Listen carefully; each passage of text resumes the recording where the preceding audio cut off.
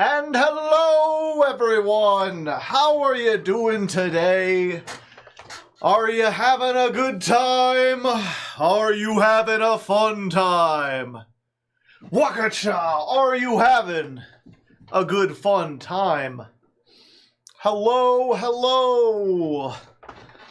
It's Hardleg Joe, if you didn't know, with No Leg the Snake, who is here for one more stream. I hope you got your fill. After today, he's getting put into the prop bucket with everything else. And then Critter. Critter's here. Critter's always here. Just having a nice little time in the background. I was reversed there for a second. You're having a time. Hey, you know, that's better than some people. Some people spontaneously combust. That's just their lot in life.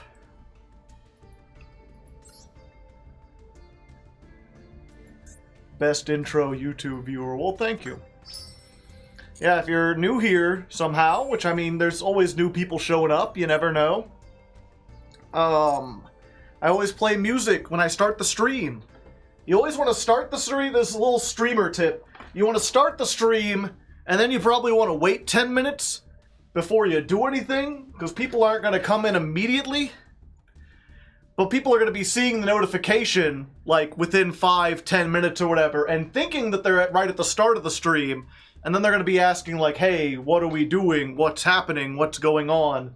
So you give people time to filter in, and I like to play different songs, usually thematic songs.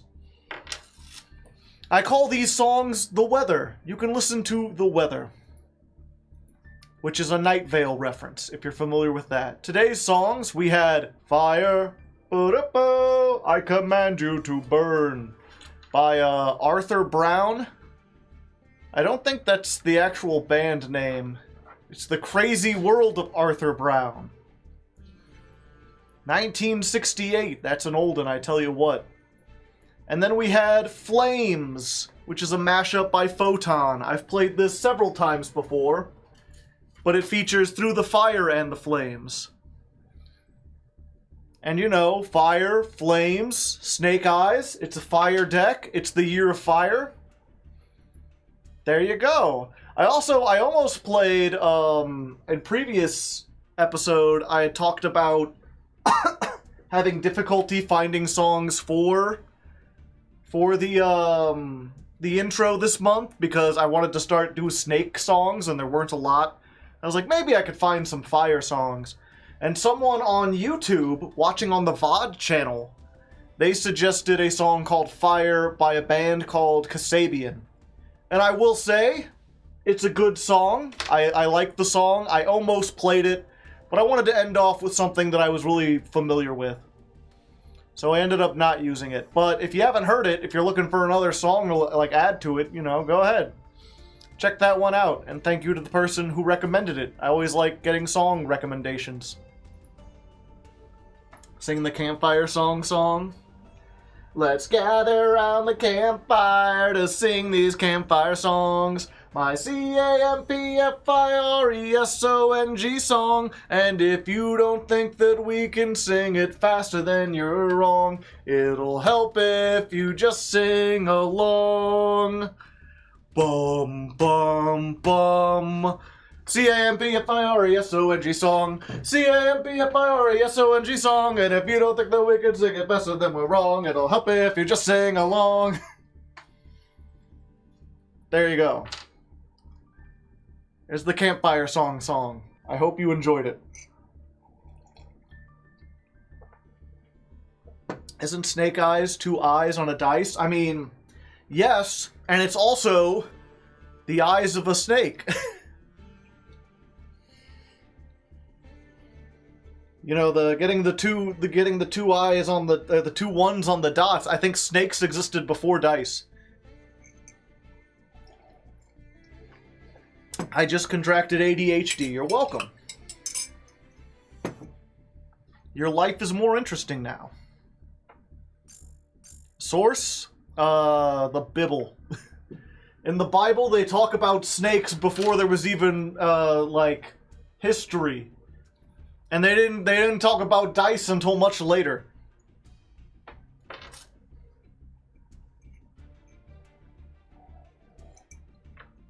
You can't prove snakes existed before die. You're not some kind of snakeologist.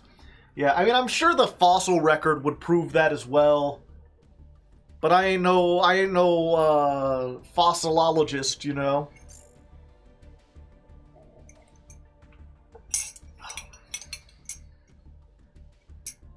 The Romans spoke about snakes before the Bible, yeah. I'm pretty sure the ancient Egyptians mentioned snakes. And this is one of those neat things about learning history where, like, to me, I kind of just put all of ancient history together. Like, especially growing up, a lot of ancient history kind of got condensed together into, like, one big thing. But it's weird to think. So, the ancient Egyptians, or I'm sorry, the ancient Romans are as old to us now as the ancient Egyptians were to the Romans. Like 2,000 years ago, Julius Caesar was crossing the Rubicon and forming the Roman Empire. 2,000 years before that, they were building the pyramids. It's been as far between those two, which is just kind of like weird to think that it was like that long.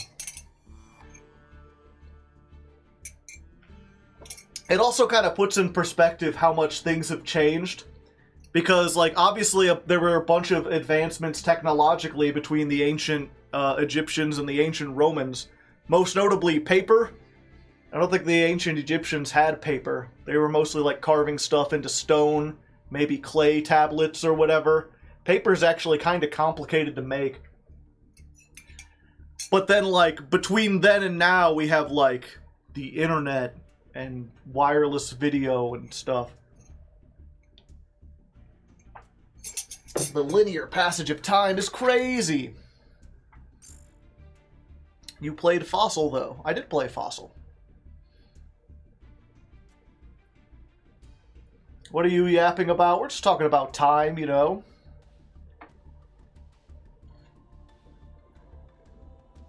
Time is a thing you put on a clock or wear it on your wrist. The past is far behind you. The future doesn't exist. What's the time? 9:15. Time to have a bath. Scrub, scrub, scrub till the water's brown. There's less time between humans and the T-Rex than the T-Rex and the Stegosaurus. Yeah. Dinosaurs were like millions of years apart. I thought time was a wheel. It is. It's a very, very big wheel, though.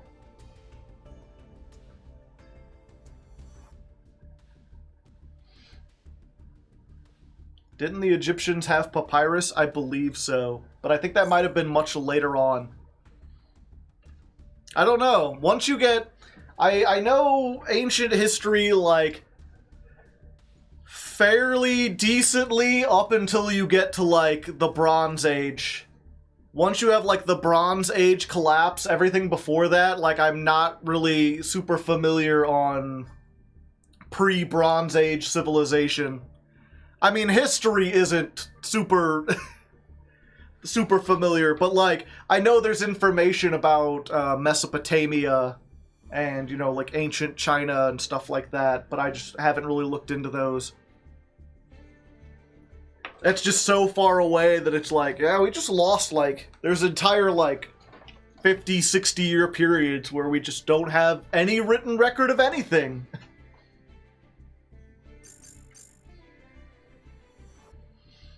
The Roman Empire did last like 1,500 years. I mean, technically, the really weird thing about the Roman Empire is that, like, and I'm not sure how many, like, non-history people really know this.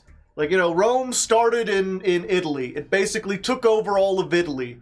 And then it kind of expanded out, took over the whole Mediterranean, like parts of Spain, parts of France. Going down to, like, Egypt was owned by the Romans for a while, all of the North African coast. And probably more importantly, the area we now call, like, Greece. That's sort of, like, Greece is kind of close to, like, Israel, Palestine, where they call Syria, like that whole, what would it be, the eastern part of the Mediterranean. And then eventually the Roman Empire was too big and it was hard to manage it all, so they split it into two empires. You had the Eastern Empire that was situated in Greece and the Western Empire that was in Rome. And then eventually the Western Empire kind of like fell apart due to like barbarians and the French and the Spanish and stuff. It kind of became a bunch of like Italian city-states that didn't really, they kind of did their own thing. But the Greek Empire was still there.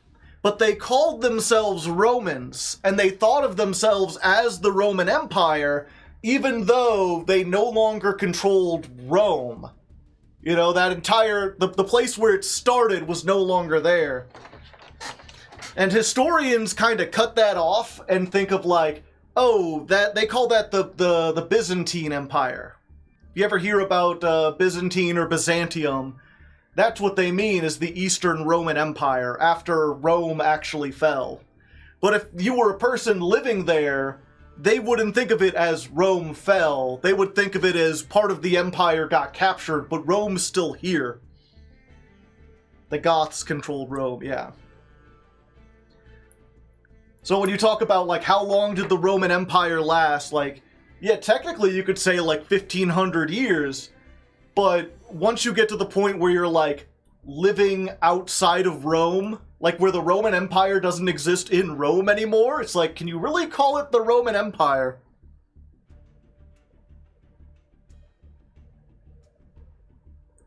How far did it fall? Did it hit? Did it hurt the ground? Called the Roman Catholic Church. Yeah, arguably, but I don't think you could draw a direct line between the Papal States and, like, the Roman Empire that existed prior to that. Maybe? I don't know, I'd have to look into it. No one expects the Spanish Inquisition, yeah.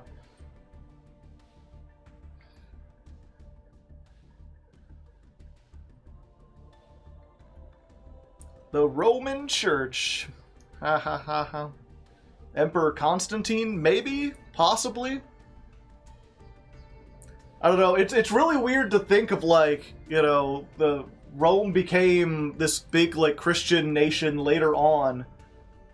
But granted, I haven't looked super into the story, but the story was, I think it was Constantine who was fighting a battle, and then he had, like, a vision or a dream beforehand that said if he put some Roman symbol on his shield, he was destined for victory. So he put the symbol on his shield and he won the battle, and afterwards did I say a Roman symbol? A big Christian symbol. Put a Christian symbol on his shield, he would win the battle. And he did, and he won, and then he converted to Christianity. And that was when it became, like, kind of friendly. And then eventually Christianity became, like, the state religion and everything. But it all started in this environment where Christianity was almost seen as, like, a small sect, where you could be bored and be like, yeah, maybe I believe in the Roman gods or maybe pagan gods. There's this, like, Christian god out there. It was just one of many that you could pray to. And he sort of treated the Christian god almost like, oh yeah, if I pray to Mercury, except it was, if I pray to Jesus, things will work out. It was very strange.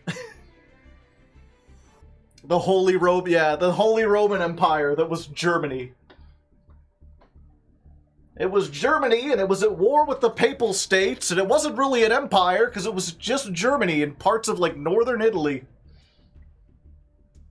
There's that famous historian joke that the Holy Roman Empire wasn't Holy Roman or an empire.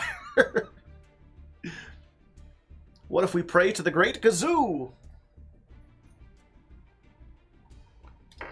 Weird names.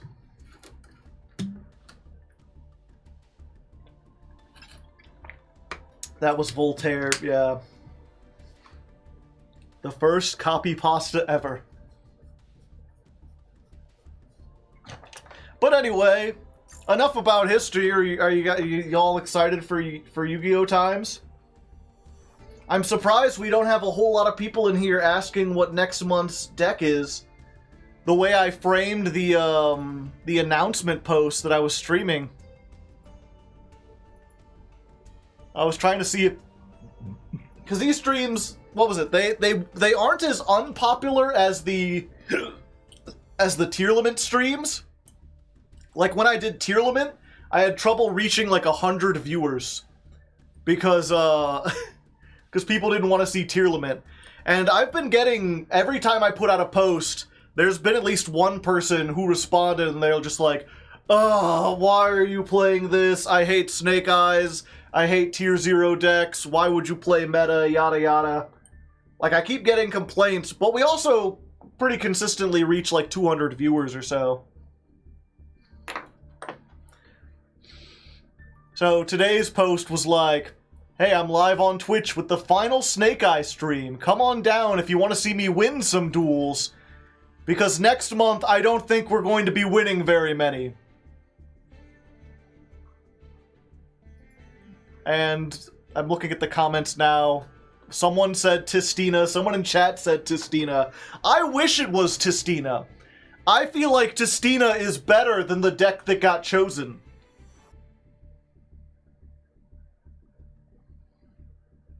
Dino Wrestler? No. What was it? In order to even be eligible for the ladder climb, a deck has to either have come out in the last 2 years, gotten support in the last 2 years, or have something in Master Duel that the TCG doesn't have. Like, pretty much all Pendulum archetypes are allowed simply because we have Electromite and the TCG doesn't.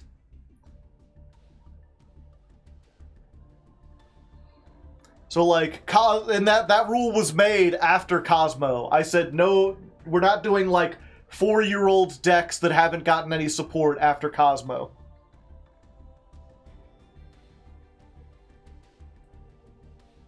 Gate Guardian? Gate Guardian is close. Whoa! Hey! // thank you for the 20 gifted subs! And if you didn't get one, you gotta type evaded in chat. If you did get one, put some cats in the chat.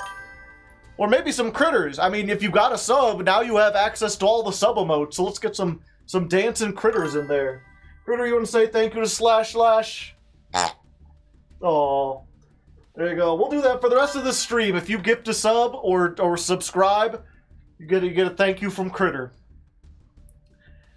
And yeah, he said, "This is my apology for suggesting Nemluria and having it win." And yes, Nemluria is the deck we're playing next time. The Sleepy Girl deck. Which I am not looking forward to. Not since Galaxy Eyes have I been so, like, about a deck. But the Galaxy Eyes is still, like, the 3rd or 4th most popular episode ever. It did really well, despite me not thinking it was very fun or exciting. And I did just spend this whole time doing Snake Eyes, which I did really enjoy and was really well, so... You know, I'll take one for the team.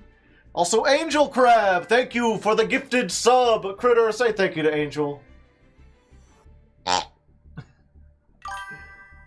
Critter's such a nice little lad. Is Sleepy Girl good? No.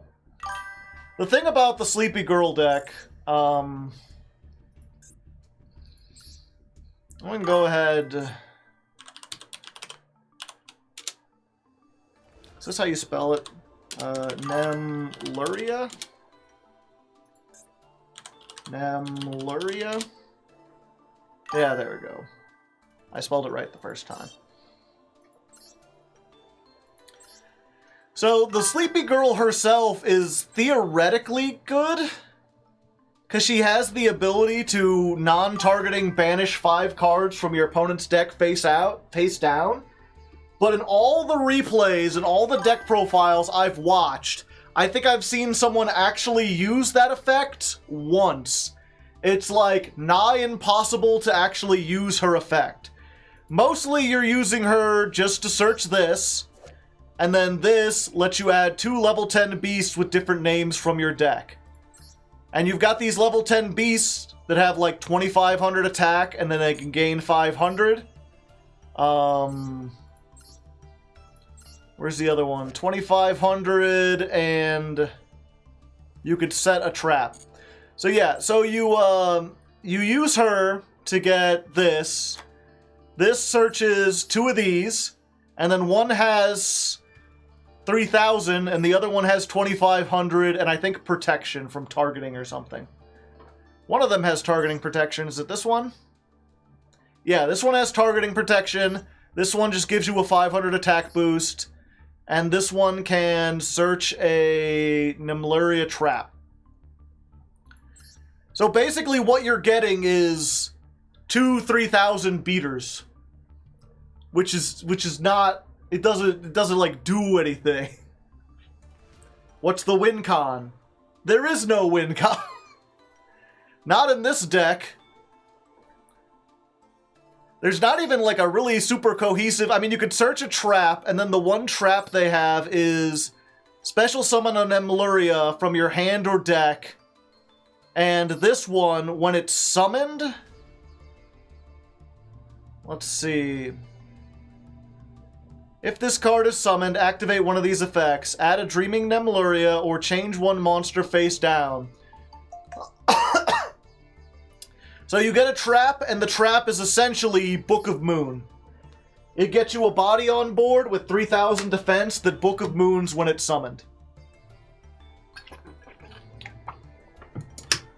And I should say, even though you get 2 level 10s on the field, you're locked out of the extra deck. So you can't do, like, Gustav, like, train stuff. Can't even do Link stuff. So going first, they have, like, nothing. Their only a bit of disruption is this trap that Book of Moons. Going second, they can put on a lot of damage, but not enough on their own to really, like, OTK. Like, they don't have any removal, so you have to play outside removal, and they don't have enough attack on their own to OTK, so you can't do that. The reward for 2 level 10s is 2 level 10s, yeah. Like, the deck itself it just does nothing, as far as I can see. Hard stuck Diamond 5, possibly. So here's the thing about Naria, right? Their gimmick, like the way you summon this, is by having your entire extra deck, or having nothing in your extra deck except her. Which would make you think you don't play anything in your extra deck, but you do, because a lot of their effects say take an extra deck card, banish it face down to activate an effect. So they don't want the graveyard. They don't want things to be in the graveyard. They want stuff banished face down. In fact, this removes more stuff the more face down you have. I think one of these also, like, gains attack equal to the banished face down cards or something, but it's like 100 per each. Like, it's not a lot.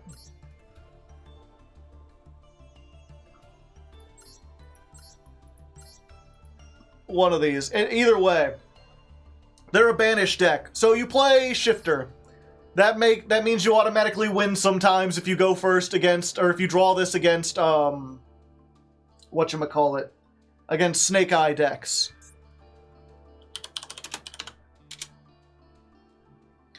It means you also play Desires. It means you also play Grenmaju.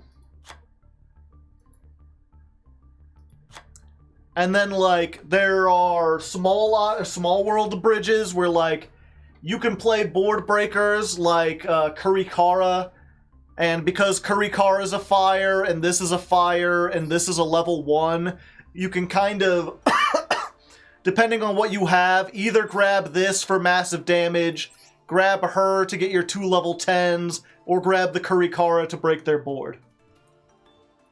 You also get to play,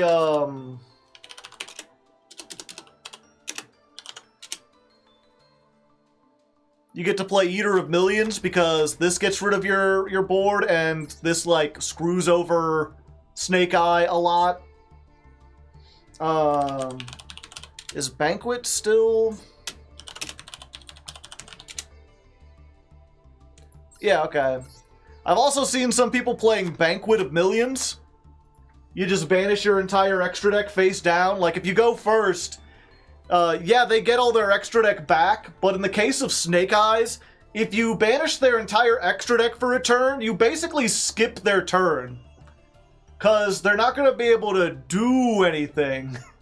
If they don't have Link Karibo, they can't go into their stuff. If they can't put, whatchamacallit in the graveyard, they can't do anything.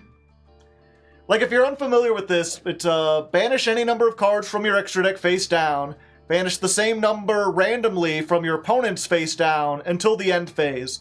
So their cards come back, yours do not. But that's fine for you, because you have stuff like Gren Maju that gains attack based on the number of face downs, or this that you can activate if there's nothing else in the extra deck except her. So you can do stuff like activate this, skip their turn, next turn OTK.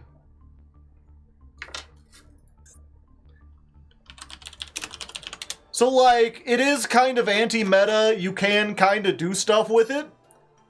The thing is, the stuff you're doing has almost nothing to do with Naria.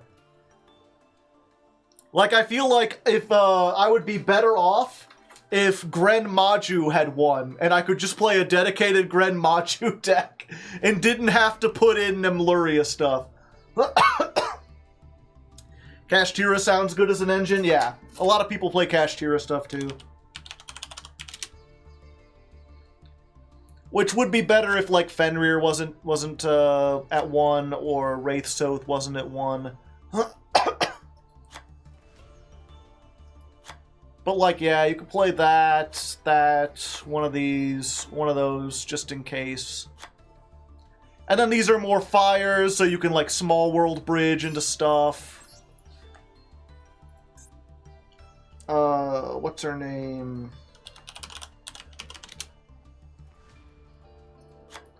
So, like, there's stuff it can do. It's not going to be completely awful, but it is just going to be, you know, a mostly blind second deck.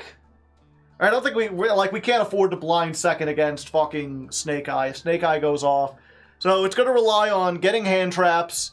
It's going to rely on, you know, Shifter winning games.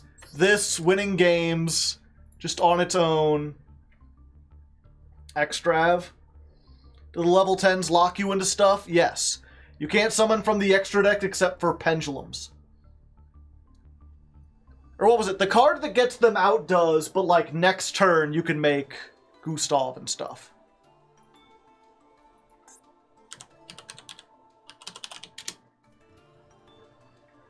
And here, let's go ahead. We're going to play 3 of these.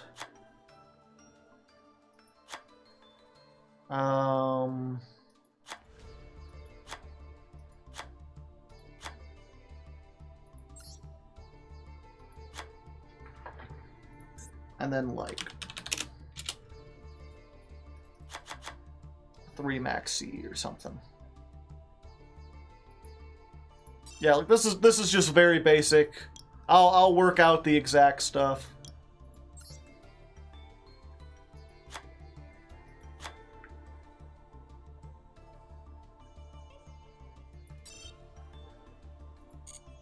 But that's essentially it.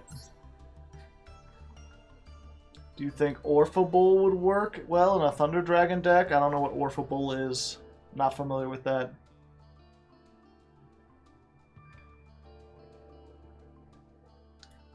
So what's harder to deal as Snake Eyes? Nib, Lightning Storm, or Raigeki?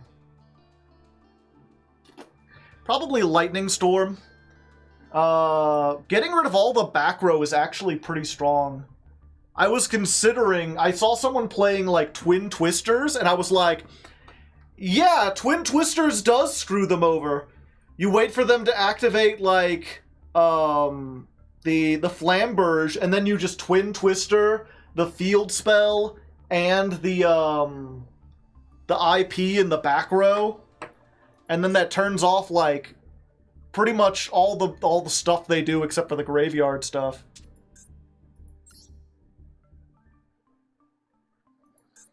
you know a streamer is based when he has all the level 10 Ixies.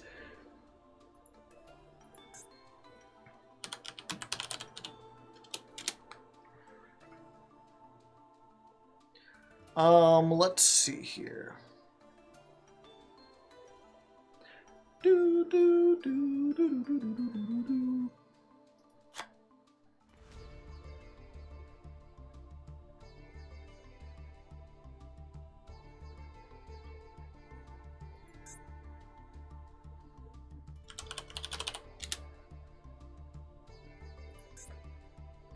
The problem with Twin Twisters is it's a quick play, so I can't get it off of Thrust. I can get Lightning Storm, though.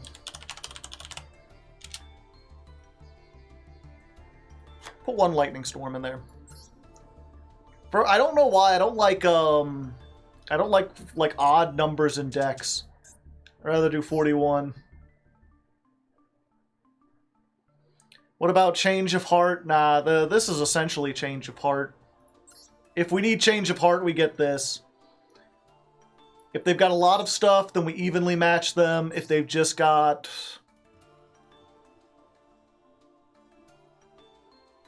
It depends how much combo we got.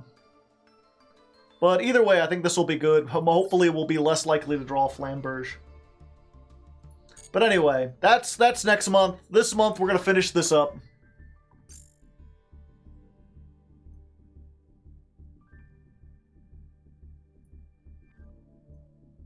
Are you not doing last stream, silly Snake Eye? I'll explain it here in a second. I'm making the thing for the video, and then if you have more questions afterwards, you can ask. Okay.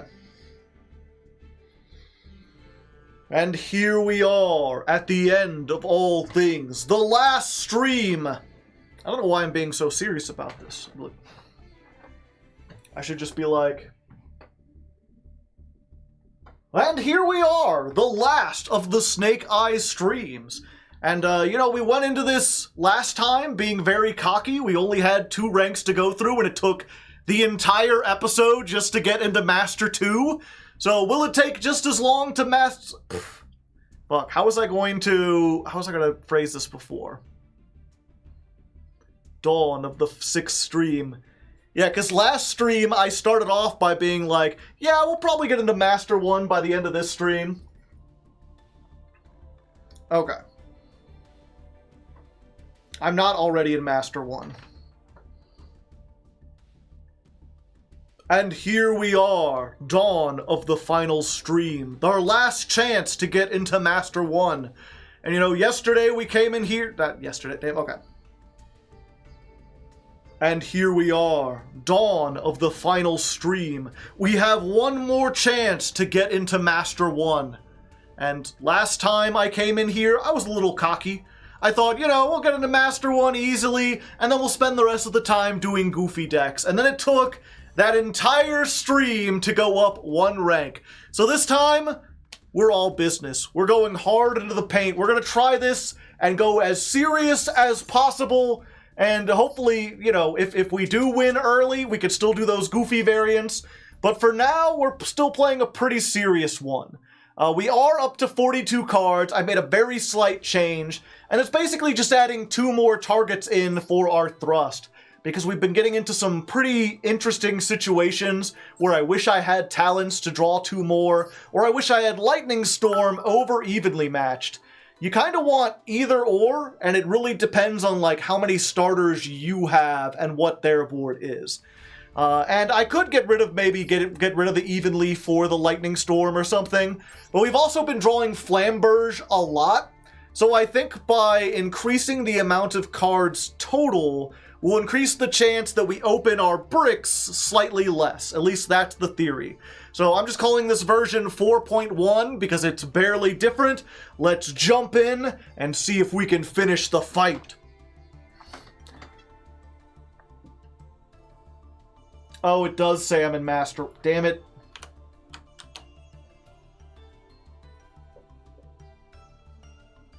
Do I redo it? No.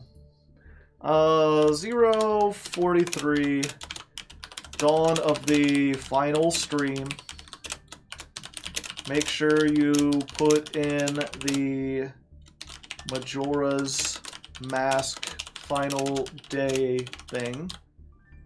Also, I mistakenly had the top left saying Master 1. If you could just overlay an M-2 in the same font in a way that isn't noticeable, I'd appreciate it. Yeah, like, he should be able... He could just, like, take this clip from where I'm sitting here and just cut it out and put that over the top. Make it noticeable. Now, one of the things I always worry about, even though I do this live on stream or whatever, right, is that people will accuse me of, like, cheating. Although, granted, it's the Snake Eye stream. I don't know how I could cheat. And I don't know why. I don't know. There's just something about, like, if it obviously says M1 up there, it makes it seem like maybe I recorded this after the fact or whatever. I don't know. I guess it doesn't really matter. And again, I've got proof of whatever, so I don't know why I'm getting paranoid.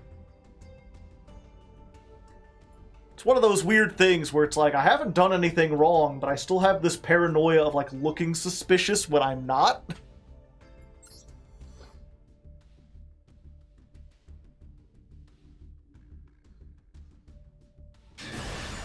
Yeah, that's like the first 6 months or whatever of doing this, I didn't want to play off camera because I was worried people would think that I, like, climbed with like, you know, I built Snake Eyes and climbed with that and then came back and was like, look how far I got with Crystal Beast or something.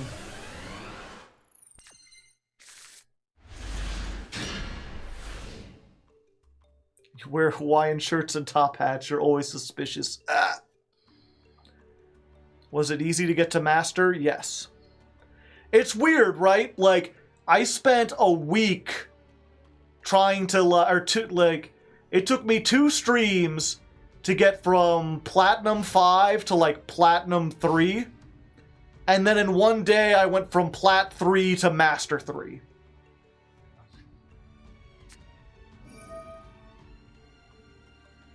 Ooh, a 2-for-1? Yeah, I'll do the 2-for-1. This is why I don't like to play 1-for-1, by the way. Having to discard a monster to get a starter, not fun.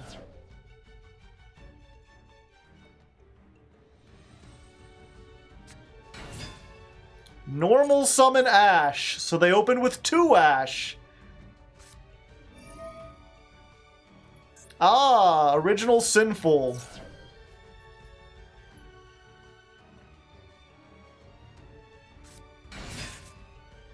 And then they go for that. And that's when I just say, like, I'm sorry, little one, but I had 2 hand traps. And that's what you need to stop Snake Eye.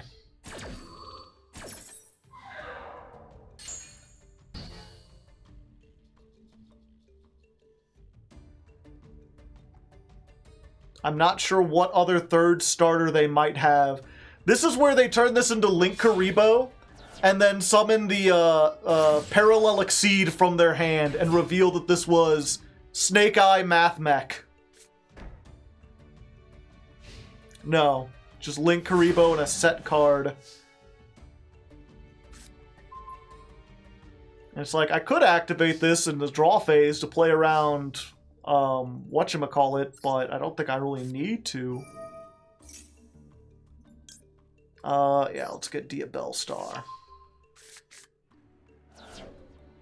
Do I send off? I mean, that's the thing. If I attack the Link Karibo, I'm guaranteed to get this. And I think I can get something better than Effect Veiler. So let's use this and get rid of the Effect Veiler.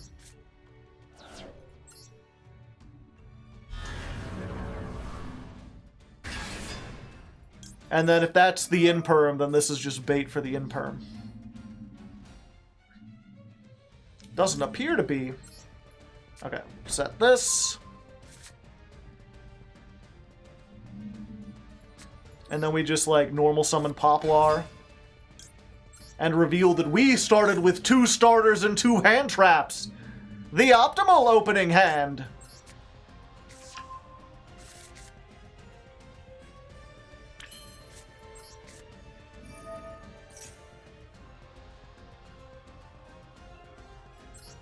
Let's go ahead and put you. And we'll just make a Link Karibo of our own. Free monster.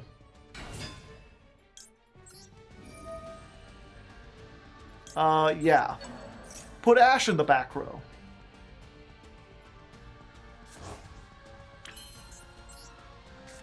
Then we'll do this. Send the Ash to get the Snash. Ash for Ash.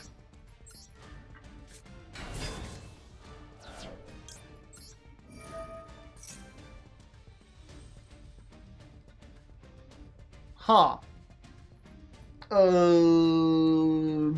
Yeah, we still get this. Just for free real estate.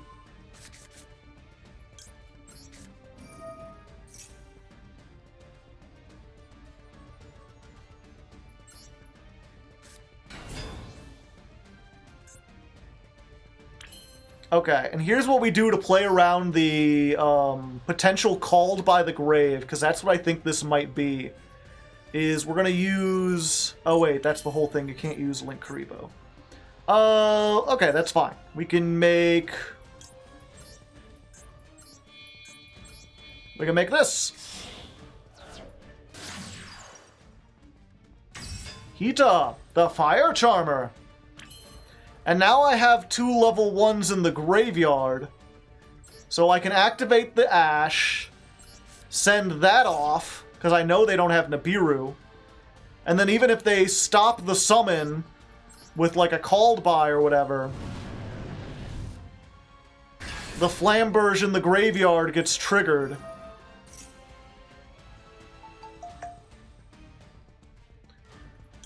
Now, of course, if this is like Torrential Tribute or something I couldn't have expected, then we're in trouble.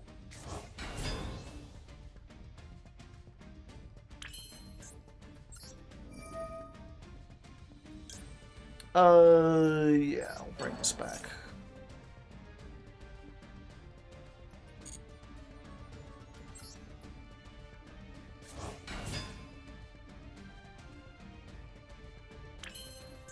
Yeah, and I think at this point, it's easier to just do this and end it. Like, who even needs the triple tactics talents?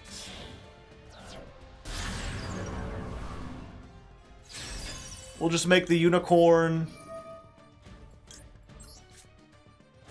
Send back the back row. Yeah, okay, it's just weird.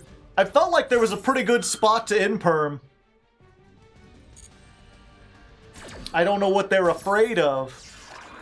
They just wanted to stop me getting the follow-up or something?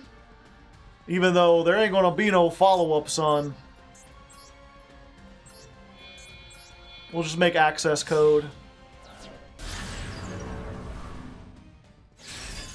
Access code, pop the Link Karibo, attack for game. Easy peasy. 78. We lost that coin toss, right?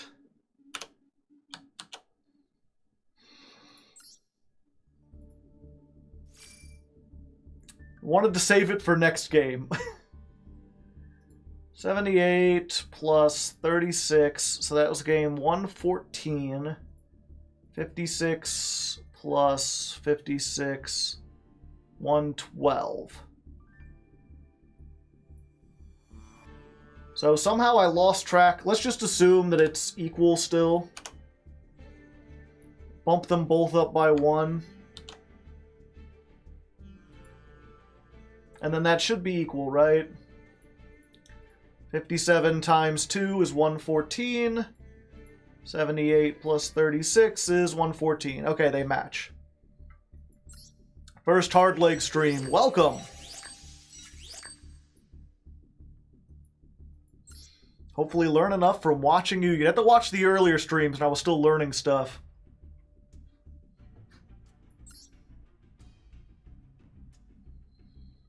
It's possible, again, they were saving the Imperm to get rid of the Flamberge. I think they were saving it for the Flamberge because they thought the Flamberge was the way I removed the Link Karibo. And they're like, as long as they have the Link Karibo, they hold out this chance that they might be able to, like, blank one of the attacks and still survive. And then they've got recovery next turn. They could just get, like, a snash and go off. Alright, 2 openers again. This time we can immediately send the Poplar, though. Hello! I have a knife in one hand and a ring in the other. And then we can chain block. Although, honestly, I feel like you almost, like, if they want to use, if they have one Ash and they want to use it on her, maybe I shouldn't have chain blocked, because then they could bait that out. Because if they use it on the Sinful Spoils, I'm in a much worse position. Granted, this is Master 2, and if they're in the, you know, a condition to use Ash, they'd probably wait for here.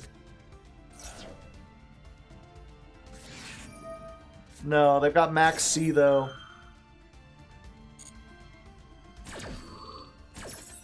That's fine, though. We could still get the lesser board, where they get the 1 card to recover. We get ourselves a... I think we get Oak for next turn, and then we have the ability to bring stuff back. Or we get the Karikura to break their board. No, we're already going to have a starter with this, so we get the Karikura. Yeah, or the Kurikara. And then we just normal summon Poplar. Poplar, get the field spell. Activate the field spell. We're going to put Flamberge here. And then we're just going to make, we're going to give them 1 more draw. Give them the IP.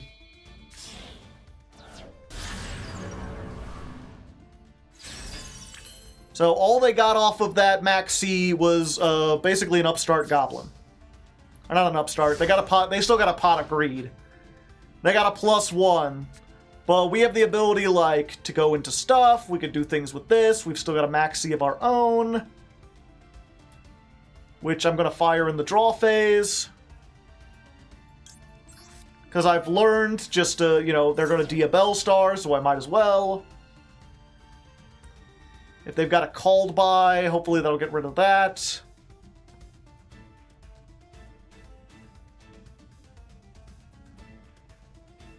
Is this a pretty standard list? It's fairly standard. Mine is actually simpler than the standard build usually plays some, Oh, it's Makonko. Yeah, the standard build usually plays some amount of, synchros. Yeah, let's do this.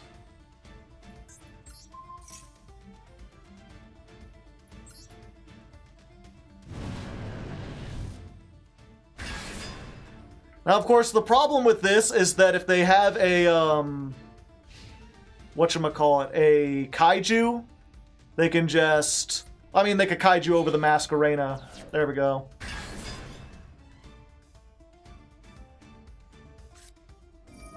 For some reason, I thought it was the main phase already. So I thought I could Masquerena instantly and get all my stuff. I think I just lose here, unfortunately.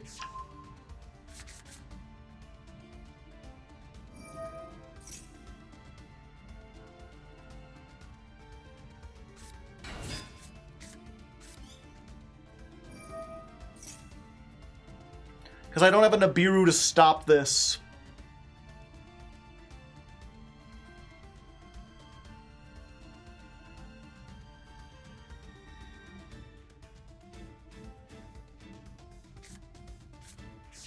They need another body. I don't think they'll have any trouble.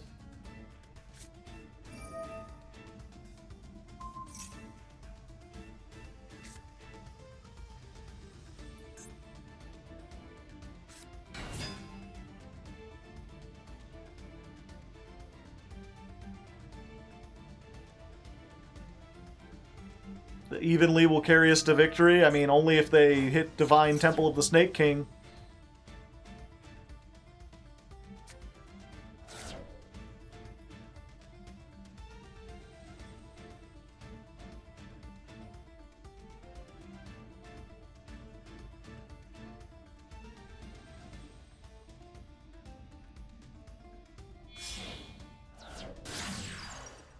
Alumirage.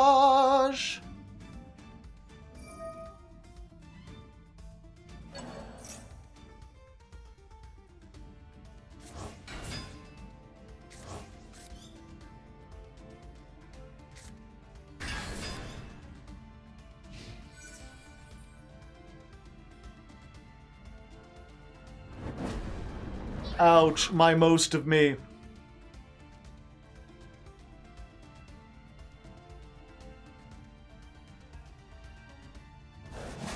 Ouch, the other most of me.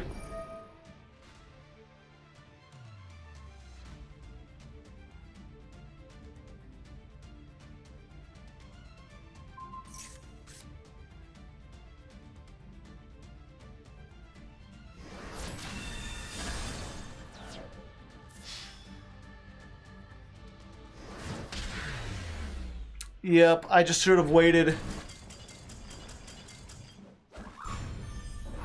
Oh no, it didn't matter, did it? Yeah, they just had that either way.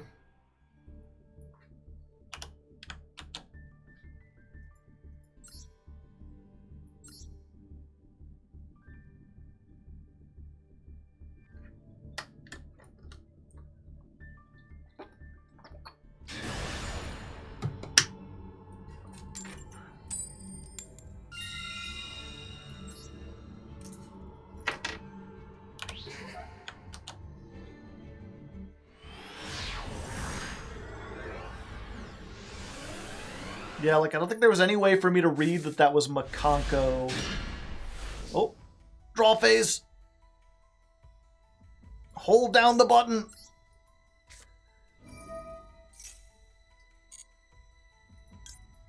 Let's go.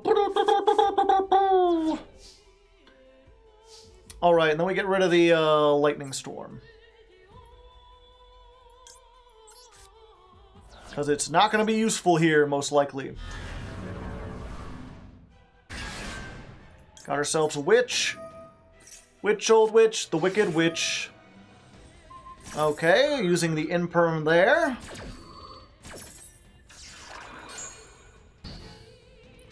The question is, do you have another thing for the Snash? Yes, they have another imperm, which is exactly what they needed. If they had Valor or Ash, I could have played around it, but with these, that pretty much ends my turn.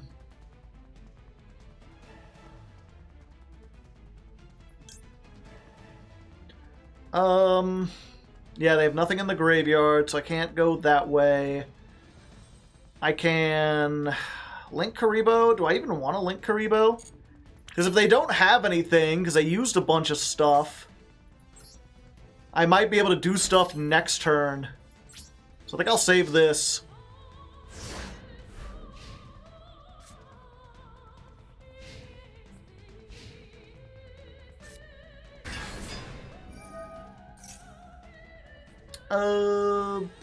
Yeah, go ahead. Shit.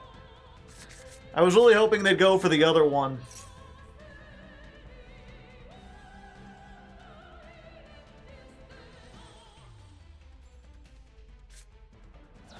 Like, if they go for the Theosis, Oh, I guess that is a level 7. I've never seen that before, though.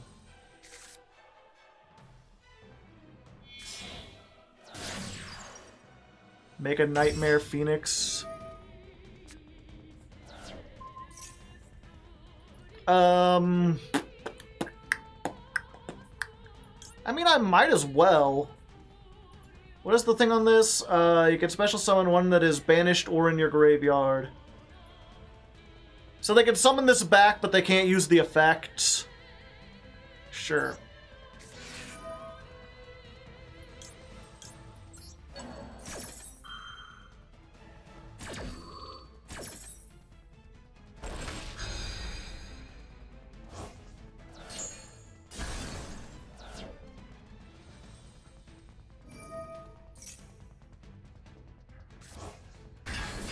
So they get that back, but they don't get to take something out of my extra deck. And then we can ash this.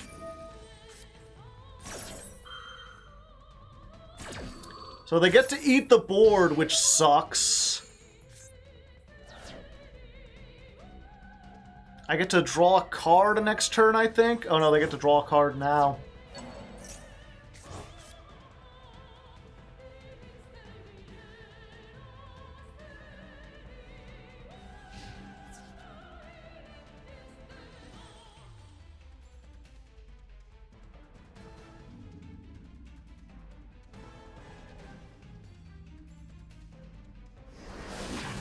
Huh.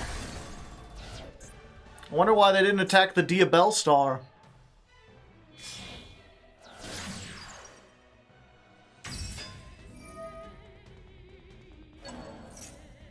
Yep, and now they can summon our Snash back and just go off from there.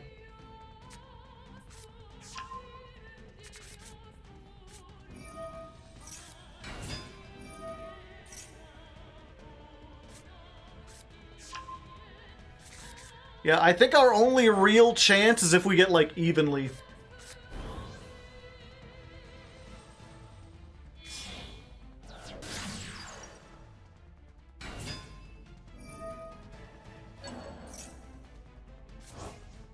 Evenly with I mean, we'll have to crash the Diabell Star.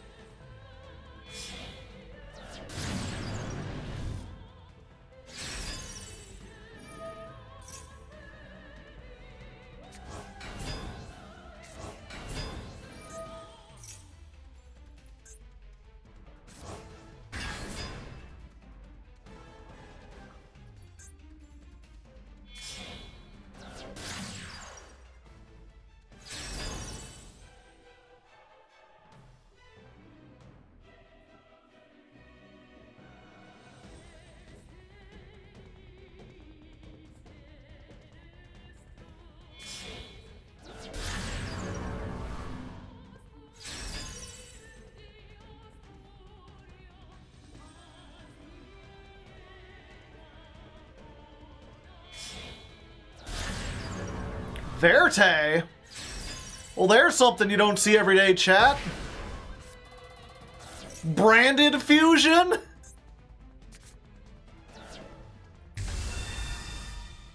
Branded fusion to send Fairy Tale Snow?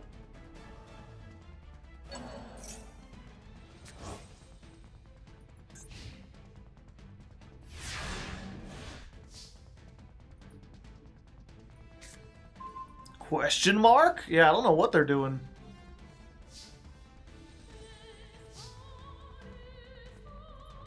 Okay. Popular.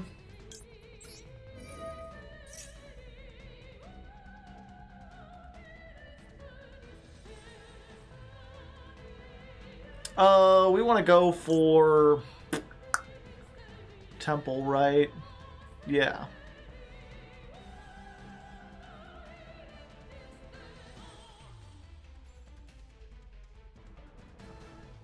No, we need to go for this one. As much as I want the temple, then our turn would just end there for the most part.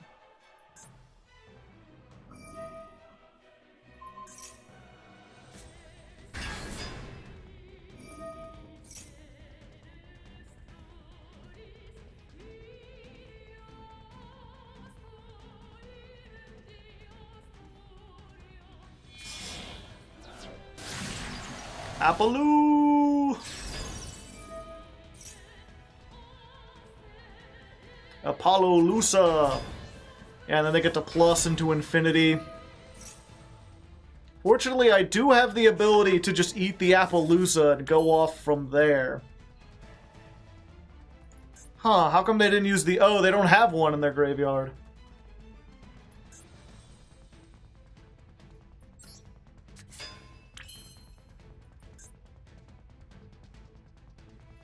Oh, they can Fairy Tale Snow. Okay, I guess I gotta try this then.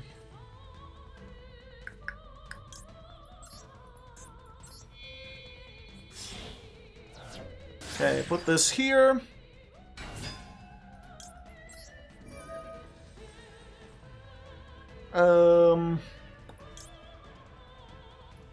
Put this in the extra monster zone. Are you going to negate that with Appaloosa?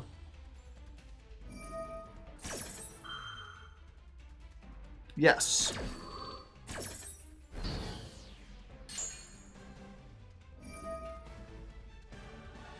In any graveyard, special summon one monster to each field.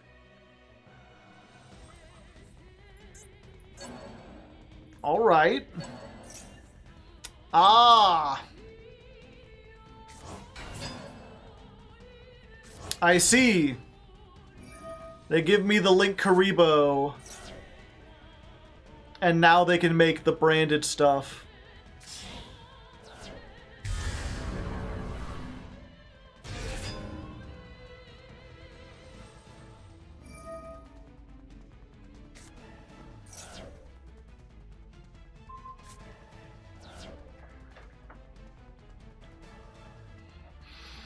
Yep, that's it, unfortunately.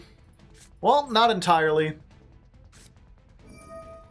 I don't think I've normal summoned yet, have I?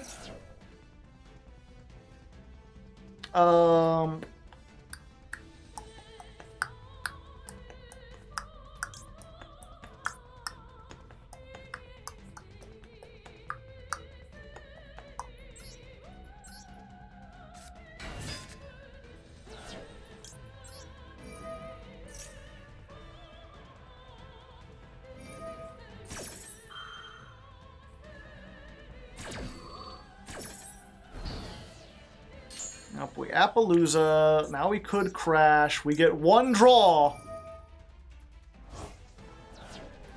Come on, evenly matched. That's not evenly matched. It might do something, though.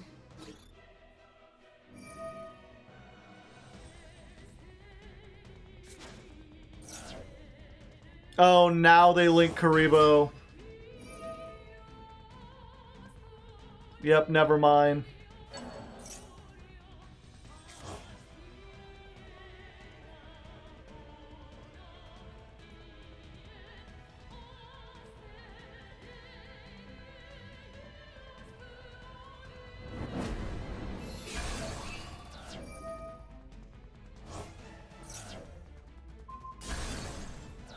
How'd they know that I drew the Diabell Star?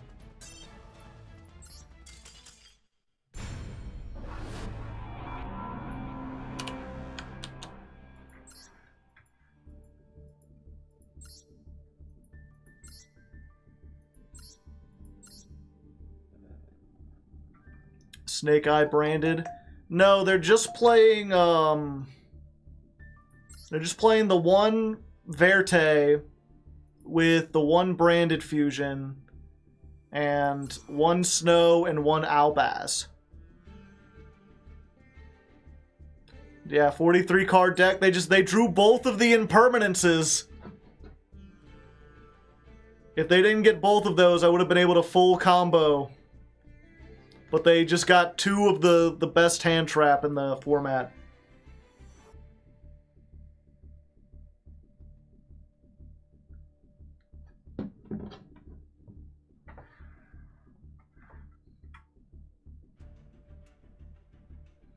Yeah, they're playing this too for some reason.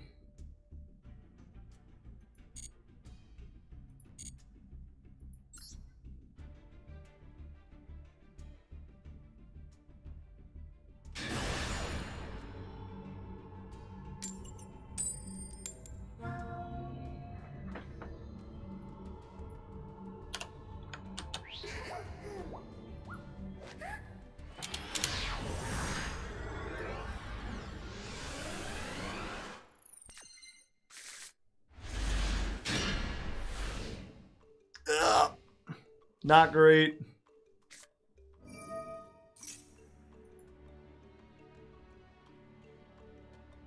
Yeah, whatever you're doing, I'm just gonna say no to that.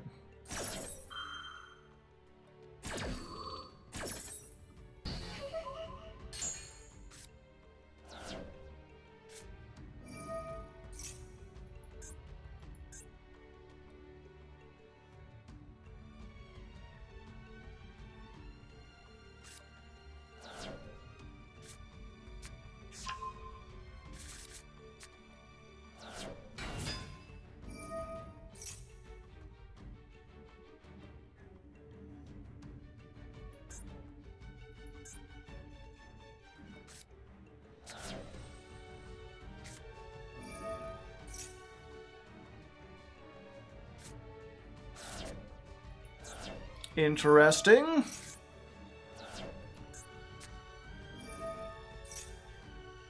They sent the Havness and then didn't do anything with it.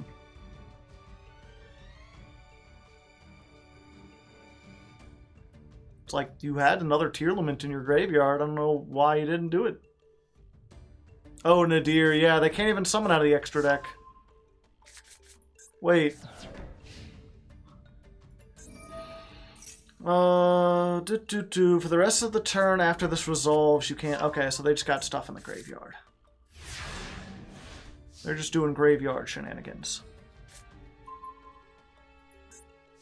If a card leaves the extra deck, except during the damage step, target one Fallen of Albaz or one monster that mentions it in your graveyard. Okay, so I think this will force them to activate at least one of those back row. Because they want to have a monster face up.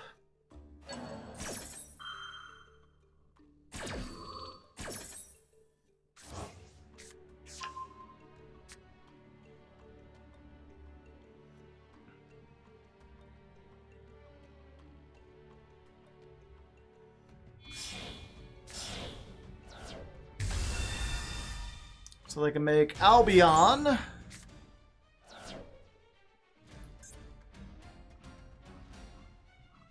They don't have an extra deck monster to give me with...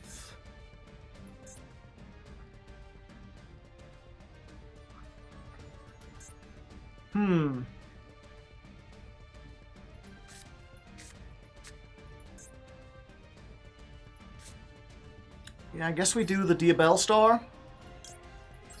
Get rid of the Veiler.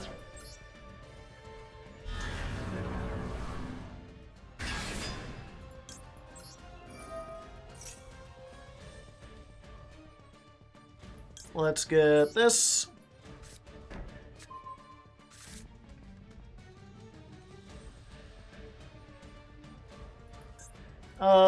Yeah. Send off this. Get the Snash!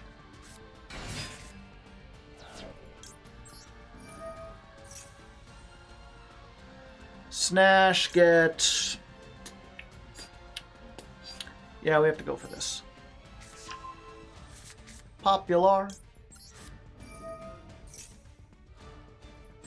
Oh yeah, no card in hand, so they can't Albaz. I didn't think about that.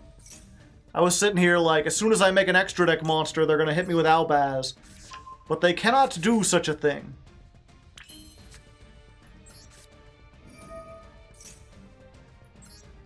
Alright, let's put this thread in the needle.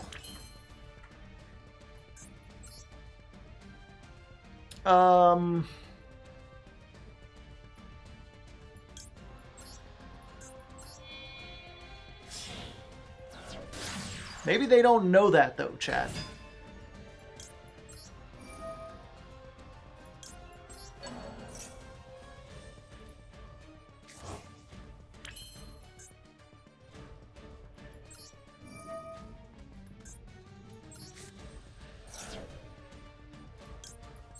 Oak says hello.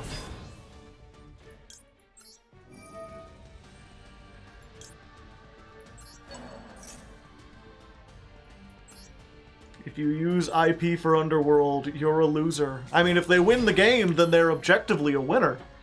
I mean, they won. Not sure how you could claim otherwise.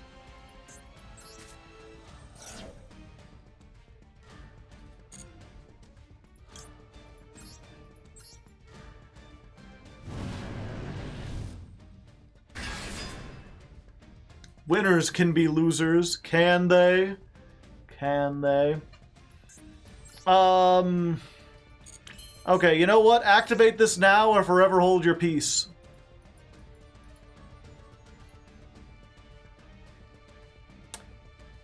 Oh, I didn't know this couldn't be targeted. Well then.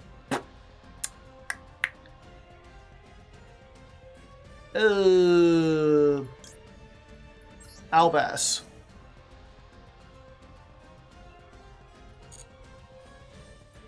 There you go.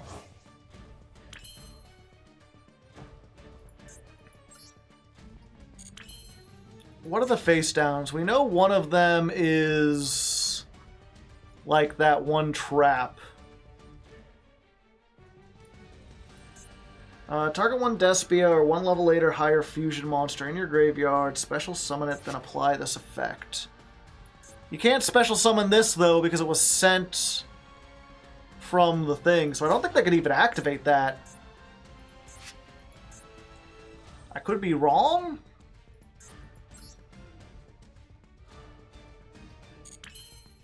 What do I have? Get that ash back. Okay. We'll do this.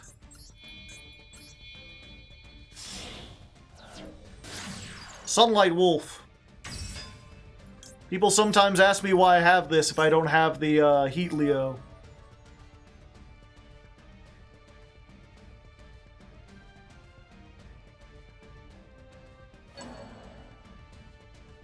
Oh!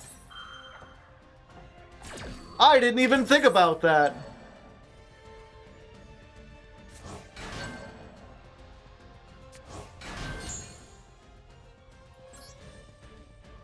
That's tricky.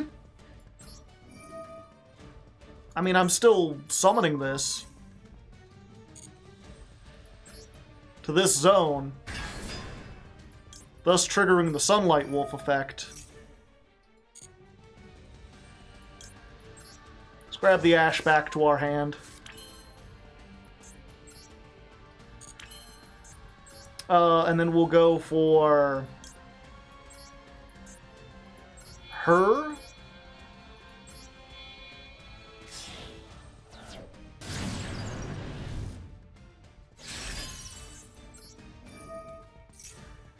Let's grab, fuck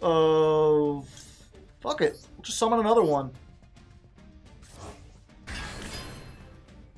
And then we can triple tack. What do we even add here that does anything? Oh, I know.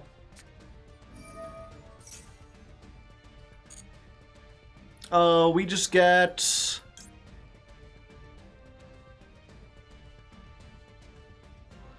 Take control of one monster until the end phase.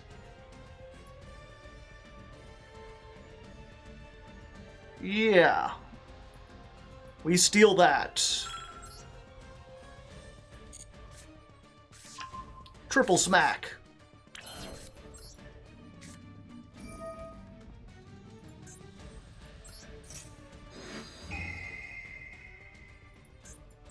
Just take this, and there we go.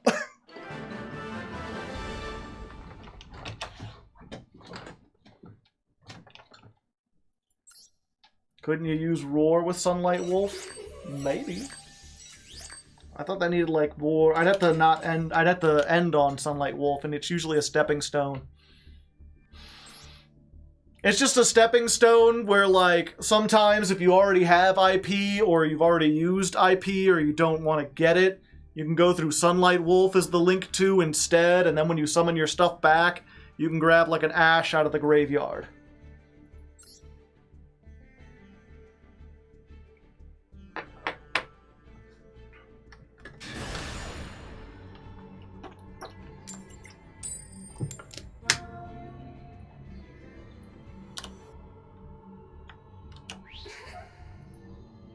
Did it just kick you out of the search for a match? Yes. Rust never works for me. It works, it doesn't work in like the lower, great, we got both of our Flamberges. This Imperm has to go hard.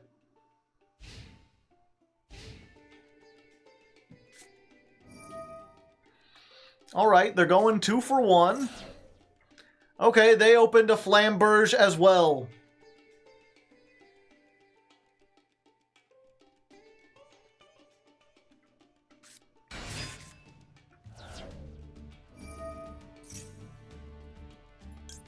Yeah, I mean, we gotta. I think they still have full combo if they've opened with Poplar or Diabell Star.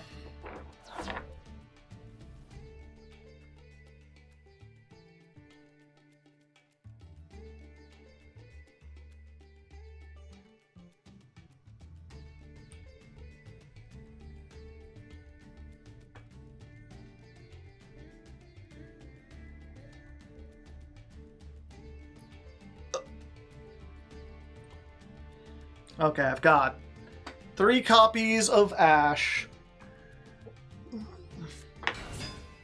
Another one. Interesting. That gets Poplar. Maybe you could do it from here? Yeah, I've got 3 copies of Snash, 3 copies of Poplar, 3 copies of Diabell Star, and 3 copies of Sinful Spoils. So 12 cards out of 37. Almost a third of the deck. Have the mirrors been fun? They can be fun. They can be really, like, interesting when you both get set up. The problem with Snake Eye versus Tearlament, right, is that Tearlament, it feels like when that deck was being played, because both players were milling so much, even though there's always an element of luck, you were going to see, like, the majority of your deck during every turn anyway. There was nothing they could do to stop you. It was just about deciding when to use your stuff. So that's why it felt really skillful.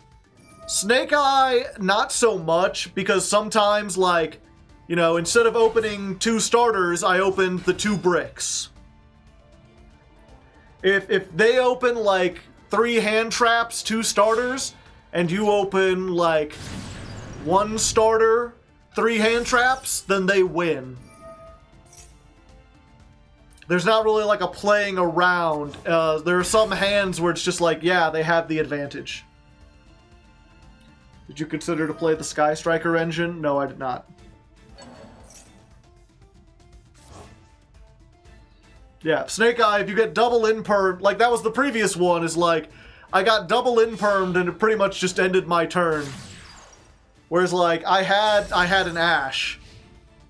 I had an Ash and a Veiler, but they had double imperm, and that was better. Alright, we got a starter. Doop. And we get to activate this before they do all their shenanigans. And then when they do activate all their shenanigans, we get stuff.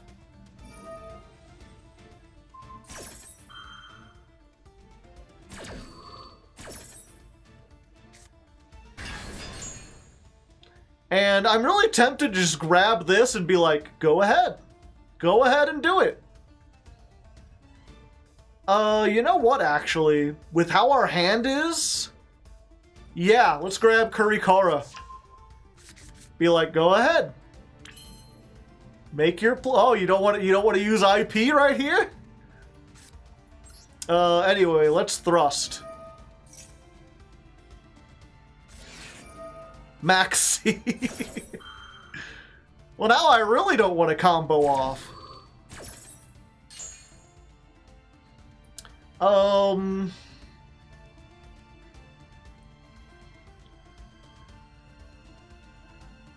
The question is, what do we get? I could get this and put this in the back row. I could just get triple tack, draw 2, and hope I get more. No, I kind of have to force them. Yeah, let's get the triple tack. Set it? No. Crash Snake evenly, they just keep the Flamberge and they don't do anything. Okay, they activated the Flamberge. So yeah, now we... Talents. We take one monster. Interesting. Now the funny play here is... Nightmare Unicorn spin itself back so I don't have anything.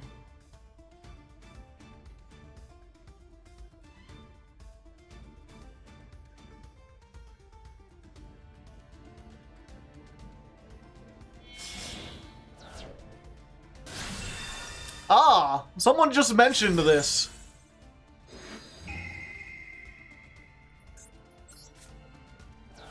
It doesn't target.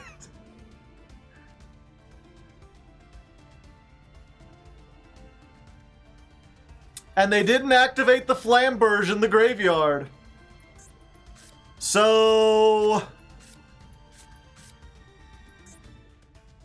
yeah. And then they've got recovery next turn.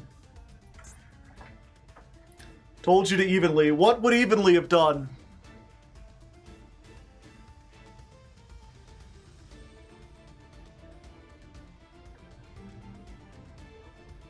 If I had gotten evenly and then gone into the battle phase, they could have done this exact same thing. And then I can't evenly either.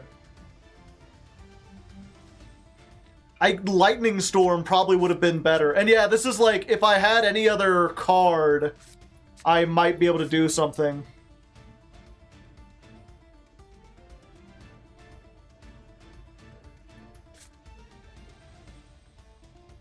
Yeah, and then they just activate this in graveyard and get another Snash, and I can't stop them. Touché!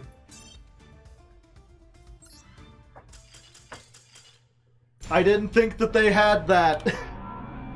I didn't play around the IP into the Underworld Goddess.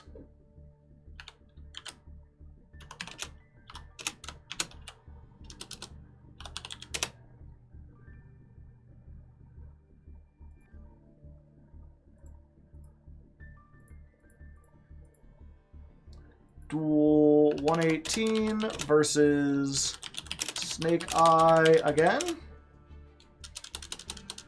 Snake Eye, but Trixie. Another interesting loss where I also talk about the Snake Eye mirror. Just make sure you cut out all the time I spend thinking and all the ums.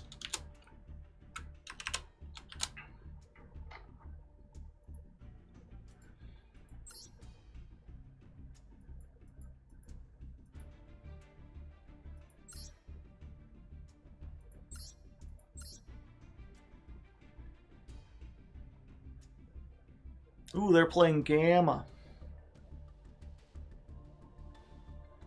And yeah, it's just they have this instead of the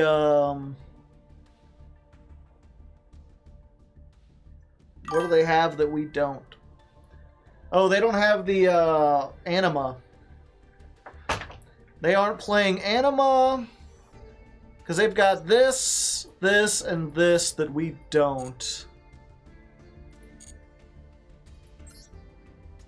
What do we have instead? We have Nightmare Phoenix, Sunlight Wolf, and, oh yeah, the Divine Arsenal Zeus package. Saxophone, thank you for the 14 months. Critter thanks you as well.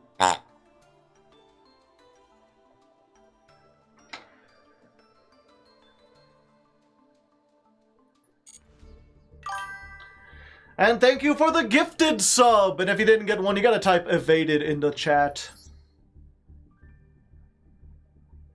Why do you have Sunlight Wolf instead of without Heat Soul? I explained this earlier. It's sometimes you don't want to rank up through IP, either because you already used it or you're going second and it doesn't matter. In which case, if you've already used an Ash or some other fire card and you want to add it back to your hand or maybe reset... Oh no, Princess you wouldn't want to reset. But there are times when you can add that back and then you have extra stuff, or you can add back like Kurikara.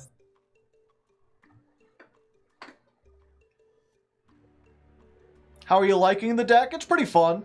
I enjoy it.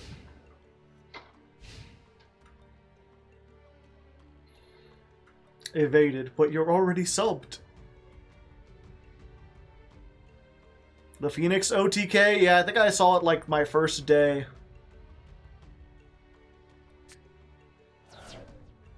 Oh? Phoenix Gearfried? No, Diabell Star.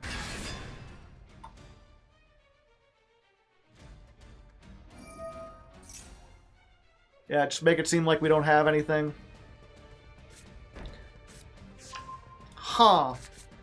I guess it's a good thing I didn't Veiler that, because they already had it. Or they're playing something I don't understand. Okay. Sin for Noble.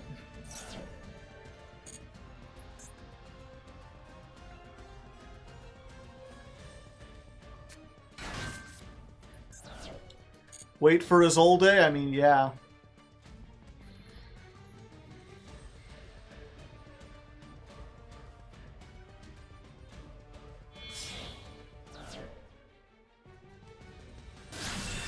There she is. I'm gonna hit the banned card.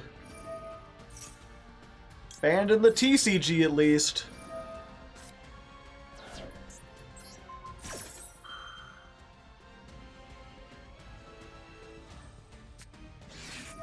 Called by. It didn't fucking matter. Last card called by. Do do do do do.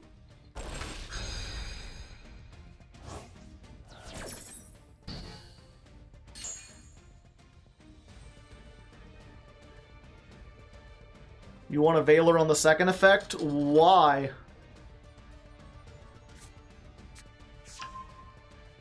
Like, why would I Veiler on the second effect but allow them to use the first effect?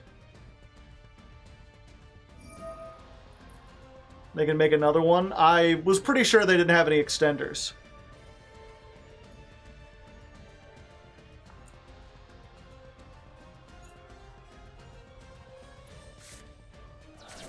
Isolde is not at 1? No.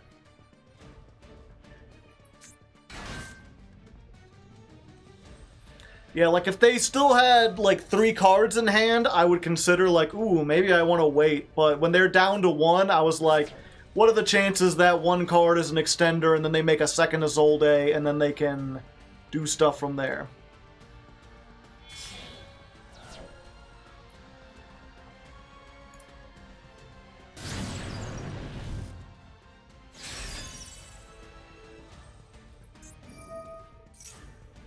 Yep, I don't know anything about the Infernoble deck. What they end on. People are telling me Kurikara goes crazy. Possibly, possibly.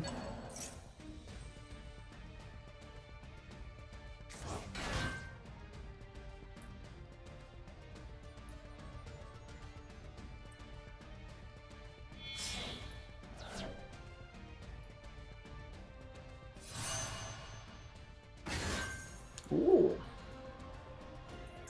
It's the princess! Angelica. Those babies have had it good for the last time.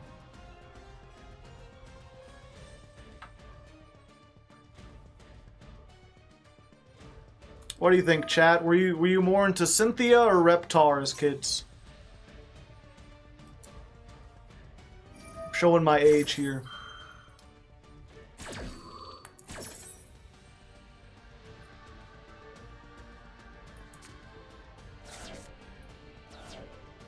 Reptar, 100%. Halt, I am Reptar. Halt, I am Reptar.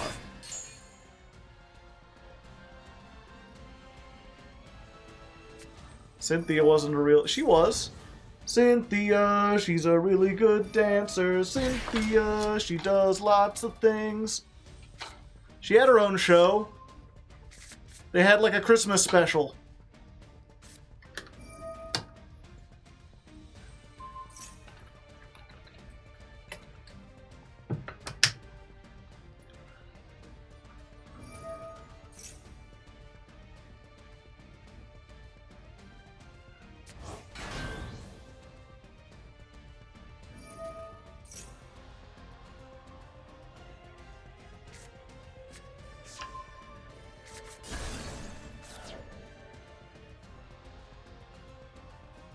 Reptar had a time machine. I think the toy store had a time machine. Reptar just used it once. Oh hey, it's Charles. Get out of my head, Charles!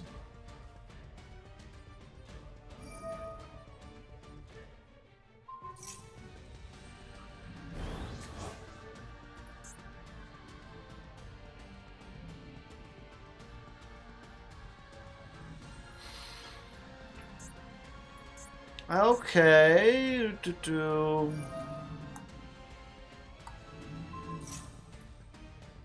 what kind of protection does Charles get?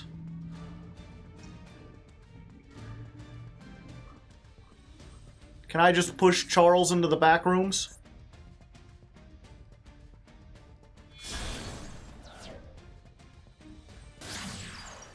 Emperor Charles. He's even bigger!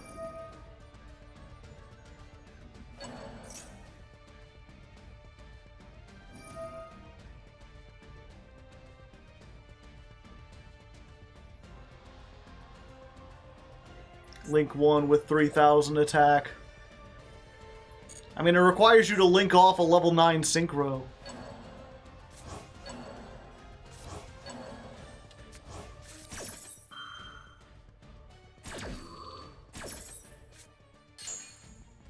He can negate a spell trap. So, like, I can activate this, he'll negate it, then I'll Kurikara, then I'll triple tactics thrust.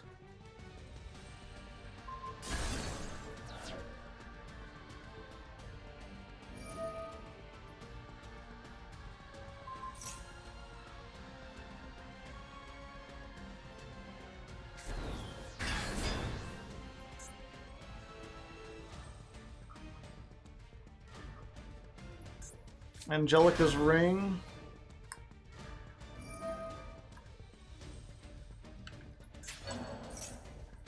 They're doing a lot of stuff.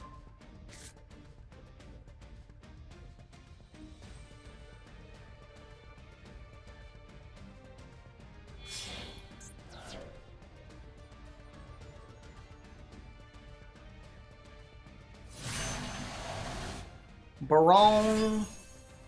Bar on the floor!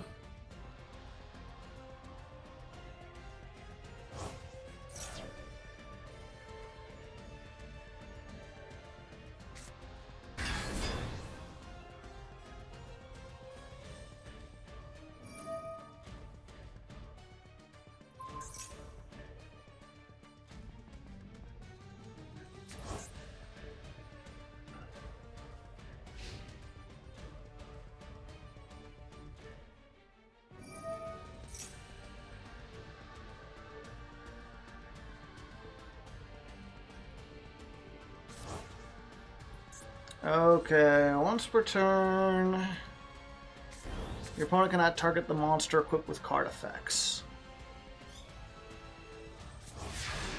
Oh, damn. They doing a lot of stuff. Well, there's the starter I needed. Okay, so it's finally my turn. They have a million things. Go ahead and max see me while you're at it, you know, just to hammer it home. Okay, so we're gonna Sinful Spoils. I'm gonna try to move this into the back row because I can target it.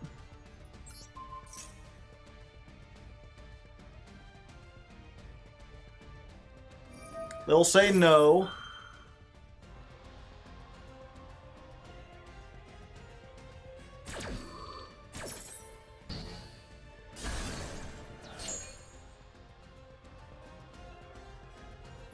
And because I activated a monster effect, I can triple tactics thrust.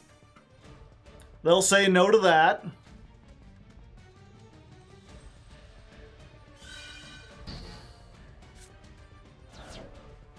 Oh, I thought they were gonna say no. Okay. In that case, we've got a Snash.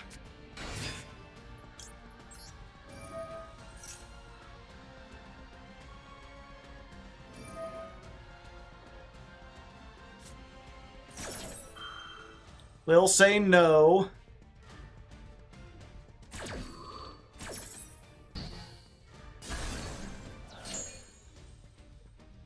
And then... And then we Kurikara. Goodbye! Big girl! 4,000? Nah, 4,500.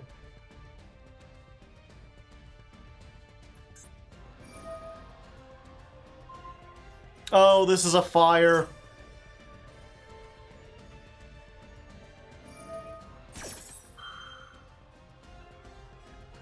Wait, what?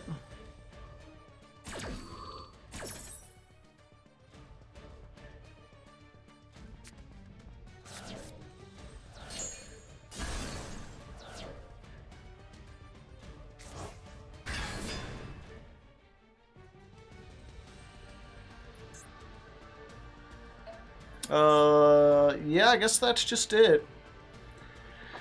All our go second stuff doesn't do anything when they've got 2 spell trap negates.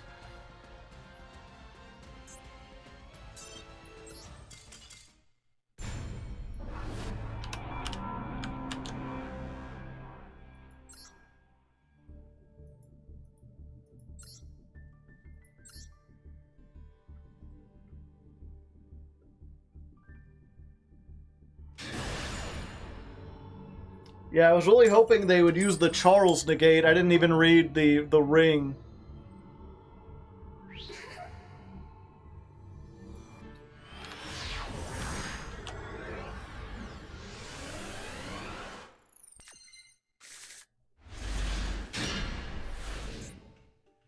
Got our oak again. Got 3 hand traps.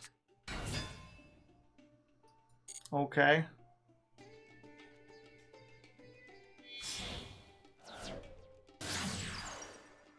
Gotcha.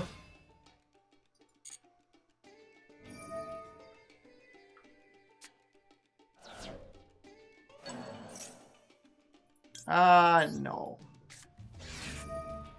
No, I don't want you to do that.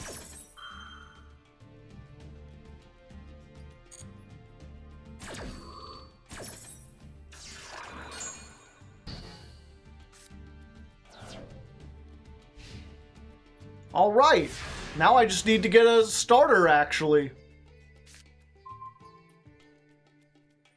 I'm a little sad.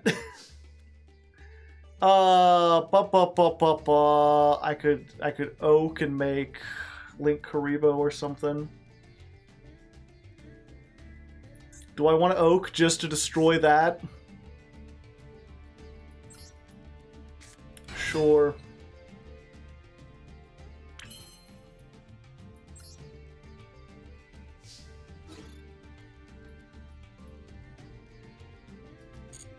Just get this off the field.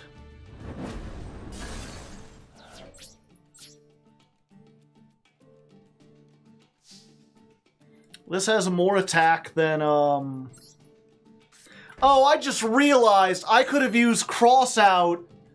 Oh, wait, no, that wouldn't have done anything, because it would have been negated. Yeah. I could have set cross out and waited until next turn, and then activated it their end phase. Yeah, it'd be negated.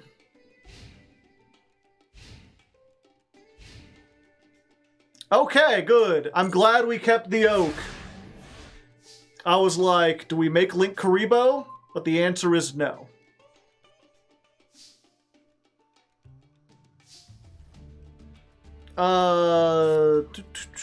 Yeah.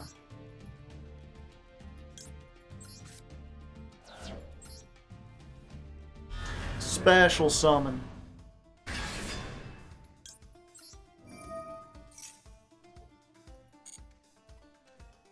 We go for this.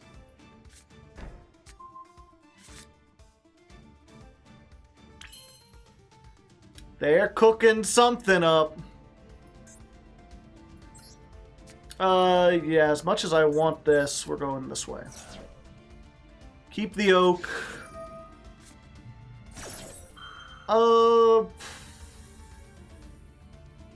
Do we have Nibiru? No, we don't have Nibiru in this deck anymore. There's a chance they have Valor.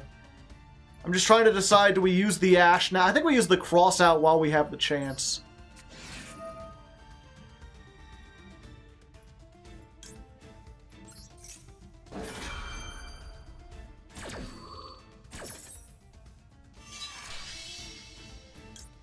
Haha!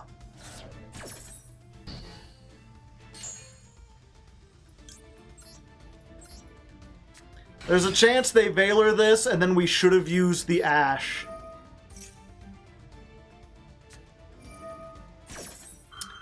Gamma.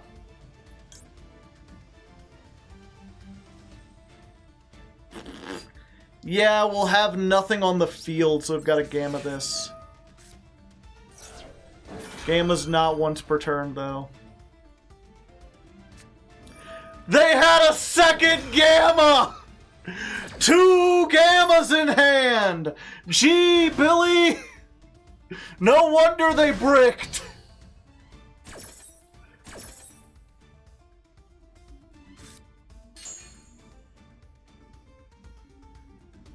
Wait, what's happening?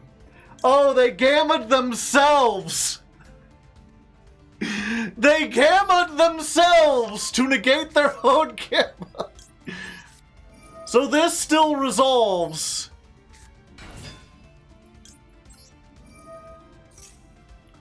Very strange indeed.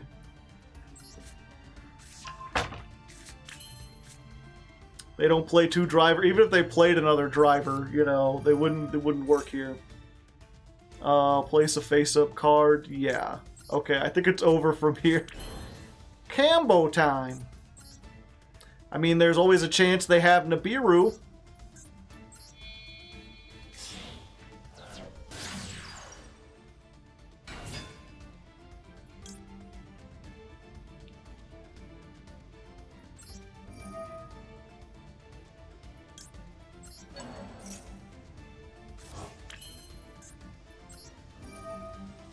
Our Gamma. Slurp.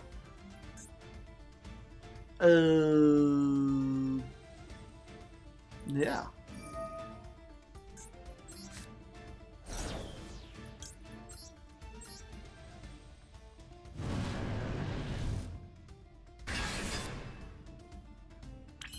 Uh-oh. They're cooking something up, chat.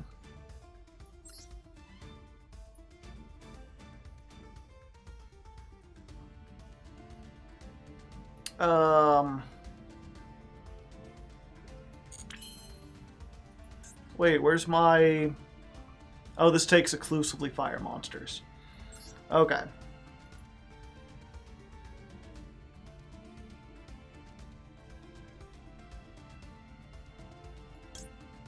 Yeah, fuck it.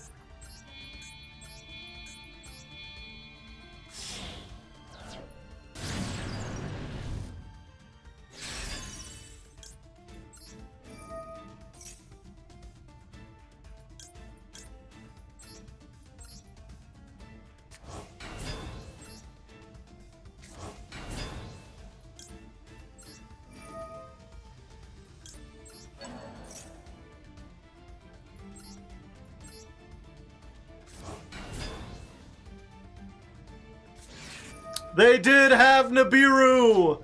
They had it the whole time!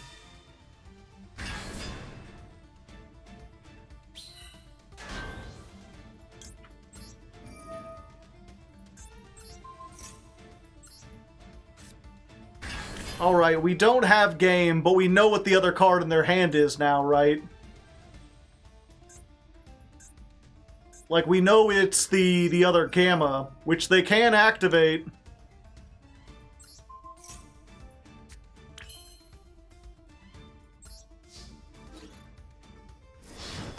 But if they summon anything, we've got Effect Veiler. If they have a monster on the field, they can't Gamma. And then next turn, we just shift the token to attack position. Unless they normal summon something with more than 1400 attack.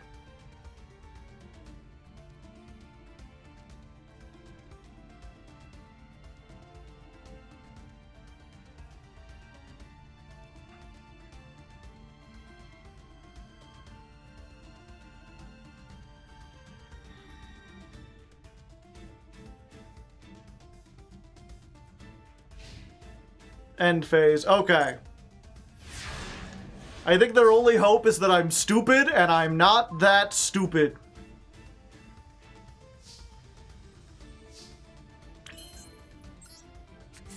We're just gonna go to attack, and we're gonna attack with the big token. Okay, there we go.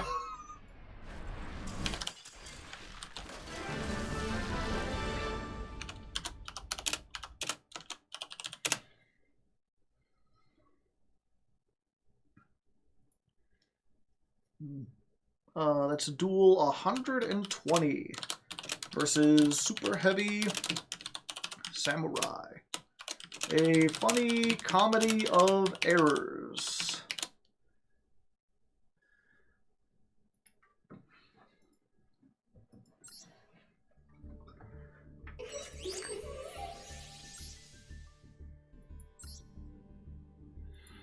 So wait 1 second, let me think about this real quick.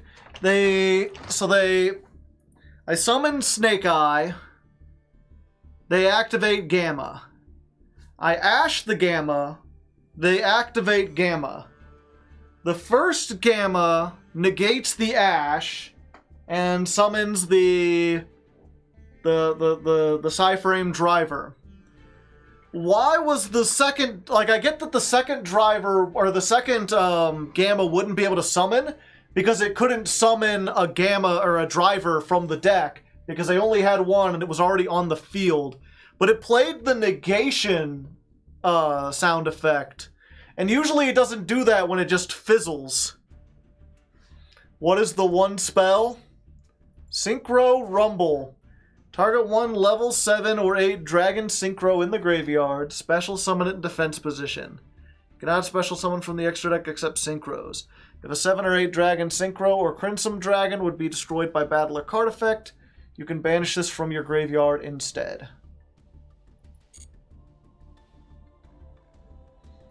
So it's just to, like, bring back Stardust or Dispater or this asshole.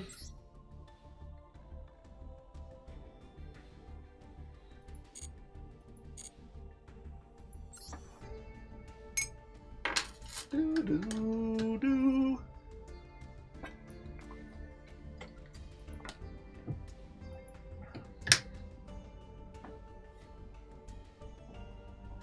It's just not letting me rank up. I tell you what.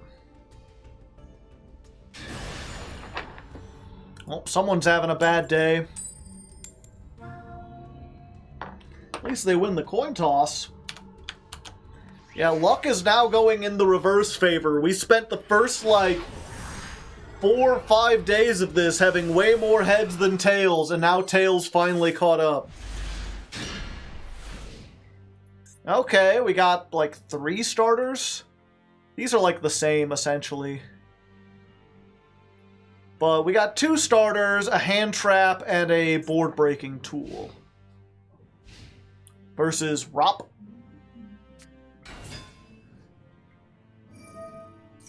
Yeah, we don't negate this. We negate the big welcome, right?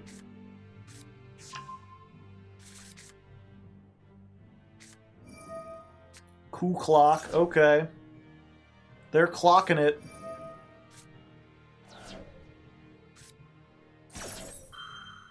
Oh boy. That complicates things.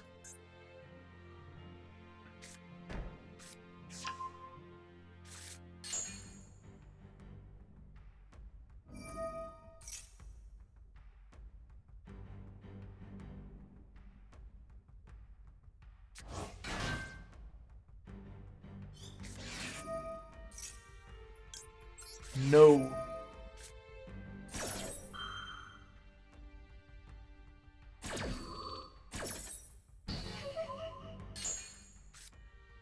I love it when they invest 4 cards into one trap that gets negated. No other set cards. Alright, draw phase. Ash this. They did not ash this.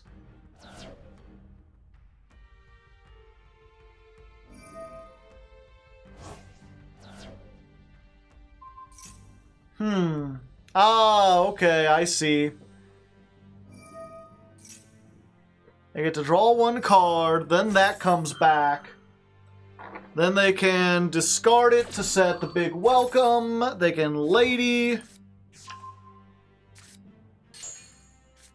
I'm starting to think, I mean, Effect Veiler on, whatchamacallit.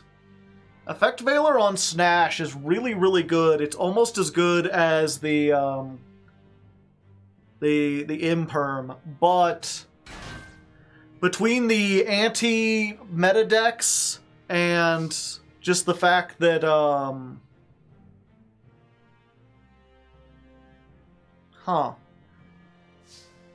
that wasn't what I expected them to do.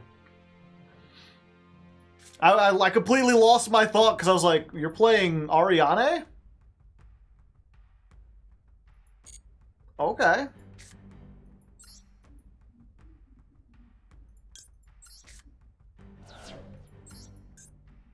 But yeah, my point is, I think having something that's more proactive on my turn might be better. Maybe a Ghost Bell.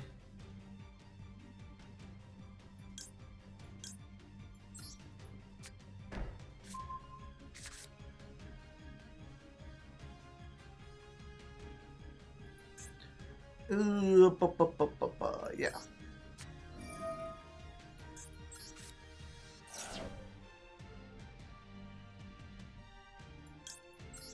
It's Snash time!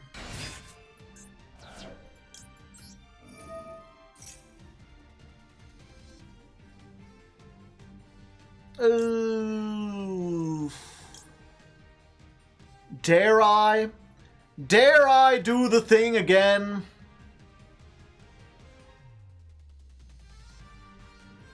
If they know about it, it's not as good. Because I can just normal summon the Poplar. It only eat Ariane now. But it's better than giving me a second Poplar that I can't use. Yeah.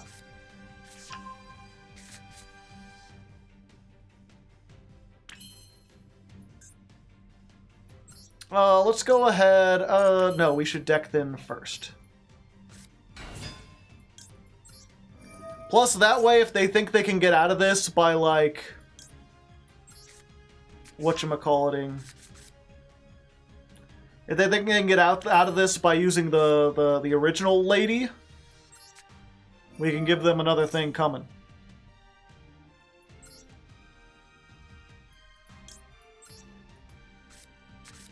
The problem, of course, is they still got that shuffler in the graveyard.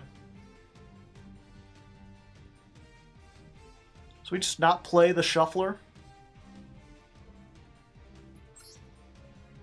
Oh, let's draw a card.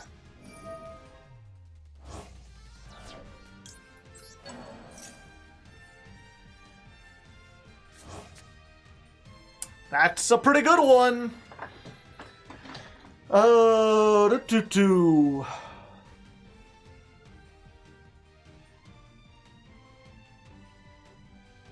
Okay, I think we got game here. Fuck the shuffler. More like the fuckler, am I right?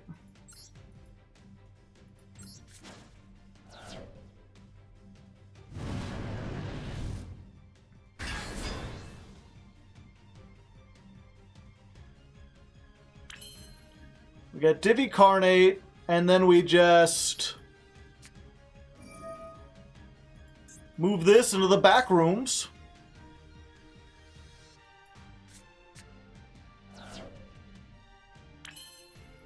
And it's 78 is the problem.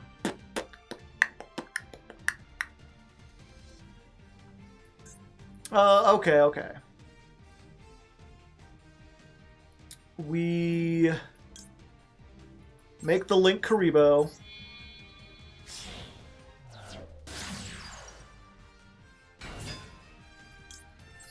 Let's see if they use the shuffler here.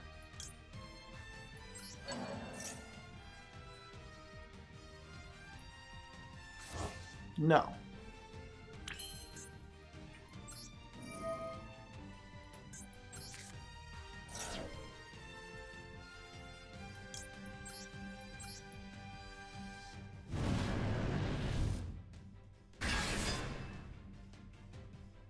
It's still 74. Fuck.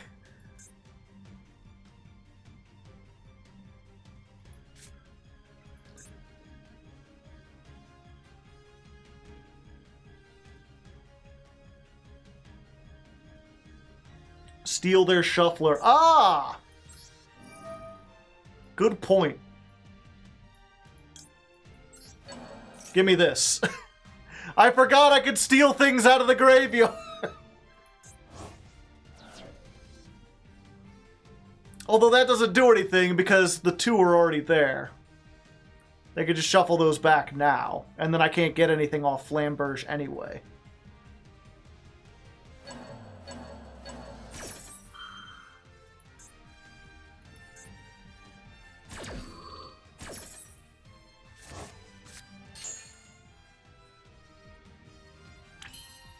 At least you forced it now, yeah.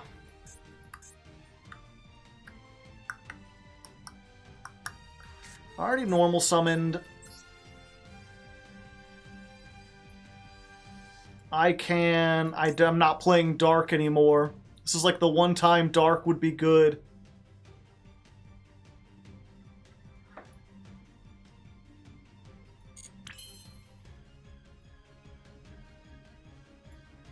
Let's go ahead and activate this now.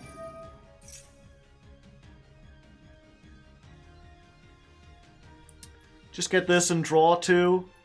Wait, have I not used this? Yeah, I have. IDP. Trying to think of what I could draw that would win me the game, and I don't think there's anything that like it lets me extend right now. Oh, there's no monster on the field.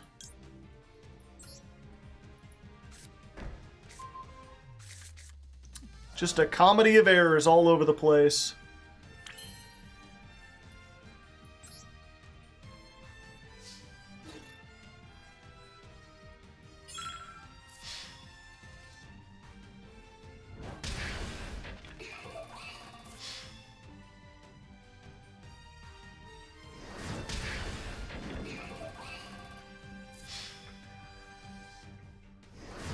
If only I played Agave Dragon.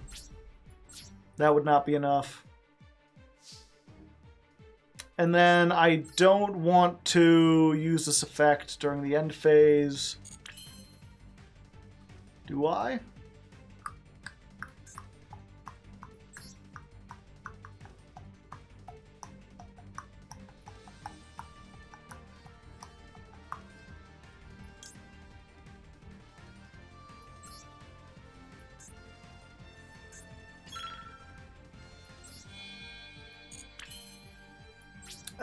Fuck, I don't know.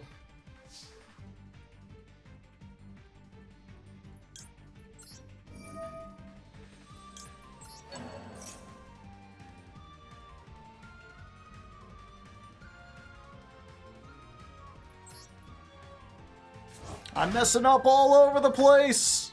I coulda had game.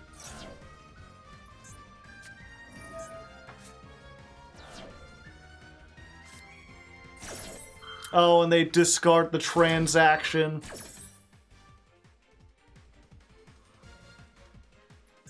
Do you play Celine? Yeah, with 2 spells in the graveyard. Which means I can't summon back anything. Every time I've had the ability to summon Celine, I haven't had, like, the ability to use it.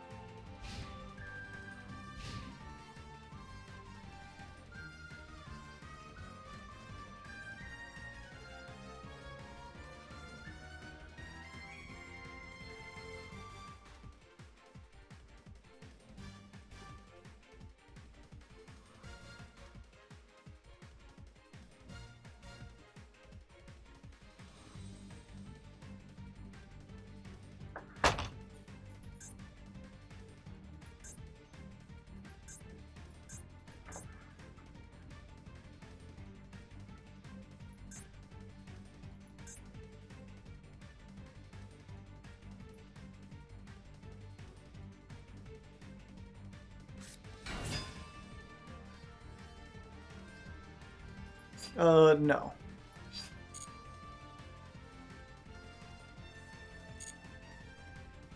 I need to keep the zone open.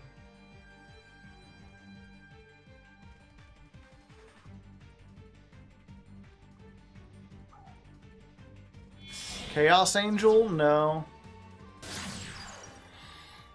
McCracker!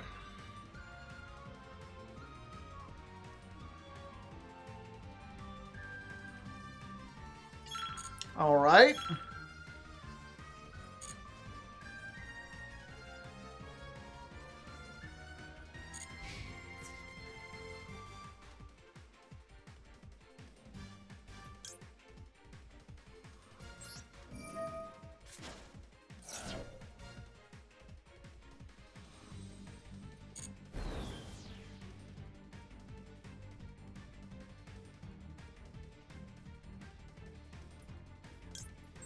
Yeah, let's do this now.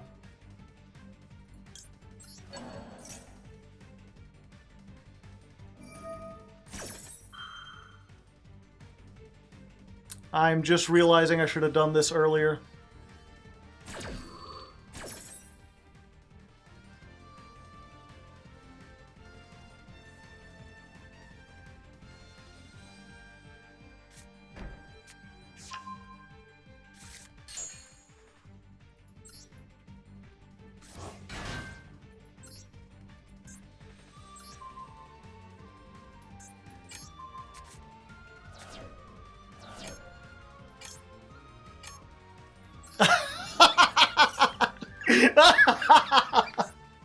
Now I get to activate it!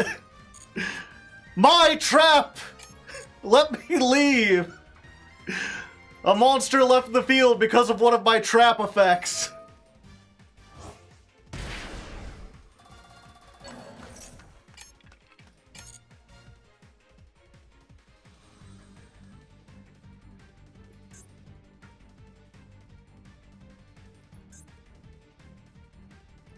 I just gotta turn off chain.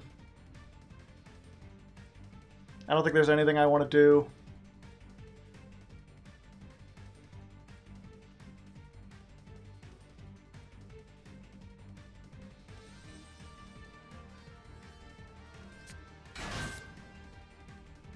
Huh. I'm holding down the off chain.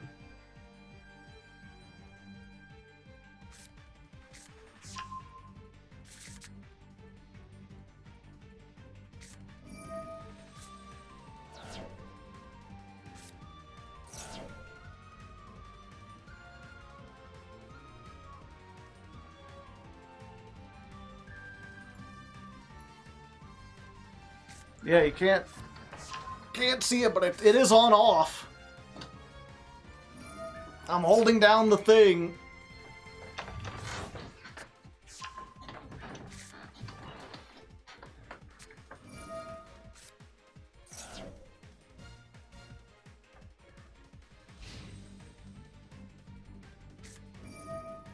I'm in danger.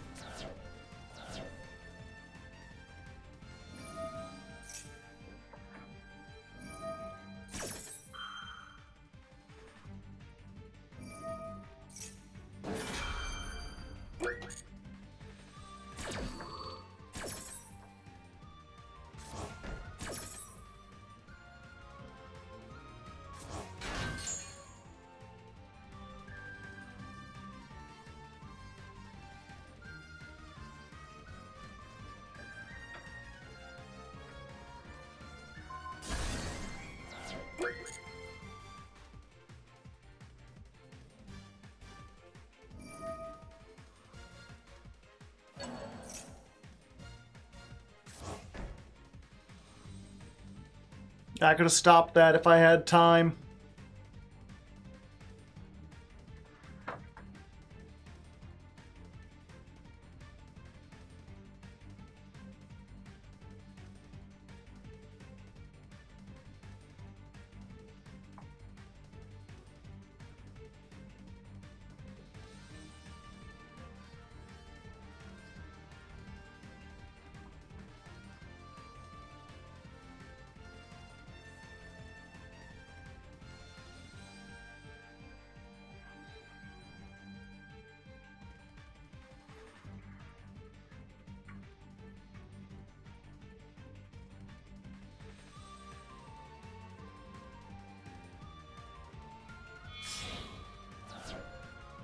Yeah, now it's Chaos Angel time.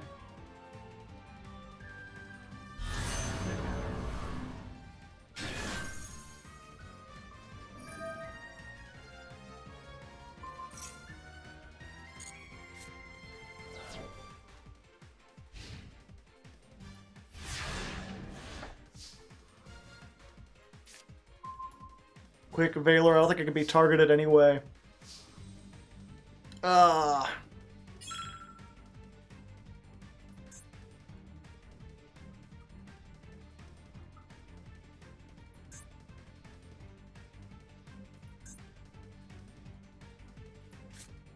Okay.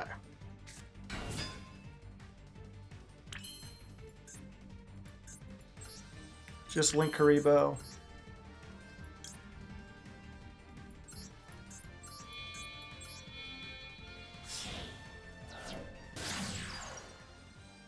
Yeah, Dark would have been huge here.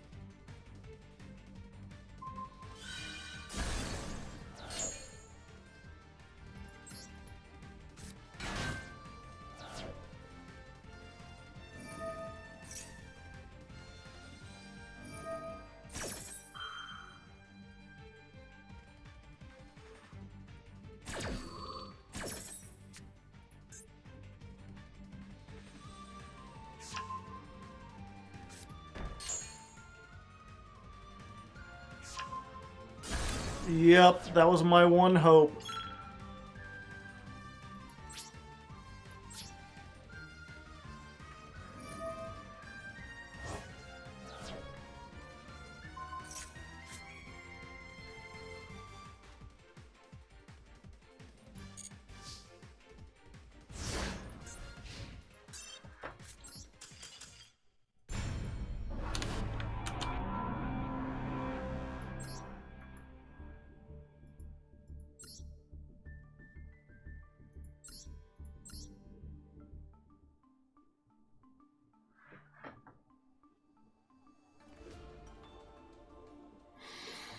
Yep, I had all this stuff for going second, and now it's like we're only using triple tactics when we've got stuff on the field.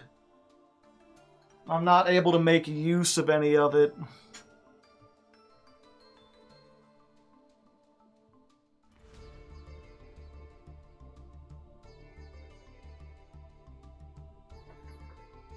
Yeah, I mean, this has proven not to be useful.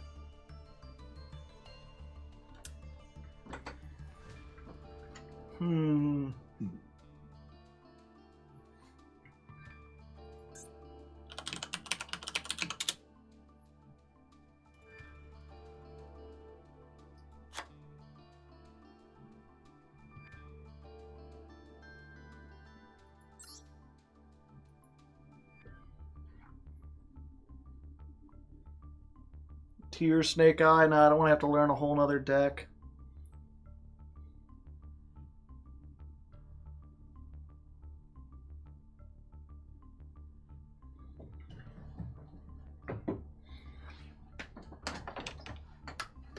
And the problem with, like, I could just run, like, Raigeki.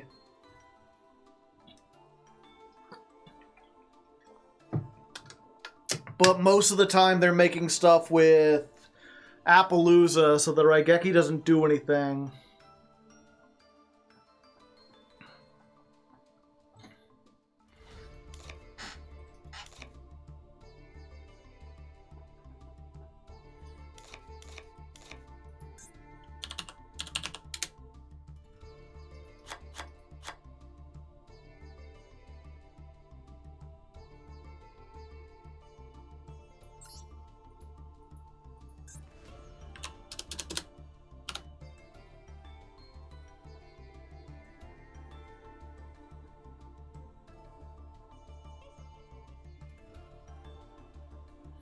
Yeah, because the problem, like, the thrust was cool in theory because I could search evenly. The problem is, most of the time what happens, right, is I summon Ash, or Snash, and then they hit me with Valor or Imperm, and then I still have it on the field. So then if I want to go into evenly, not only do I have to give up my battle phase, but I have to crash. I have to crash as well. No, I'm not playing the Sinful Spoils Trap Negate. It baffles the mind that people think that, like, a card that you have to have Diabell Star on the hand or field is useful in a deck where you never want to end with Diabell Star in the hand or field. And also, you don't get her, like, half the time.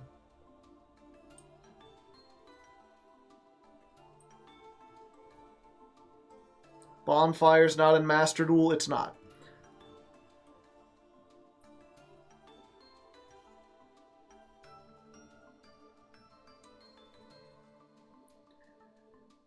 The Talents is alright. That's alright.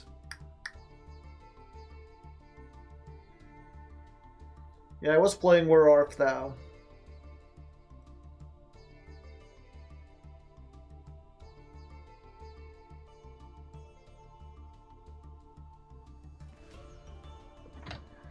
Lullaby.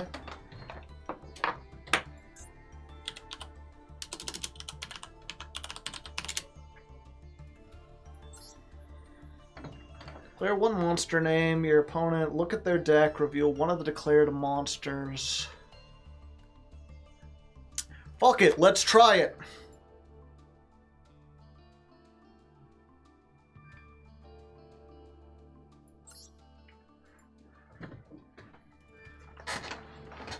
It's much worse in best of one, yeah.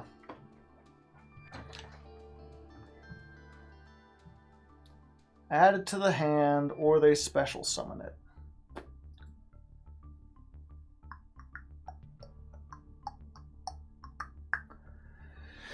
I mean, the problem, like, it's really good if you know they're on Snake Eye, because you call Poplar, and then it doesn't matter what they do with it, you just get it. But if you call, like, Ash Blossom, they just summon it to your field, and I have no synchros is the problem.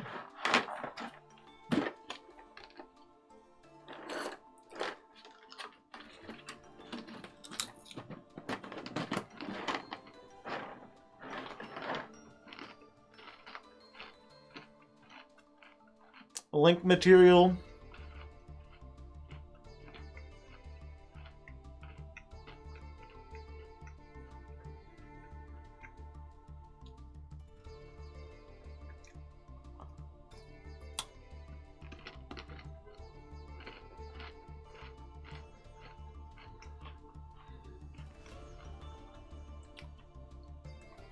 Good point.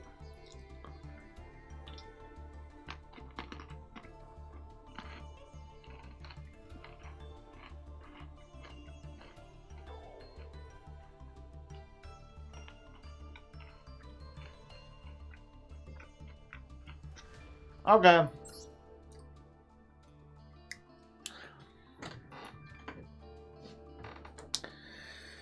Alright, so Master 2 has been a knockdown, drag-out fight. We win one, we lose some, we're not making any progress, so we need to update things just a little bit. We've gotten rid of the effect veilers. They're not particularly great, especially now that we aren't on Where Art Thou, because we were using that to search it before, or we could, like, summon it and do stuff.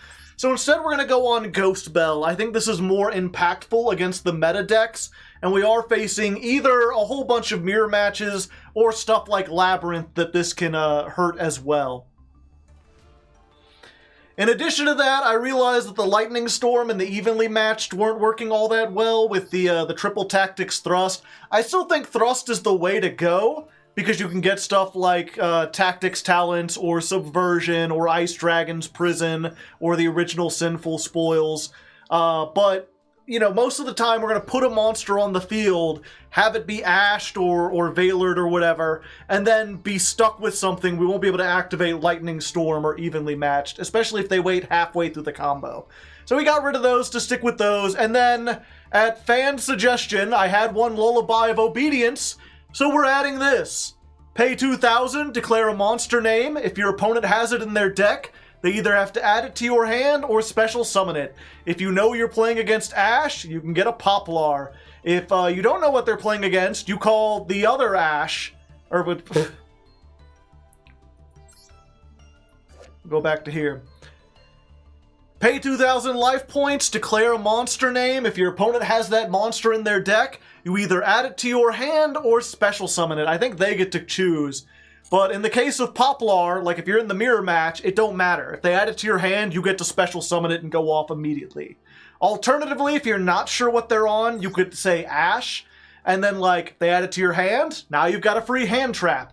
If they put it on your field, it plus any other monster allows you to go into Heat of the Fire Charmer, and then because that Ash will go to their graveyard, you could summon it back, and then go up into Promethean Princess, so you at least get part of your line done. I mean, that gets you into Amblo Whale, which gets you onto things. So, 41 card deck, Snake Eyes version 5. Let's see if this will be what it takes to push us that last bit.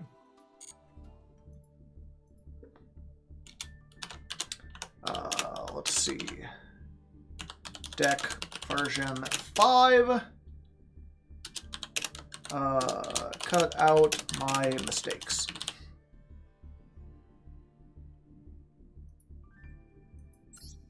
to ship. Chomp, chomp, chomp.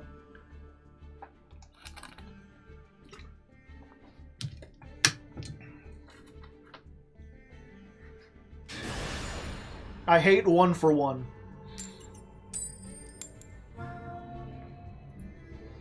The deck doesn't really have any monsters that it like wants in the graveyard.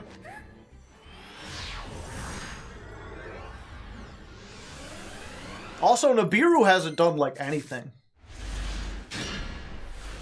I had it for most of the run, and it just wasn't very effective. All right, we've got.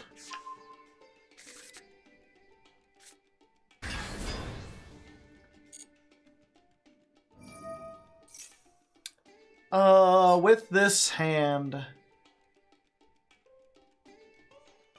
I've got starters. Yeah, go ahead. If they make the big guy, I can just do that before the start of my turn. If this is a Snake Eye deck, I save it for the Subversion or for the whatchamacallit.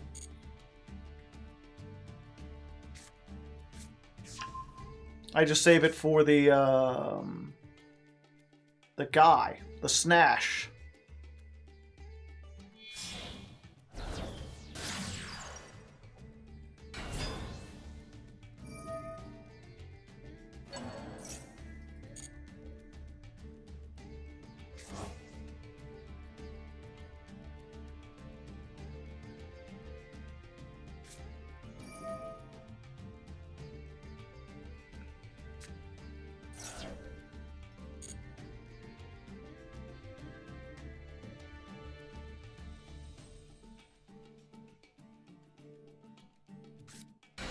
Cash Eye? Yeah, Cash Eye is pretty good.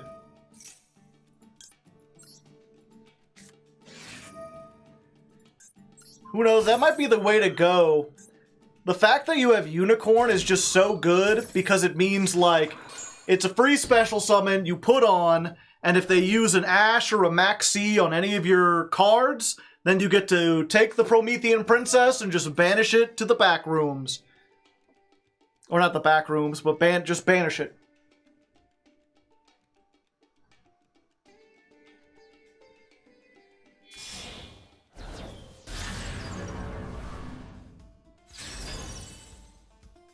And also do this.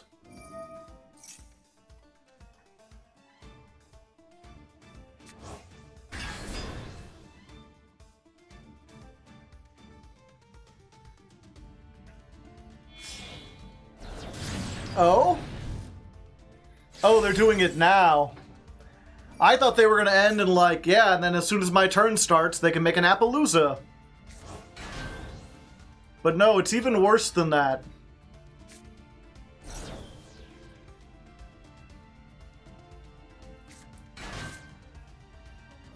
They're playing into Nibiru so hard. Yes, but again, no one's playing Nibiru this high up because it doesn't do anything against Snake Eye.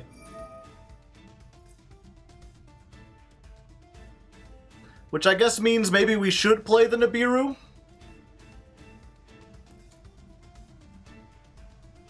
Birth is annoying, yes.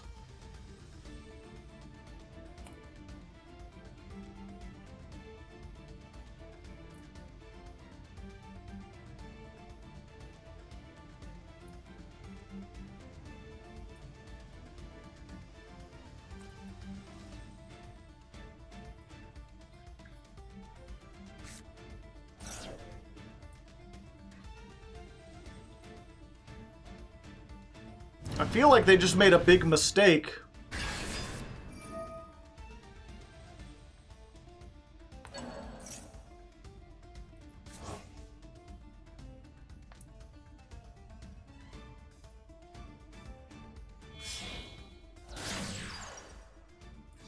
Sunlight Wolf? No, now they get their... What are they getting back? Or are they just going into the draw an extra one?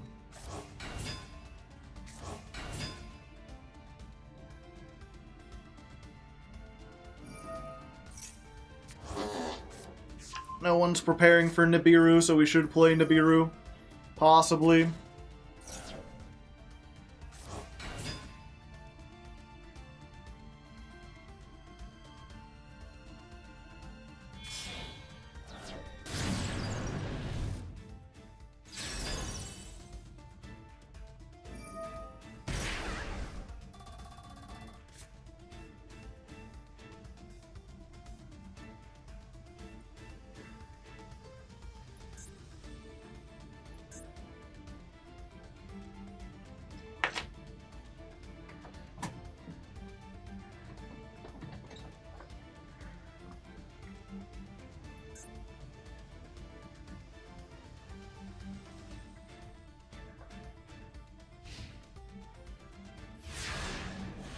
Alright. They still got Princess in the... Well, I guess that settles Princess in the Graveyard.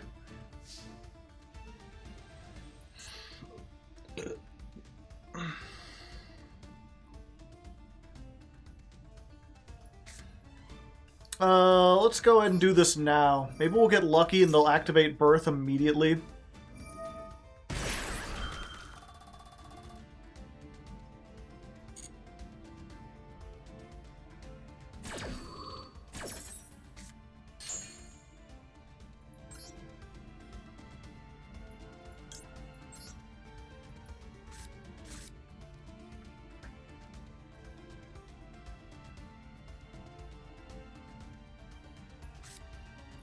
Yeah, we go and do this. Should have done this in the draw phase.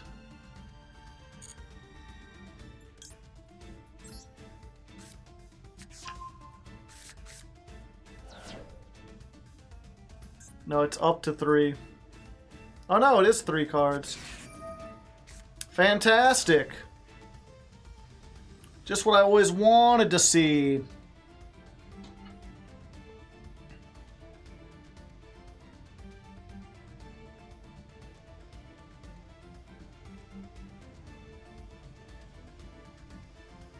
Yeah, unfortunately, Maxi just makes this a non-match.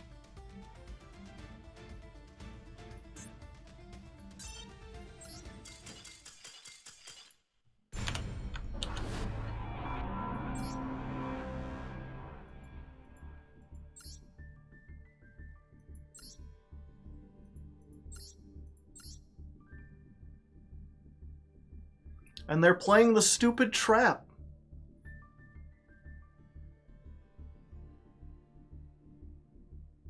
And they're playing Nibiru.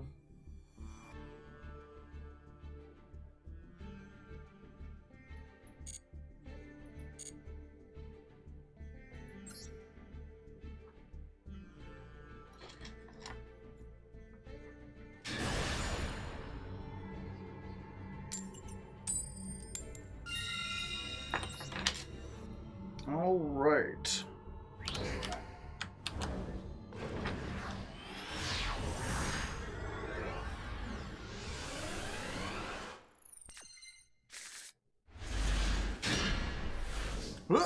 Draw phase.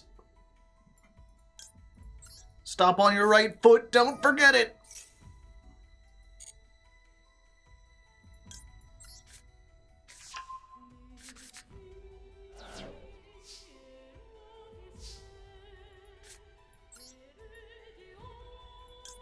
Yeah, we send this off.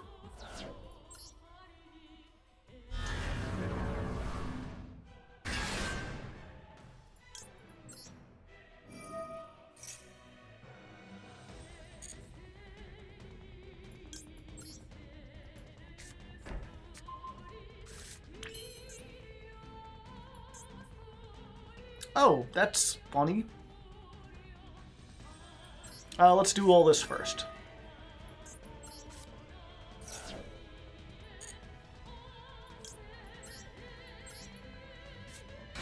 Snasher pass!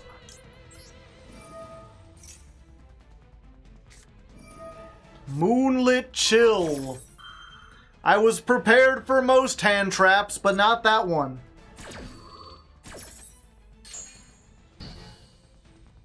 Fortunately, I am a true gamer who already opened with this.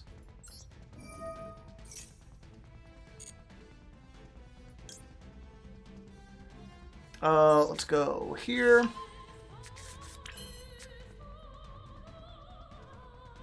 Activate this. Let's put Flambert.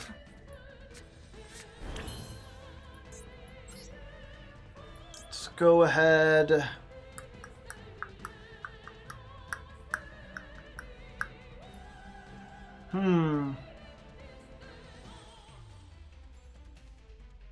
Do I just make IP and then wait for the summon back? Because I can't use this, and I don't think there's a way for me to get back to it. Let's use this and see if I can get anything good.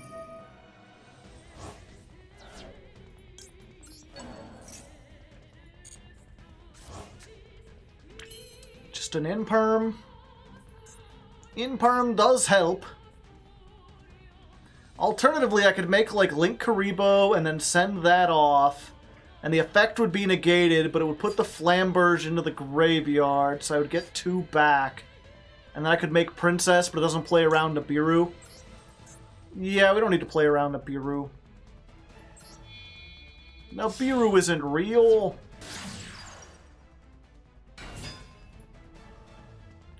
No.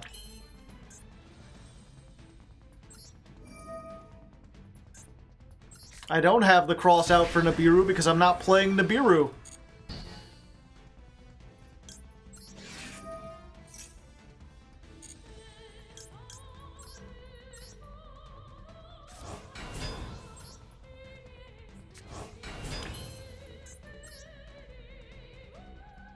Okay.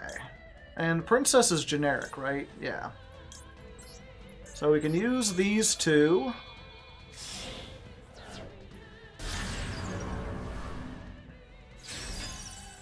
And if I put Poplar in the back row, I can't use the effect. Yeah, so we just keep not using that.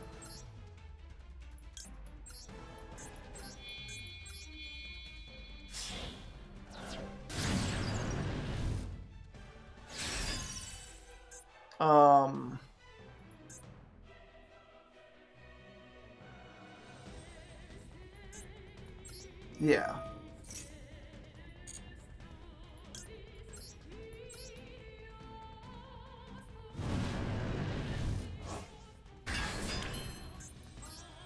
This requires them to then summon something so we can use the IP.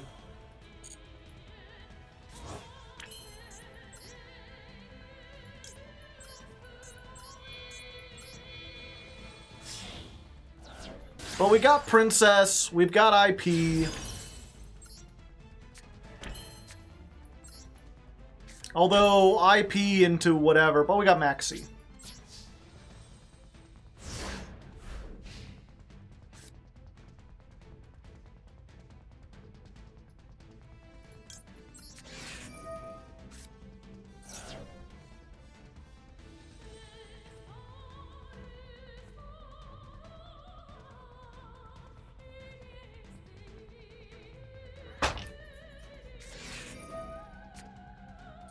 Oh, ashing, eh?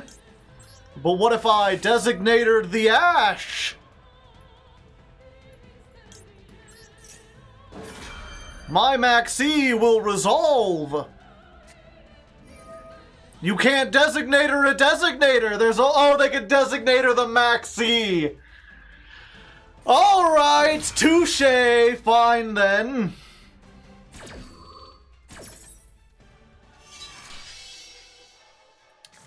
Two Spider-Men.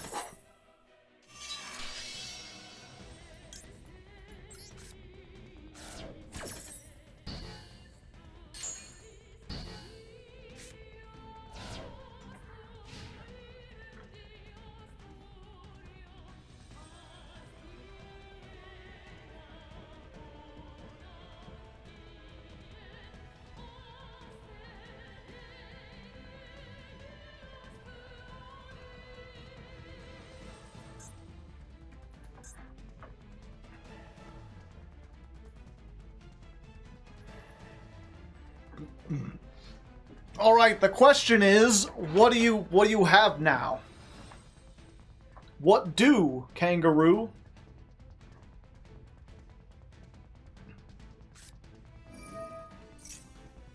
Well, I wasn't expecting that.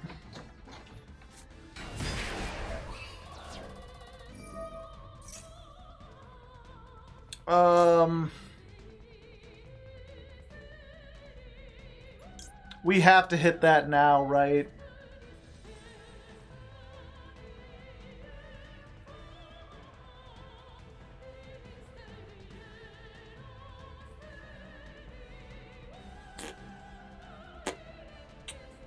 Nah, you Imperm Blue.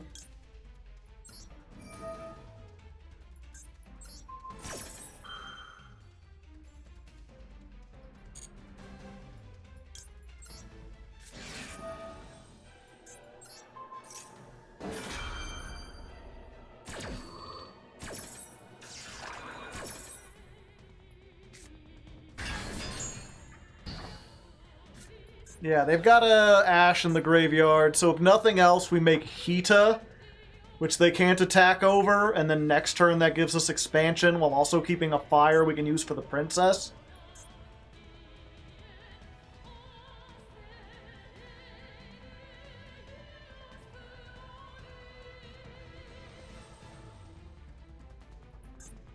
What would be the worst thing if they drew the one-of Jet?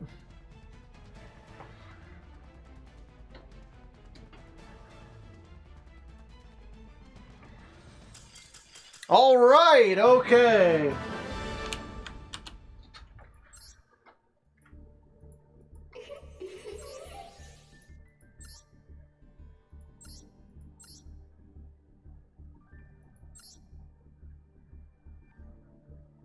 Hero Kid. Okay, give me a second. I need sugar. I'm gonna go get a fruit snack.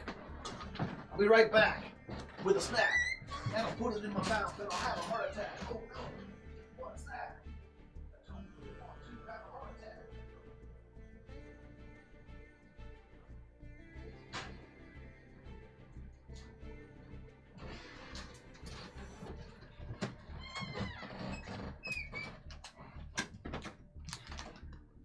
Ugh.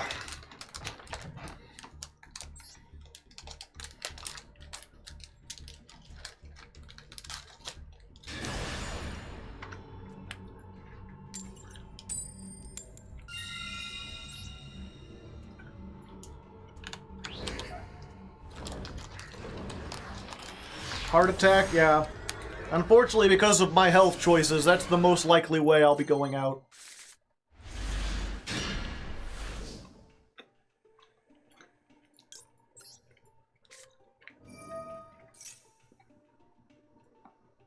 Activate the draw phase, don't forget it!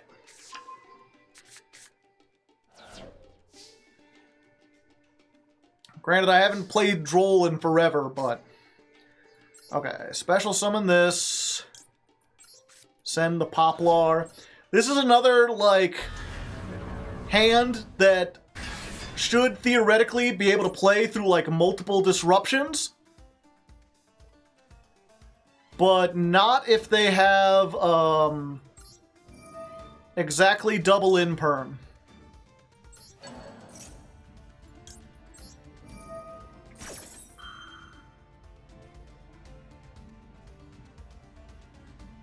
If they want to Ash here, that's fine. They don't want to Ash here.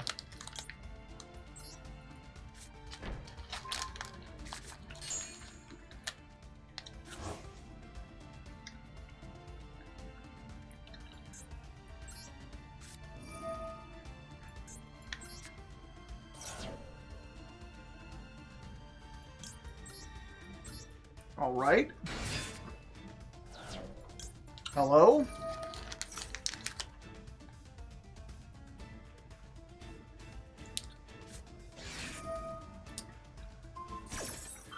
Unfortunate.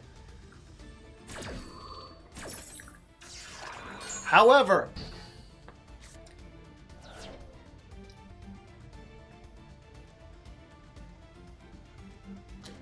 oh, what else do you got?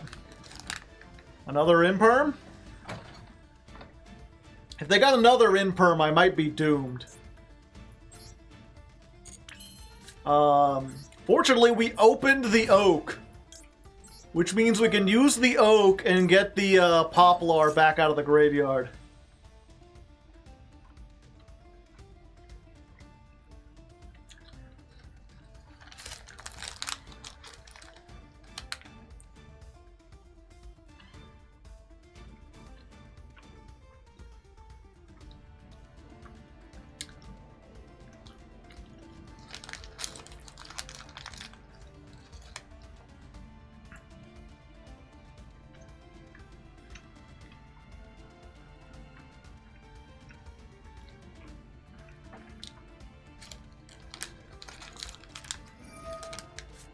Okay, they've got the Veiler, but we've got the Designator. And I will designate that Veiler out of the graveyard.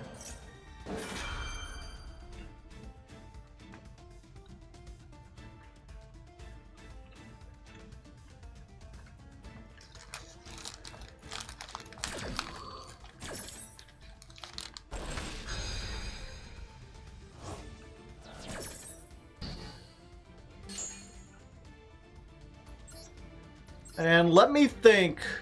This is 4 summons, right? 1, 2, 3, 4.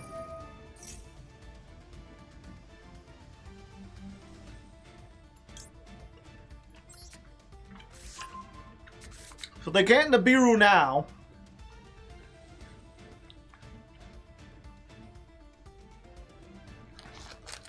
They've got something they can do. And I'm curious to find out what it is, chat. I think in this case, where they've already used 2 cards from their hand, it's time to take a peek. What you got cooking there, buddy? Show me that hand. Show me that hand. Clock.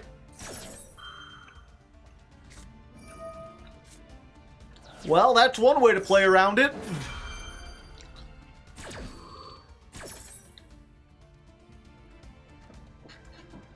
Here I thought I had the upper hand, but no.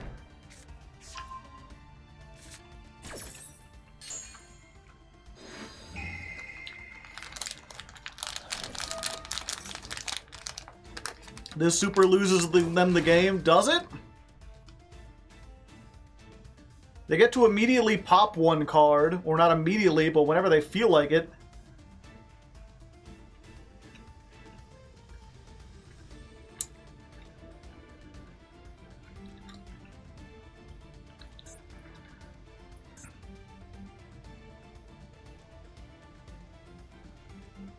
We get a free special summon. Oh yeah, good point. I should have activated the field spell first.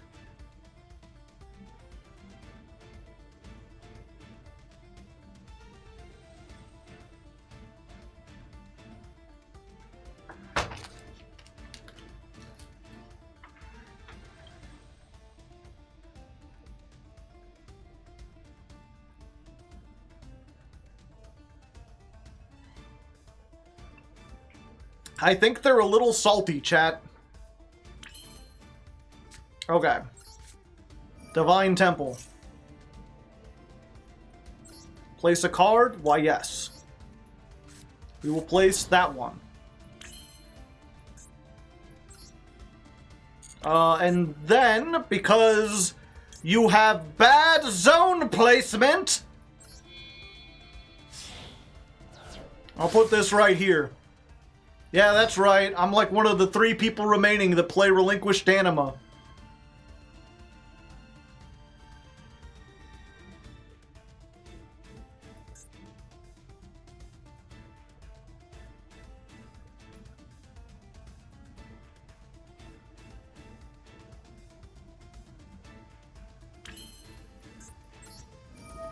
Give me that clock.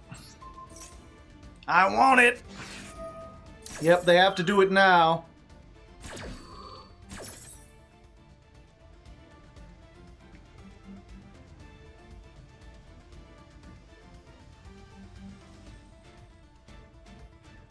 Geonator is also fun, true. A second copy of Princess, yeah. I might want to. Yeah, for free!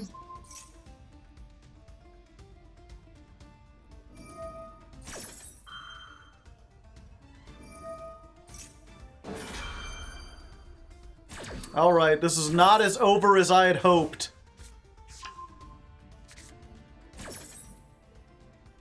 They about to go plus 7,000.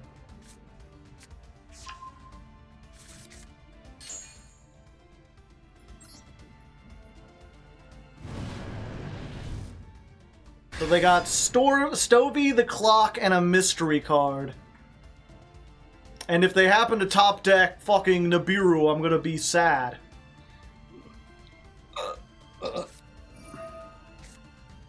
Stovey, Torby. Didn't you already use your 1 activation this turn? The clock only allows you to activate 1 trap the turn it was set, right?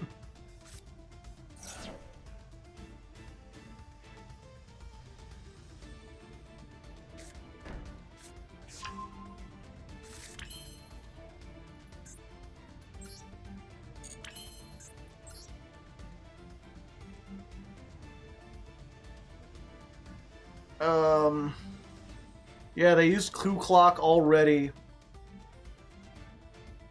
Did I use IP already? Oh, I can't make IP. But I can make Dark, which is what we wanted to do last time and couldn't. Except I don't have any zones. Oops.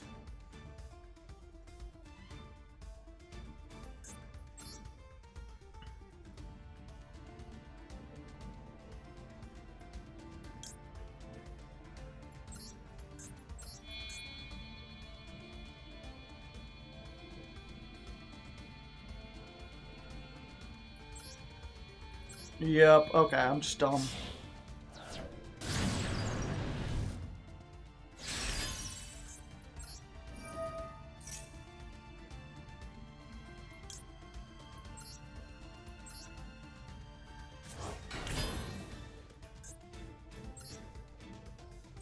How did I mess this up so fucking bad?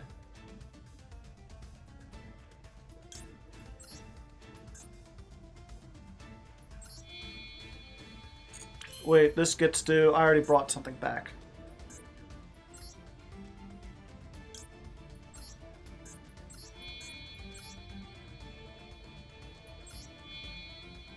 Yeah, I just send the maid into the back row, I guess. I really wanted to be able to do some stuff. Wait, how did I get this in the graveyard?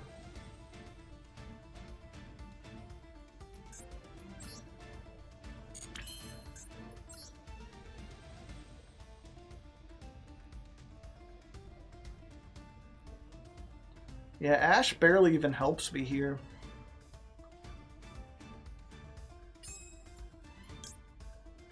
Do I have enough spells? Yeah. Okay, now we make this.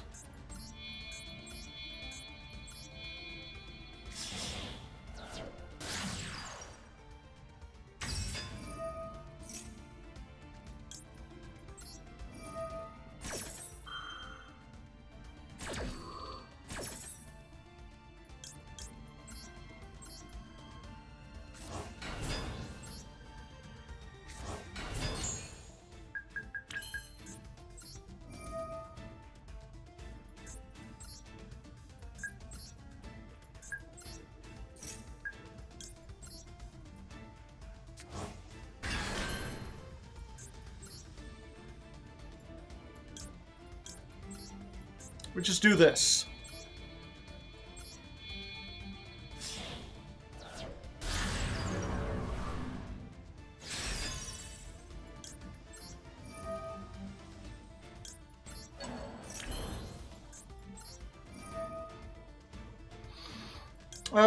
Yeah, this is a light.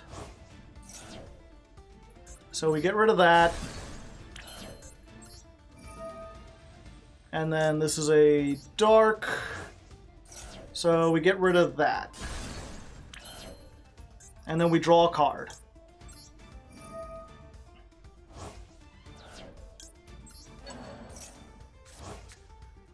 Alright, good.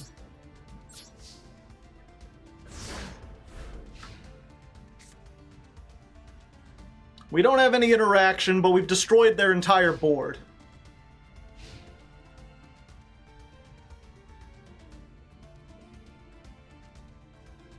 I think they need exactly the maid. Ah!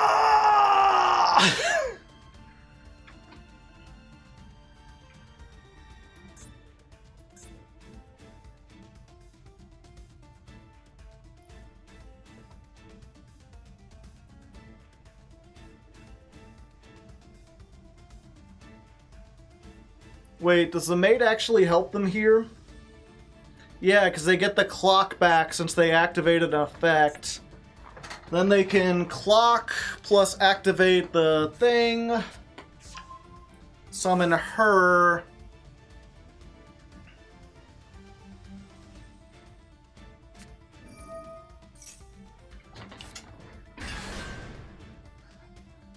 Yeah, we do this now.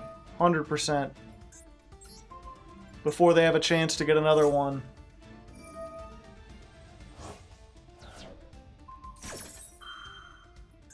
Huh? Oh, okay. Well, thank you.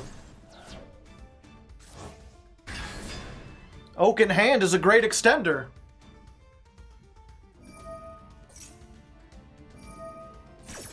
Oh, but now they get to set a bunch of stuff.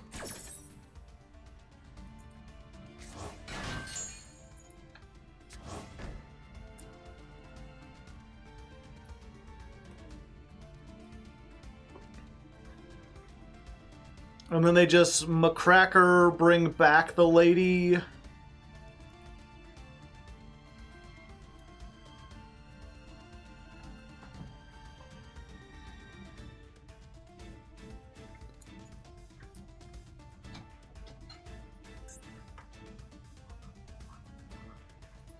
Still got a Flambersion deck.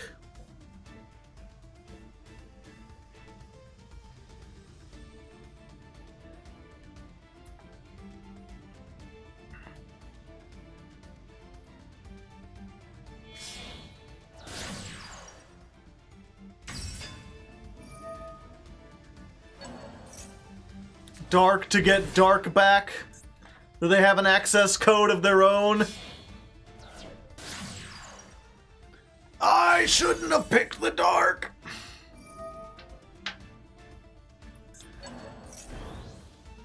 This will trigger the Amblo Whale though, right? No? That'll trigger the Amblo Whale.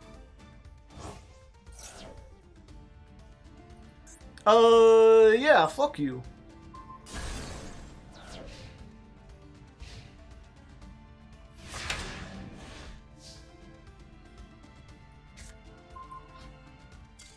Okay, there we go. That was way longer and more intense than it had any right to be.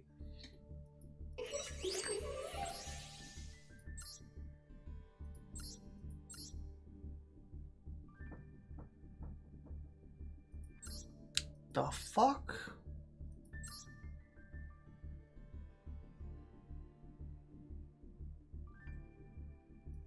Of course they're playing it.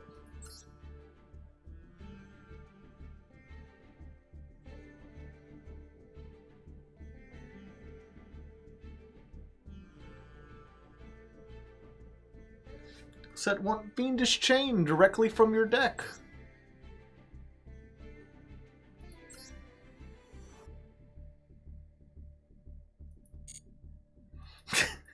Little bro burned the kitchen down.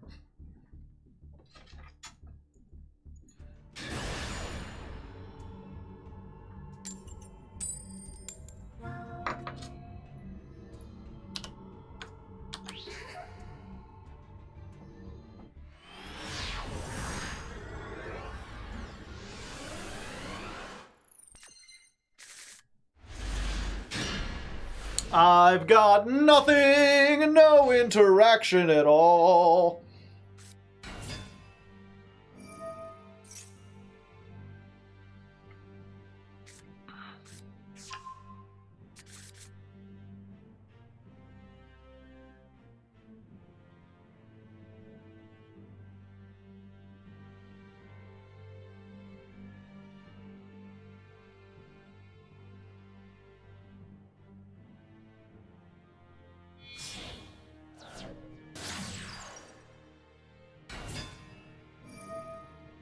I mean, this would be a solid go first hand.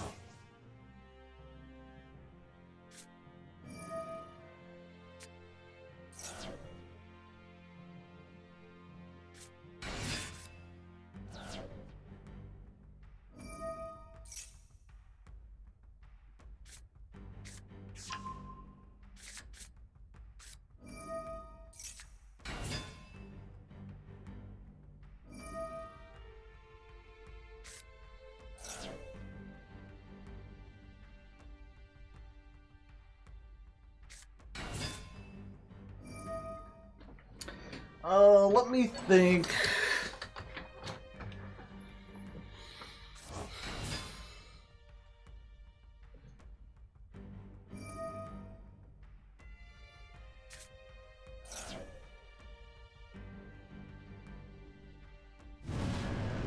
So I can activate her. I probably send off the cross out. Unless they have Max C or something.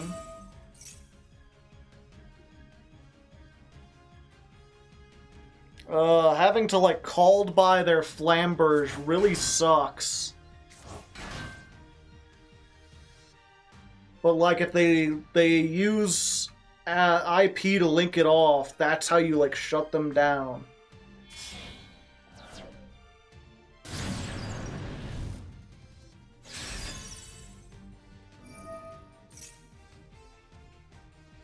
Because then they'll be left with, I think, no fire monsters on the field.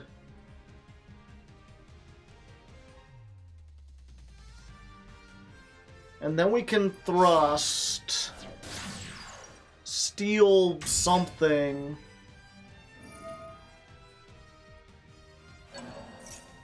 Yeah, this was the thing I didn't like about the,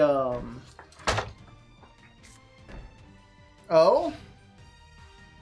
Huh. That's unusual.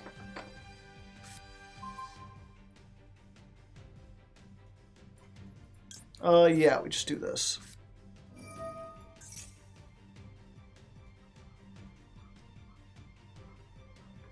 I guess this allows them to get something back. Better than Amblo Whale.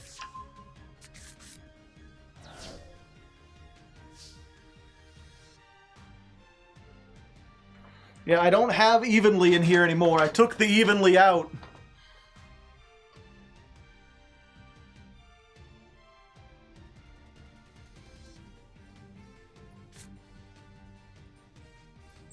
Yeah, we summon this, discard this one.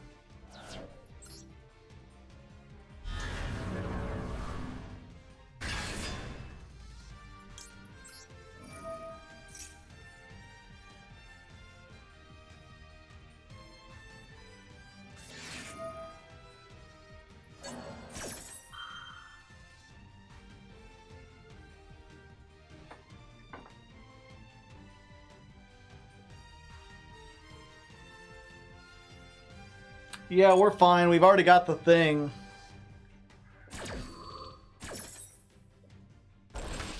I was gonna say, the thing about Heat Soul is it's kind of a win more card. It works if you have extra material.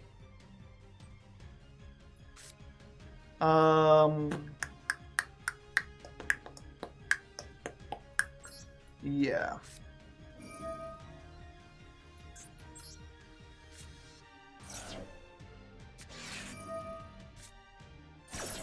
Ash, okay. I designate her the Ash.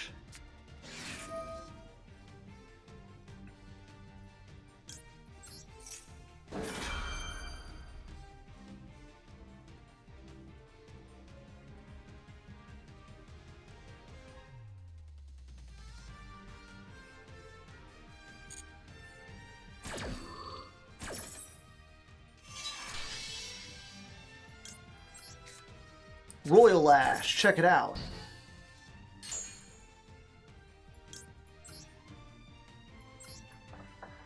Now, if that last card is Imperm, we're probably doomed. Because then they've managed out my entire board without using a single monster effect.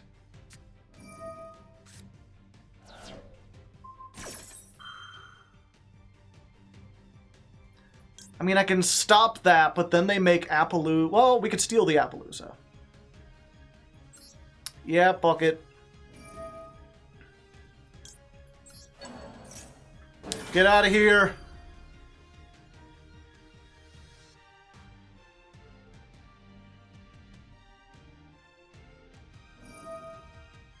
Okay, so now they're going for that.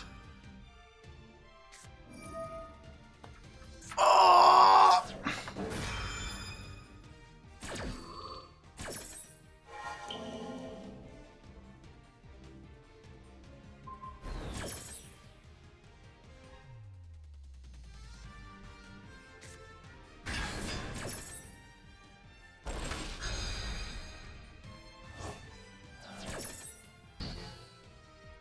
So what was... How did they get to this? What was the hand? Well, I didn't stop them, so it was just like... Snash... Plus Called by, Ash, Forbidden Droplet... And, Valor.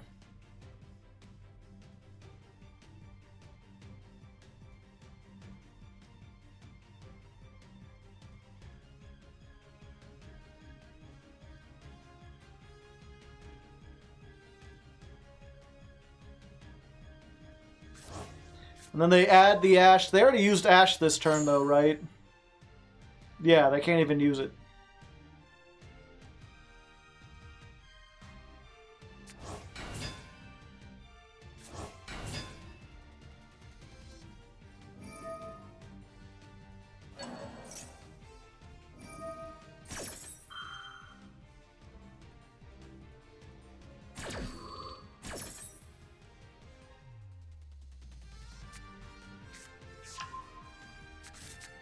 So, Jover, not necessarily. There is one line that I think gets us out of here.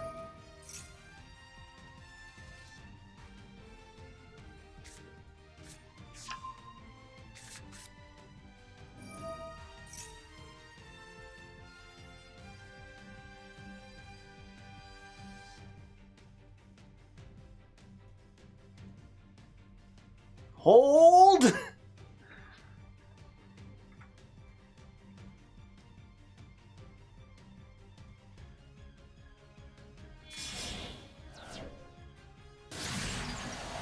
Apple.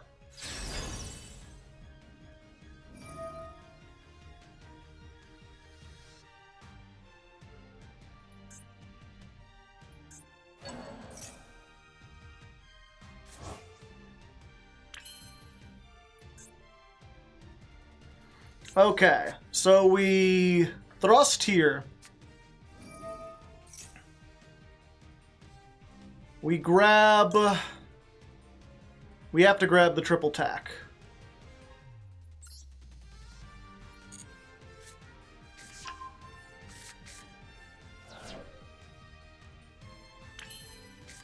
We use the triple tack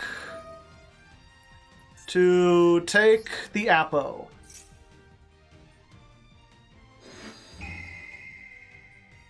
So we get the Appaloosa.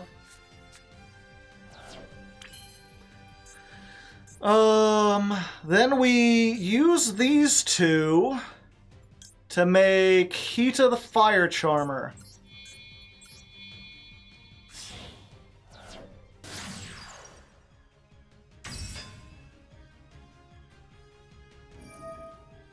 Oh yeah, they still have the princess.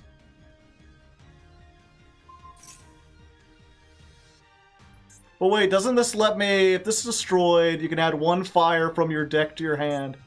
How much defense does Poplar have?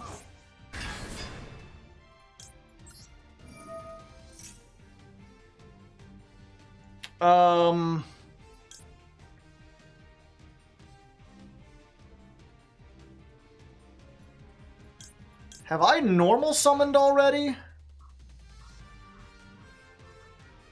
Oh wait, there's a thing. No, I still have my normal summon. Or is the one how many times I've done it? Shit.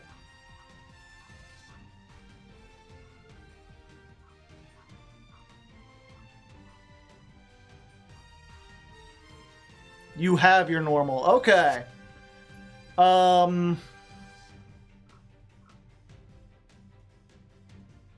Normal oak, get that. Yeah. Get the oak. Normal summon the oak. Activate, get back Ash.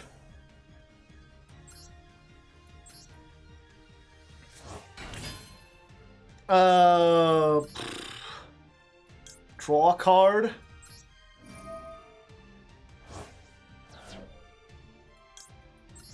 It's times like these I wish we still had Zeus.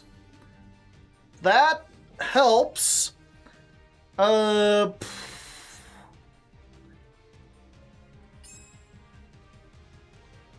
The thing is, we can get to our flamberge.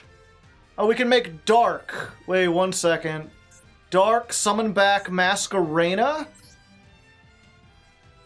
We don't have the ability. We do have the ability to get to dark. Oh, wait. Anima. Here. Anima activate. Steal the Sunlight Wolf. Activate Oak. Send the Salad. Summon the Flamberge. These two make dark.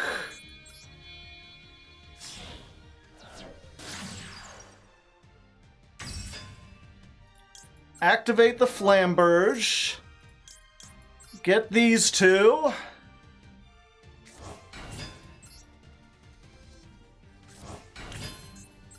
Dark effect. Steal Masquerena. Masquerena and Oak. Go into Promethean Princess. Princess, bring back the Flamberge. 8,300. Last card. Put the princess into the back row.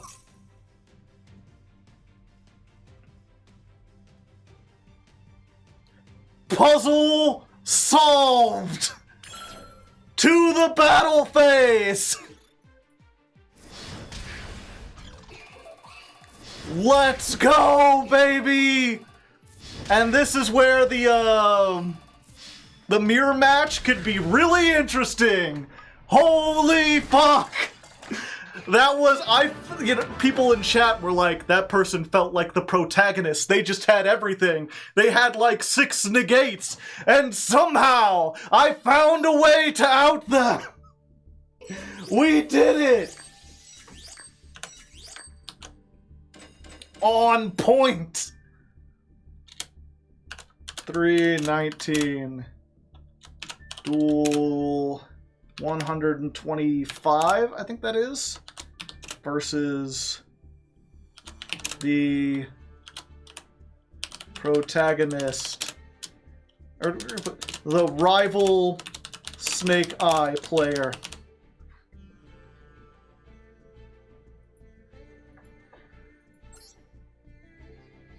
Anima came in clutch there, yeah.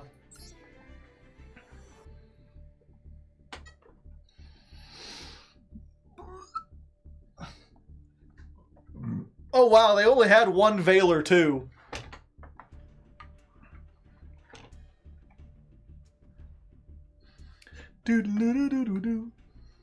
Royal access code. I mean, you can get that out of the tournament packs. All right, 2 more wins. We got this. I gotta believe.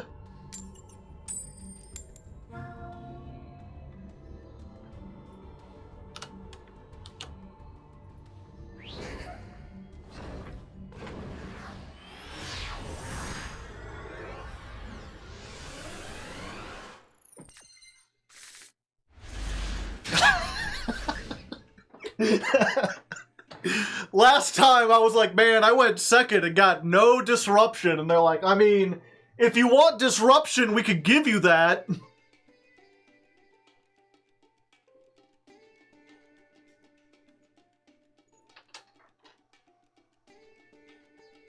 All the hand traps.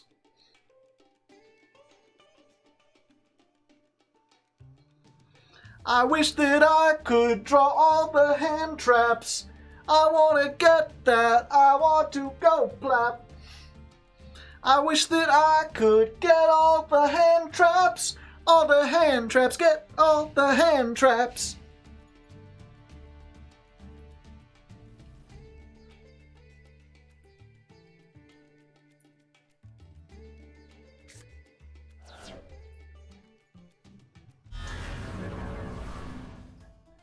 Okay, let's pretend like we don't have any way to respond to this. Just go for it. Get it.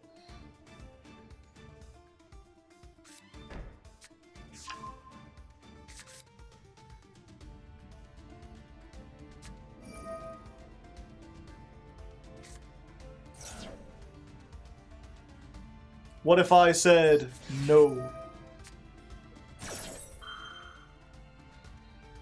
Show me the called by, it'll be funny. Called by the ash. But wait! What if I said no? What if you weren't allowed to banish? How would you feel about such a thing? I have a hand trap to stop you from negating my hand trap. Alright. Now I just need a starter. I mean, statistically, there's more starters in my deck than non, right? I mean...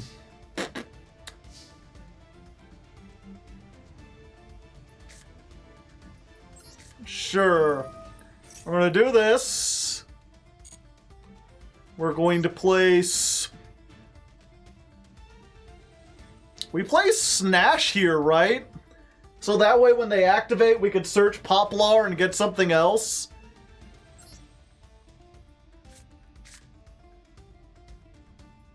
And then we just let them know that this is in perm. Set this. Your move.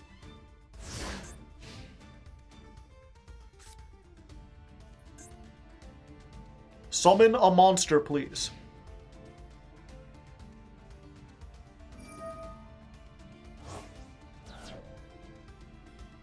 Yeah, I mean, I want them to summon a monster, so that's fine.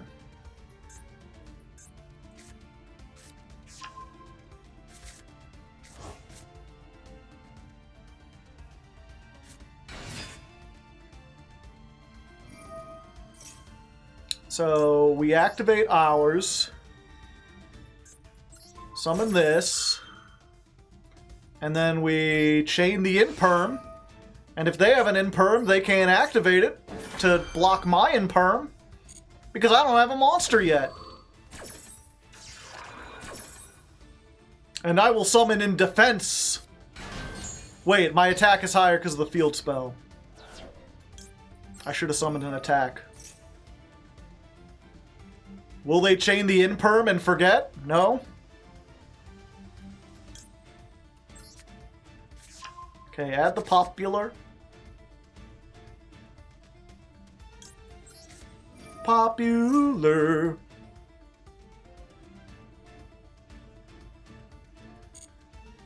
Our turn.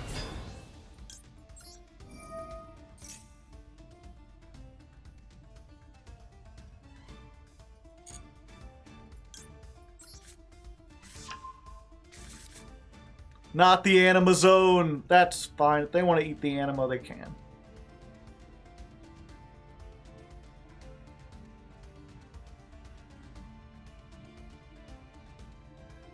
Oh yeah, if they have Kurikaro, we'd be in a bad way. Ah. No. I'm sorry, I opened all the hand traps.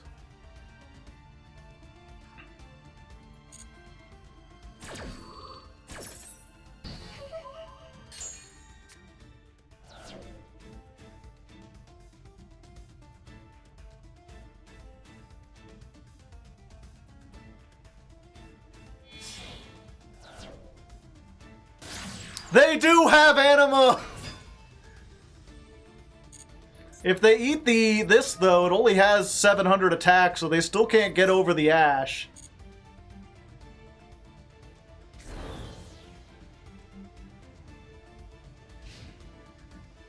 They're just like, I'm gonna take this and you can't have it. Oh, exciting.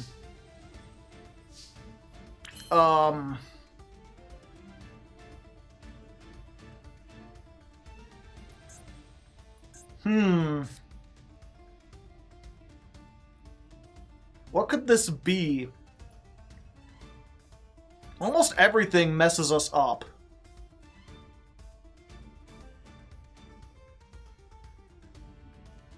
Play around in perm? How do I play around in perm? Send the field spell? Send one other face-up card. Oh, okay, they just surrender.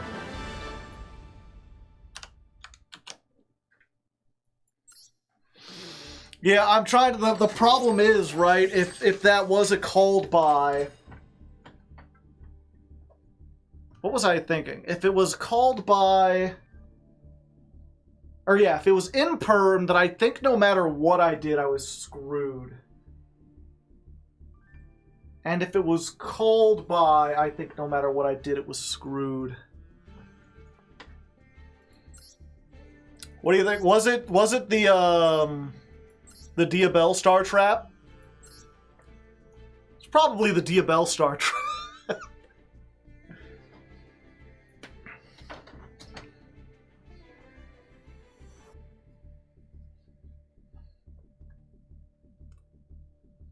Could have just beat over them. True. Could have made Link Karibo, send Link Karibo to... with Sinful to play around in perm. How does that play around in perm? Because the thing is, whatever I... Like, if I activate Original Sinful, right? If I activate that and send something off, like I search an Ash, then they in-perm the Ash and I'm screwed. If I activate the Ash and send the field spell, I could get, like, Poplar. And then if they in-perm the Poplar, I can use the original Sinful to send that to get the other Ash.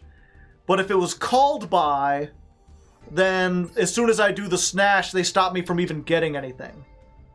Link Karibo effect in the graveyard. Ah, good point. I forgot about that. All right, chat.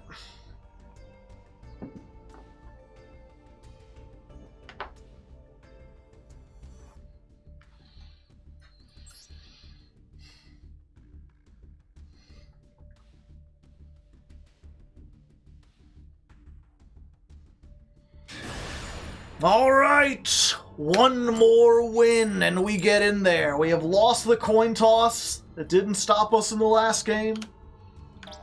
Alright, somehow our tails ended up pulling ahead of the heads. But if we can get this, we got it. We're so close. It's taken almost all our time. Okay, 2 hand traps, 1.5 starters. Hand trap insurance. They're not the best hand traps, but we might be able to do this.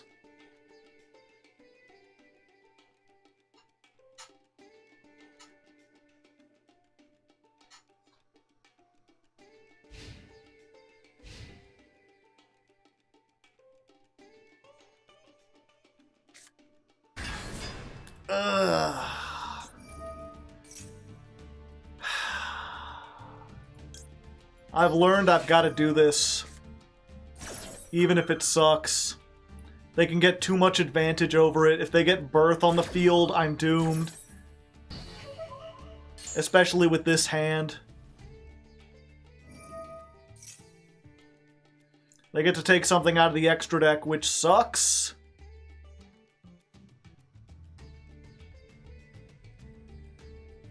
Probably just the princess.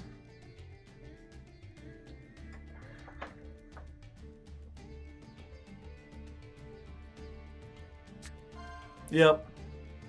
Goodbye, princess.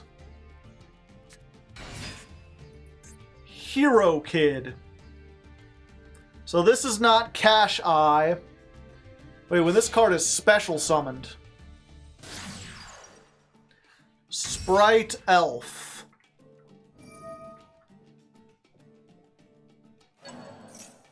I mean, yeah, I gotta go spell that. Otherwise, they're gonna get, like, 3 Hero Kids.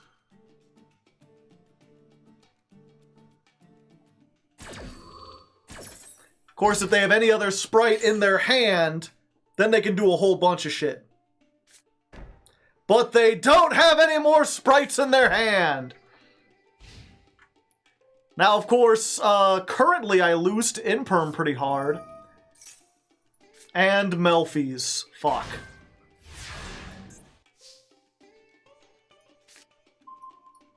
Alright, Sinful Spoil's pretty good. Let's go ahead and do this. Grab the Diabell Star.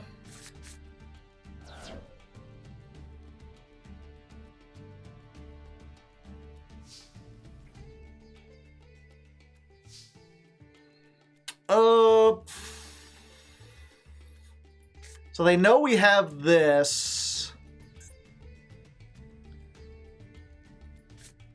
Yeah, I think we start with the Ash.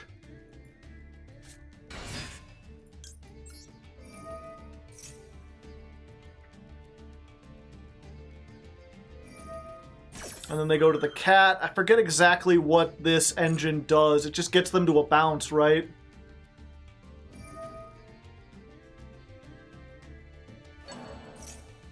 Yeah, and we just really don't want them to access that part of the deck.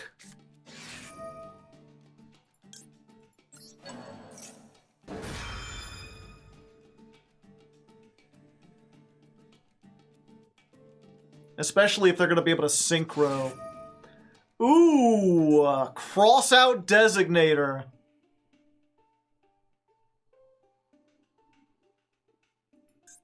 Weird, they didn't have cross out for the Ash or the Bell.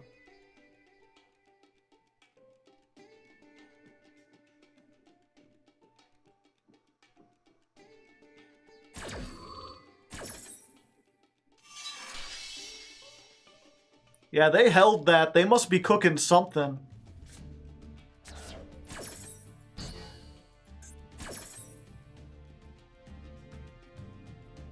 The Hero Kid misses timing. When this card is summoned, you can. Oh yeah, it does miss timing now. Because it wasn't the last thing that happened. Ooh. I've fallen for this before.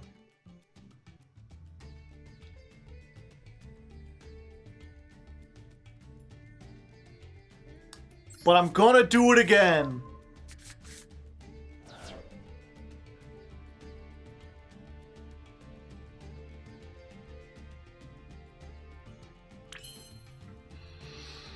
Okay, so yeah, we just go ahead, get this off the field. Yeah, because if they make Herald or whatever, it doesn't do anything. You get a penny off, but right now I just want more monsters.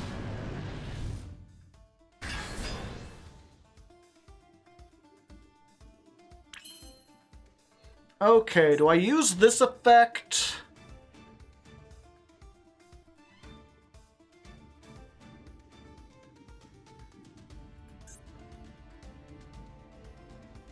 Or do I send this and then get that?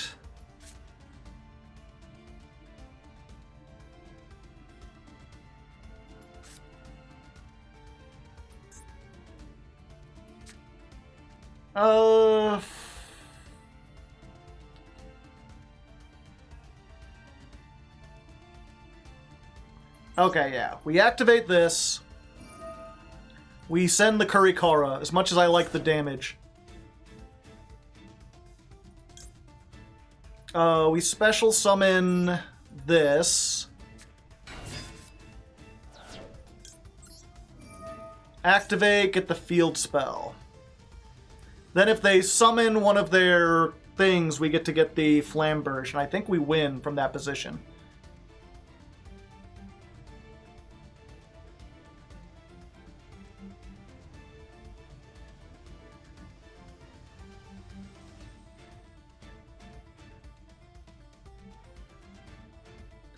Yeah, and the reason I didn't use this first is because I wanted to make, like, whatever they imperm, the other one can activate.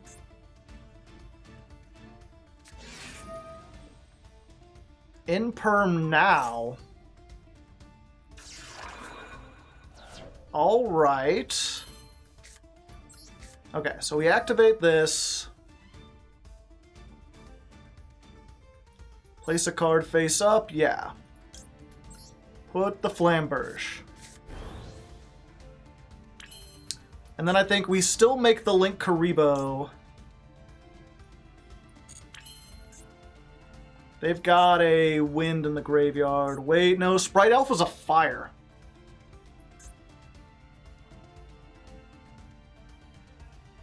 What's Sprite Elf's effect? It can't be used as Link Summon. The turn it is Link Summoned. Okay, so let's go ahead and make Hita.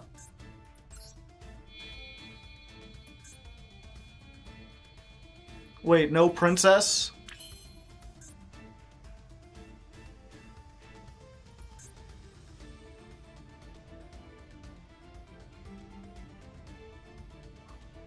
No, there's nothing that stops me. Okay. Yeah. Let's go ahead and make Hita. Well, I guess we can make Hita with Link Karibo too. We should get this in the graveyard. Oh, I don't have Fire Princess minus Banished. Yeah, good point.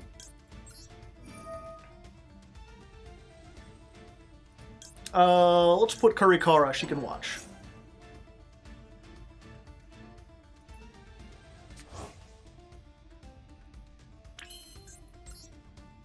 Okay, then we make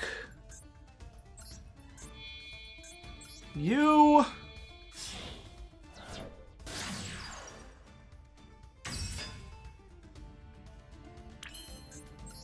Activate. Get the Smelth.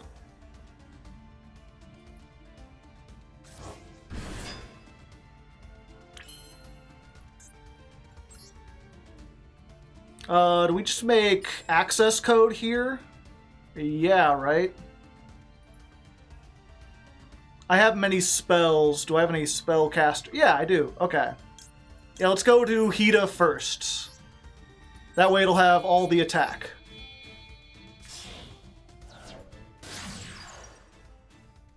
You should just make Apo. Would I have enough attack to kill them, though?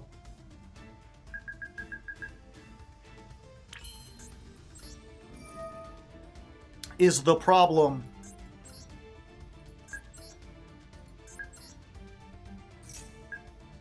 I'm probably thinking this way too hard.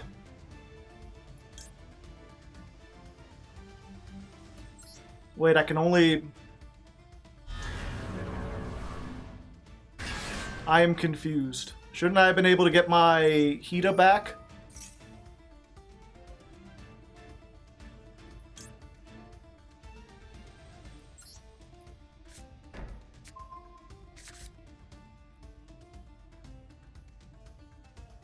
Summons in defense. Fuck. If I had known that, I would have summoned this first! Yeah, I've done goofed.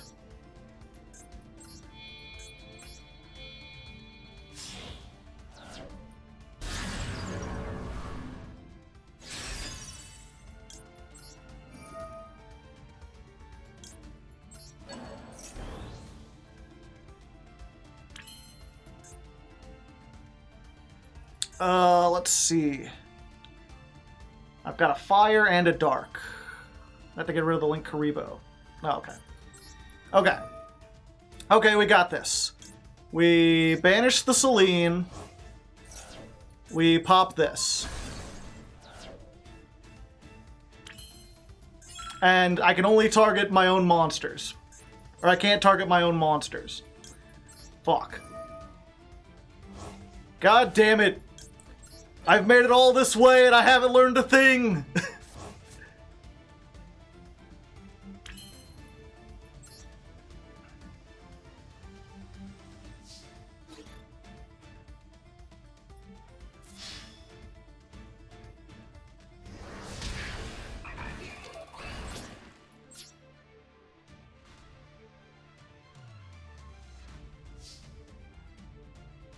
Alright. We gotta hope this is enough. Why did I put this in the back row? Because I thought I was winning. I should have put the other thing in the back row.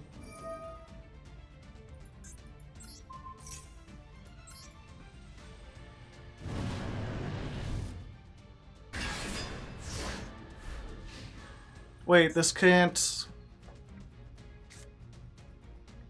Cards you control and Melfi... Yeah, I thought they could make something and bounce my guy. I was preparing so hard.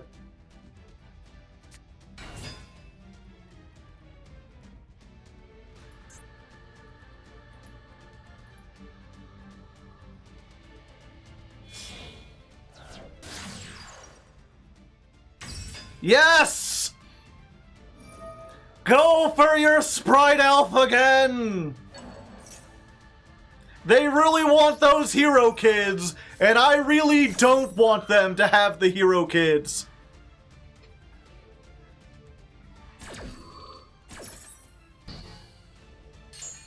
They've been schmeckeldorfed two turns in a row now. That's... I'm so glad I traded out the Veilers for the Bells! Yeah! Oh! If that ain't just like the epitome of me playing Snake Eyes, I stumble through everything, I mess up all my combos, but I got the good hand trap, so I won. Holy shit. I stumble my way into Master 1 like a drunken idiot, get my things, and there we go. I have reached the highest rank. And it's definitely been weird, you know. I went in, I was so cocky yesterday. I was like, "Oh, we'll get to Master 1 easy." And then today I was like, "We'll probably still have some time." But I think we got to Master 1 faster with the Scareclaw deck. Granted, those duels are really fast. These duels could be kind of long, but not as long as Tier Limit. Tier Limit was really... I'll have to check how many duels I ended up playing with that, because I played for a lot longer, and I remember those duels, like, a lot of them were like 30 minutes. But, yeah, we made it. We made it. We're good.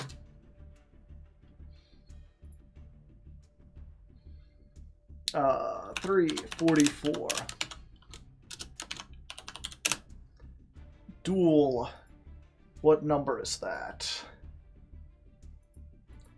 85 plus 42.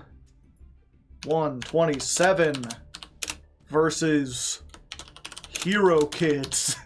Hero Kid Turbo. As always, you'll have to try and cut around all my indecision and long thinking. But it's the final duel.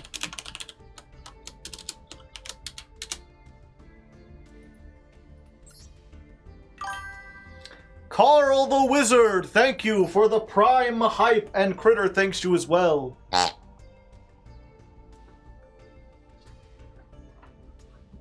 There we go. Oh, this thing's kind of heavy, I tell you what.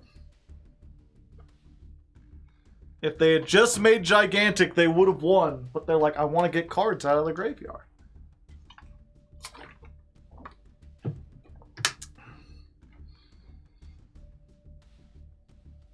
Shifter, have mercy, yeah.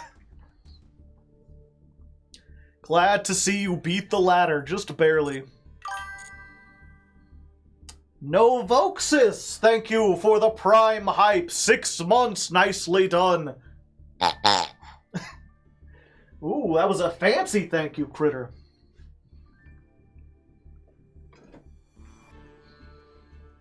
Tier 0 was easier to anti-meta. I feel like it's a lot of the same stuff. It's like Shifter and Necro Valley, but for whatever reason, it's been less. The Iron Kodiak. Man from the north, I assume. Critter, you want to say thank you to the Iron Kodiak?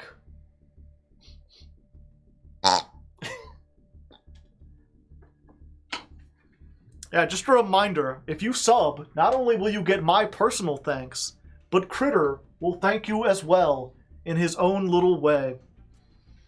Is this the second Master 1 deck? No. I made it to Master 1 with, whatchamacallit?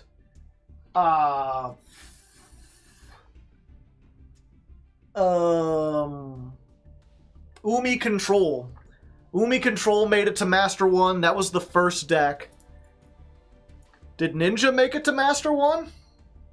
I thought Ninja only made it to, like, low. I know Generators made it to Master 1. Scareclaw made it to Master 1.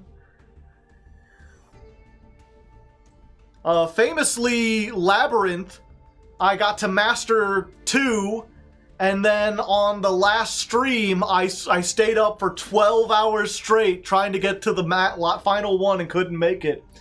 God Emperor OT, thank you for the gifted sub, and Critter thanks you as well. Yeah, Earth Machine, I think, barely made it to Master 5. I remember Scareclaw, yeah. Scareclaw was like, I really liked that episode, and I liked that deck, but for some reason, it didn't get very many views. People weren't super interested in it. I can look, ladder climb Hardleg. Yeah, alright, back it up. No, okay, now drop it down in the comments.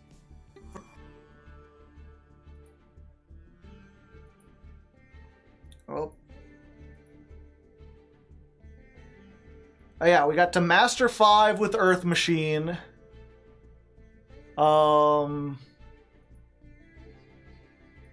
Let's see. Nouvelles got to... Watching the end. Diamond 2. Couldn't even get out of Diamond with the burger deck. Scareclaw we got to the top. Ninjas we got to Master 4. Valence we got to... Let's see. Master 4 with Valence. People said we got to I feel like we got to Master 1 with Generator. Yeah, we got to Master 1. Springans.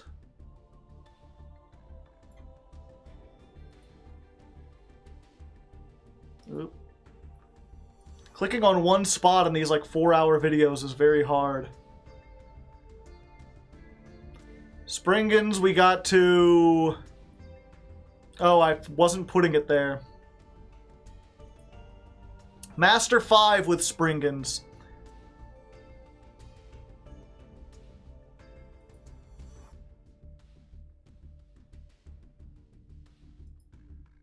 Goaty got to Diamond 2. Tearlament, I feel like we only got to, like, Master...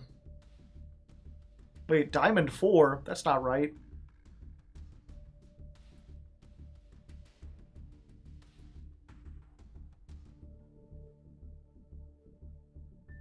Huh. Master rank was out there, right?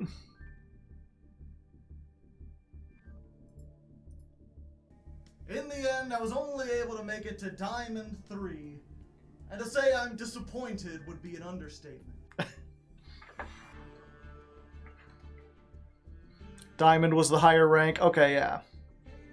So as far as decks that reach Master 1, it's just Generator, Scareclaw, and this one. How about some cope with a Tistina ladder climb? I wish. I would have been interested to do Tistina. Tistina was something I thought would be really fun to do. It seems like an interesting deck, even if it is bad. Like, it's bad. The mechanics don't work very well, but I know what it's trying to do.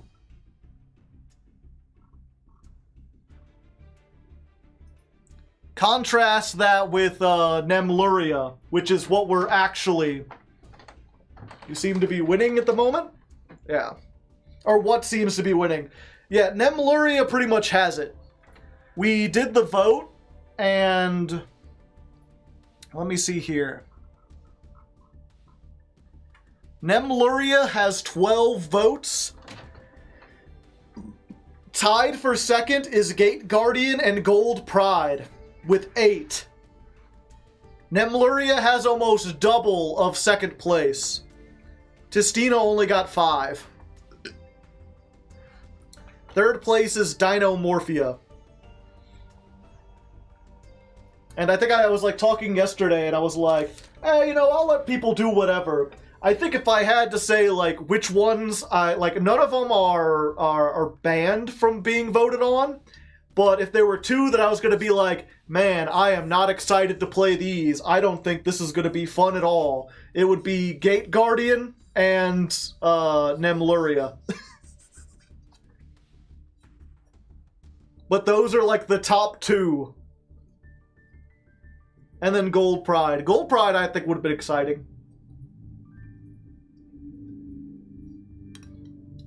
Yeah, Nemluria is essentially just Gren Maju with some extra stuff thrown in that makes it a little worse. I am so sorry I suggested it.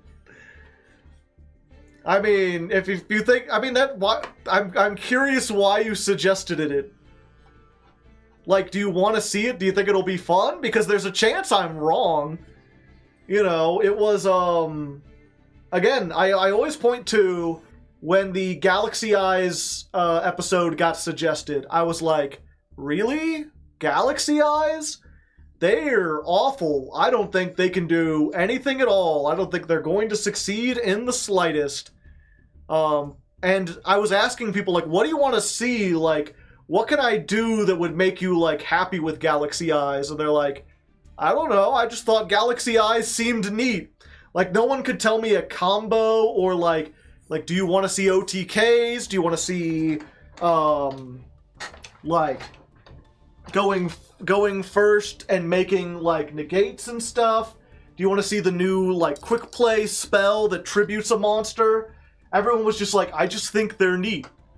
And the whole month I was salty about it. And then that episode came out, and it was like the second biggest ladder climb of all time. It's like in my top 10 videos. It's huge. People loved that. Didn't matter that I didn't have fun.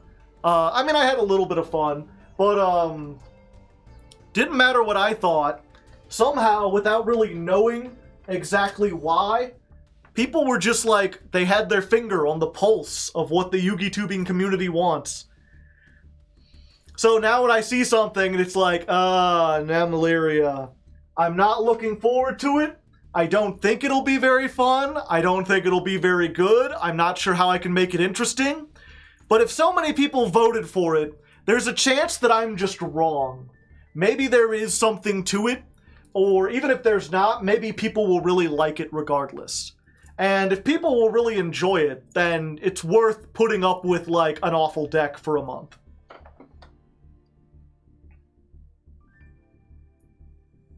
You lost to Digital Bugs in the Galaxy Eyes episode.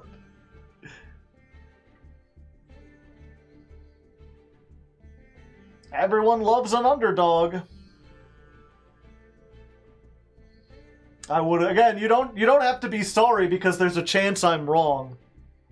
Like, if it ends up, like, if I put out the Nemluria deck, and that's the video that gets me, like, 1 million views, and, like, you know, you see Moist Critical or whatever, like, oh, people told me to check out this Hardleg guy, and he sits there and watches it on stream, and then I get, like, 100,000 more subs or something like that, then it's like, then it'll all have been worth it. Blue Eyes has to be played eventually. Yeah. I think we're just, at this point, we're waiting. That's the thing about Blue Eyes and Dark Magician, right? Is like, we got Jet Dragon, and people kind of wanted to play it then. And now we're like, the Jet Dragon stuff's a little old. But unlike something like Makonko, right? Like, we skipped Makonko, and now it's like the longer we get, it wasn't even suggested this month. People just don't really care. And the chances that Makonko gets cool or interesting support is low. Like, you know Blue Eyes is getting more support. They would never stop supporting Blue Eyes. It's gonna get some new shit, and when it does, eventually I will play it. I haven't played Rockets. I played it on What a Deck. Yosenju Nemlaria? Maybe.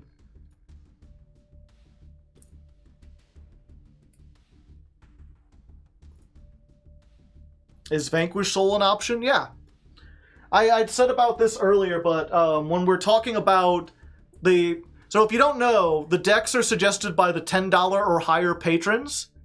So if you donate $10 on the Patreon, then you become the influencer of influencers. And you get to, every month, suggest a deck, and then we make a thread where everyone discusses it, and then we have a big vote. The $10 patrons get to decide the direction of the channel. And I have the ability to veto decks, but I've pretty much just like... My veto list is... It has to be something that came out in the last 2 years, or got support in the last year, or has some card in Master Duel that the TCG doesn't have. Like Thunder Dragon or Electromite or something like that. So if you go up and you're like, I want to see Fire Fist, I'm sorry, that gets auto-rejected. And then they're like Vylons, yeah. Vylons gets auto-rejected because it's more than 2 years old and hasn't gotten any new support. Unchained will be getting, yeah, Unchained will be getting more support. I think the only new deck that I vetoed was Suship, because Suship is just, it's awful. Nemlaria, like I said, I think Nemlaria will be bad. The only thing that's good about Nemlaria is the fact that it can play all this stuff that's kind of anti-meta, that kind of shuts down everything else. Like, you can play Shifter in Nemlaria, you can play fucking Necro Valley, you could play Macro, you could play D-Fissure. You get to play Gren Maju to Aiza, which can just, like, steal games unexpectedly. Like, you know, the Snake Eye player makes Appaloosa, and then you normal summon a 10,000 attack Gren Maju to Aiza, and you're like, good job negating my effect.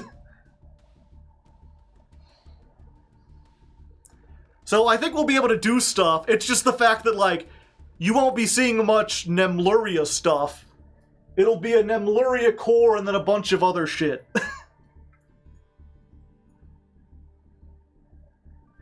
Would you allow for Time Thief? No, not at this point. I did a Time Thief episode on What a Deck that was really cool, where I combined them with the trap monsters.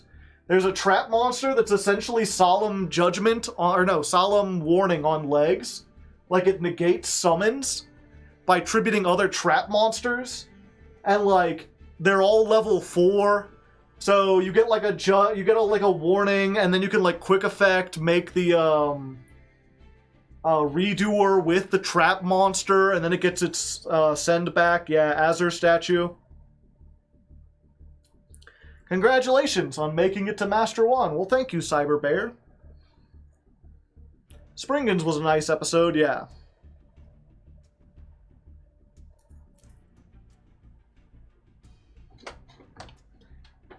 Three barrier statues with Golgonga.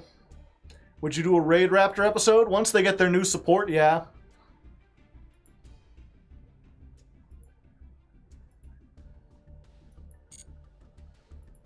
Yeah, I was looking through all the decks that we had. All the suggestions where I'm like, Tistina, that would be fun. The only problem with Tistina is that it's, famously Peeps made a big video about it. He's like the Tistina master. And he was also the Earth Machine master. So it would be weird to do like Earth Machine, something else, Tistina, and then I've done both of his decks in the span of 3 months.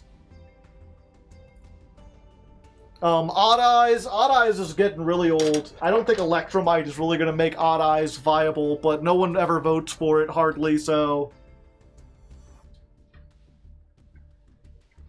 I mean, if it did win, I'd, like, try to get stuff together, but I'd be curious to see how it does. I feel like it wouldn't work. Gate Guardian, not really interested in. Gold Pride, really would have liked to play Gold Pride. Thunder Dragon seems boring, but again, it's an older deck that like someone suggested Thunder Dragon and someone suggested Orchist, which are both older decks that just have cards legal on Master Duel, and I'm not really interested in playing either of those. But I let people do them because I don't think hardly anyone else is that interested either. Like, most people lived through Thunder Dragon Orchist format. They don't want to see more of it. How about a Gravekeeper deck? I'm pretty sure that's got new support. I would do it. Gravekeeper is unfortunately one of those decks, though, that, like, if you don't go first, you just lose. Because their only thing is to set up floodgates. Yeah, Gate Guardian at least does stuff. Like, you summon the Gate Guardians, and they do things. Not that it won, but would you be happy to see Red Dragon Archfiend? Yeah. My voice is echo. Is my voice echoing? Has my voice been echoing the whole time? The entire stream? Not on my end. Oh, okay. It might just be you, Freddy.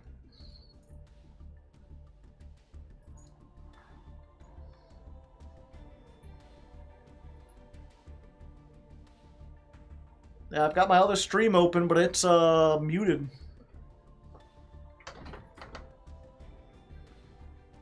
Yeah, like Dinomorphia, that would have been fun. It's a little sit on Floodgates Turbo, but that's fun to do every once in a while.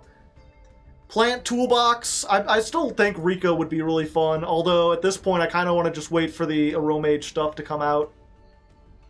Ancient Warrior, another old deck that never gets like voted for. Speedroid, could take it or leave it. Labyrinth, it would be fun to try the new stuff. TG, I'm open to trying it. I don't think it'll be that good, but I like Synchro decks. Blue Eyes would be like a fun, goofy challenge. The thing about Blue Eyes is there's so many ways to do it. There's so many things you can mix it with. And they have like fusions and synchros, and you can make rank 8s. Live Twin. I've never done it before, but it could work. Hero, another old deck I'm not super interested in. Abyss Actor. But I never played. Abyss Actor at least got support like in the last couple months. I know Abyss Actor. That's a fun OTK-like deck. Red Dragon, I'd really want to play. Amazement, I have no idea. I don't think anyone has any idea. It's like one of the most failed archetypes of all time. Earthbound, I know nothing about. I know they like fusion and synchro. Seems neat. Punk, I mean, I like Pep Turbo. And Pendulum Magician, just another old. You've done RDA? Yeah, but they got new support.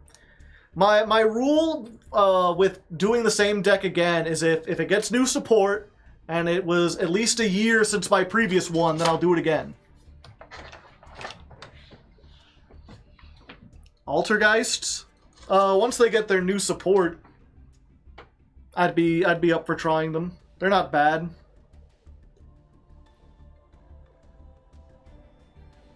The new Earthbound and new Bells, yeah. And yeah, that's everything that was on the list. And I guess people, they asked, what ones would I be most interested in? Tistina, Gold Pride, Red Dragon Archfiend. I think those are the three that I'd be like the most excited to do. Least excited, Gate Guardian, Nemlaria. Everything else is kind of meh. You gotta do Red Dragon Archfiend in the same month you did the last one. The last time I did it, it was February. And I took February off, so I couldn't. And also, it wasn't out then. RDA still needs one more card? Oh, okay.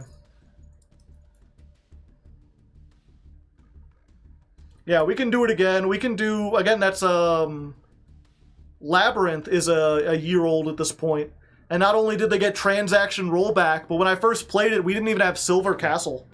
We didn't have Big Welcome. I was playing Labyrinth with like the first wave of support.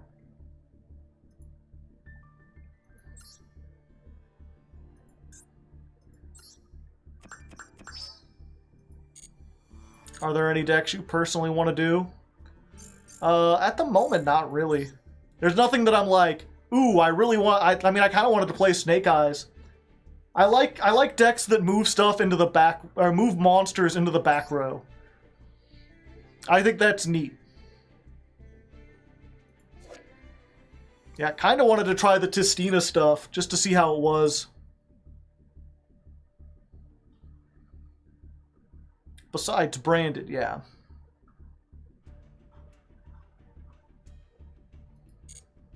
Oh, here, while we're here, chat. Centurion? I'd be up for trying it. That's another deck I don't know anything about.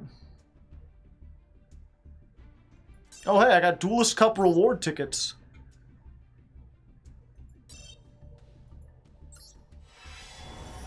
Sure, let's try these.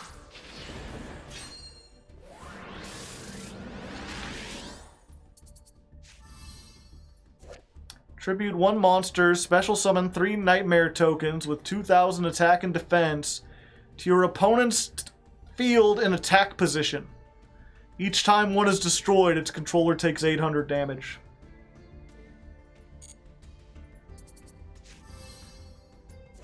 Evocateur.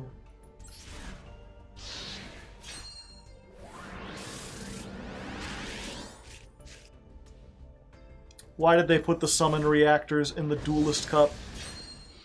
It's really weird that, like, the most meta competition gives the least meta, like, rewards.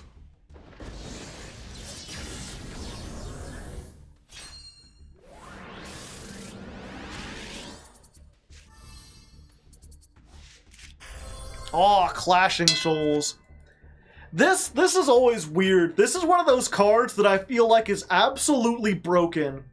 And absolutely, like, all you have to do is make your opponent's life points slightly lower, and then you can just completely decimate them. And the only reason people don't play it is out of a gentleman's agreement that it's, like, a shitty card. Not even shitty like bad, like shitty in that it creates like really boring games.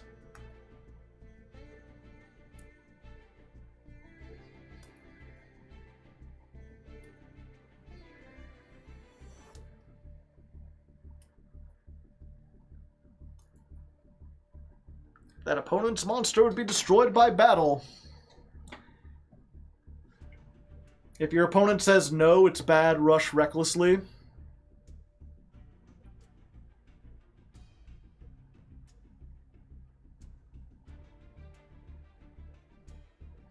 If any player would be destroyed by battle, send all cards that player controls to the graveyard instead. Yeah, so there's basically like attack, and then you activate this, and you pay multiples of 500 life points to boost your guy by 500. Your opponent can choose to pay as well to boost their monster, and you go back and forth until neither player wants to boost anymore. And then the player that wins sends the opponent's entire field to the graveyard. Hell, I might play this in Nemluria just for fun, if I have it. But yeah, it's one of those things where it's like, yeah, so if you have more life points than your opponent, you just get to send their entire board to the graveyard during the battle phase, and there's nothing they could do about it.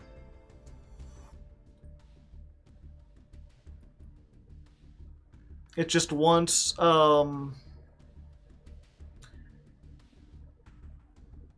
controller of the battling monster with lower attack can pay 500 for that monster to gain 500 during damage calculation. Keep repeating this effect. No. Until the player chooses not. It's not like go back and forth. It's you can pay... The controller of the battling monster with lower attack can pay 500 for the monster to gain 500. Then keep repeating this effect. So if you have 0 attack and they have 1,000, you can pay 500, you're lower, pay 500, you're lower.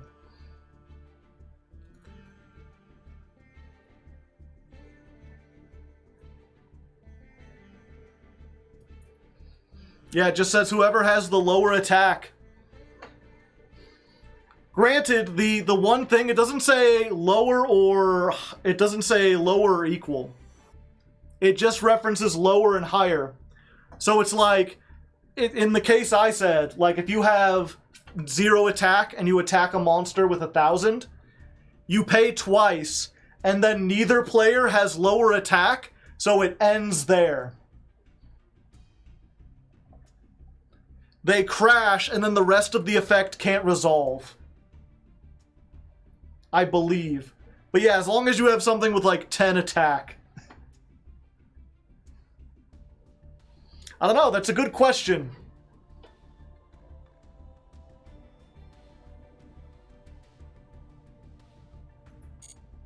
Just Dinomorphia hate, yeah.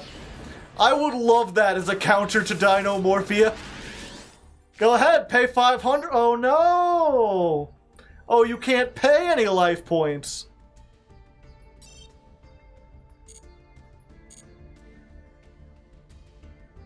They would both be destroyed and they would both send. Ah.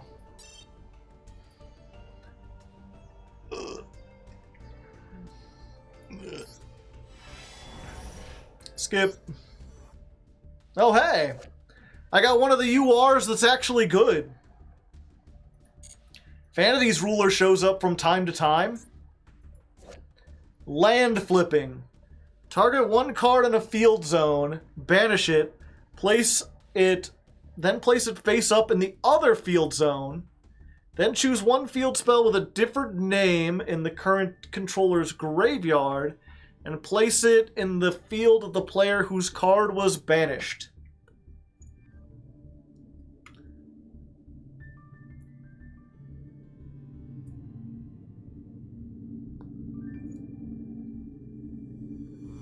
So... okay, so you don't need to have to do the other part. It's land flipping, literally, yeah. It's basically just... if your opponent has a field spell, steal it. If you have a field spell, you can give it to your opponent. And then whoever was stolen, if they have another field spell with a different name in their graveyard, you can put it back up. I'm sure there's some weird way you can abuse this with, like, a deck that has a couple different field spells, and you activate one, and then you activate another one, and then one has, like, a negative effect, and, like you can give your opponent something like, Black Garden, and then activate a different field spell from your graveyard. Dream Mirror, yeah, maybe. Pig Iron versus Pen Peg. Target one monster on the field. If that monster's attack, defense, or level is higher than its original value, it becomes its original value. Then pay life points in multiples of 100, between 1 and 10, or 1 and 1,000, during your main phase. If both players have the same life points, and this card is in your graveyard, you could set this card.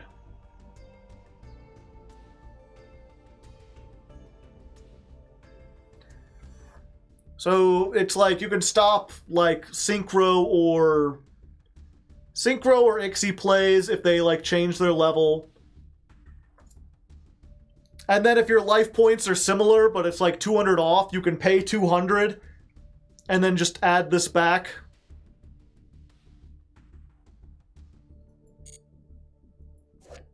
Tattooey Dragon. 2+ monsters summoned out of the extra deck. Use a fusion, your opponent can't activate monster effects during the battle phase. Synchro can't activate spell traps. Ixie, your opponent can't activate cards in the graveyard. Crocodragon. I mean, I already have one of those, but now I have another one. Burner. You know, if I'm already playing, like, Gren Maju de Iser in the Nemluria deck, maybe I play this in there as well. Special summon. By tributing all monsters you control, its attack becomes the combined attack and it does piercing. Ooh, a second exchange. Good to have that. Imperial Custom. I'm surprised they coded this in. This is one of those funny cards.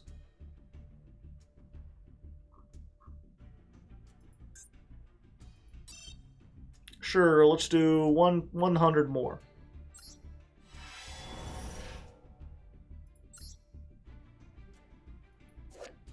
Black Skull Dragon.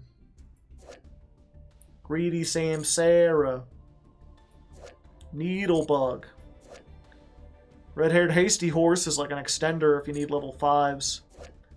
Emperor Maju Garzit. Must be special summoned by tributing 3 monsters. Its attack becomes the combined. Your opponent can't activate cards or effects during the battle phase.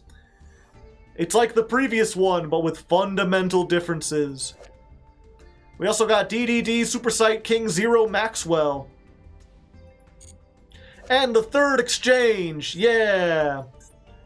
Third Field Barrier, that shows up in Degenerate decks. So does Demise of the Land. Add 1 card from your hand to your opponent's hand. Laundry Trap.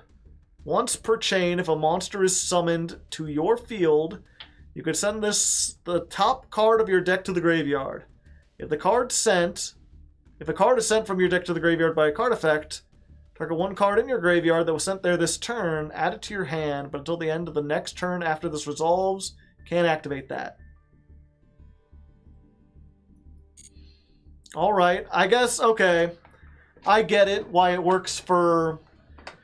You mill cards and then you add it. You can't use them for effects, but you can use them as, like, fusion material. Arms Regeneration! Target 1 monster, it gains 800. Target 1 equip spell, set it to your field or equip it. I feel like we already have this exact card, just without the 800 attack.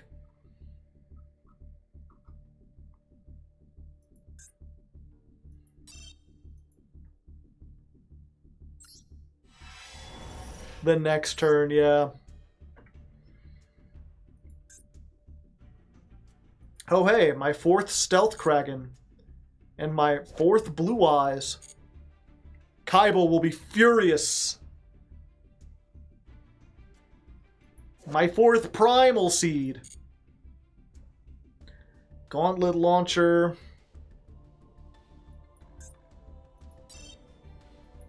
Oh boy, free dust. Oh wait, yeah. Behemoth, the king of 100 battles. Oh wait, this is a level 10 beast. I can use this in the Naria deck. This card is unaffected by the activated effects of special summoned monsters if it was normal summoned or set. If this card is normal or special summoned, target 1 beast, beast warrior, wing beast in the graveyard, add it to your hand, and if you do, this card loses 700 attack. But during the end phase, you can make it gain 700 attack. And a Goyo Guardian. I didn't have a Goyo Guardian? Huh. Oh, and go, DDD Divine King Zero Reggie. Cards of the Soul. Dimension the Dice. Okay, I'm done with this. Although I did get some Karibos. Oh, is that helping Robo for combat? You got Frying Pan for hand.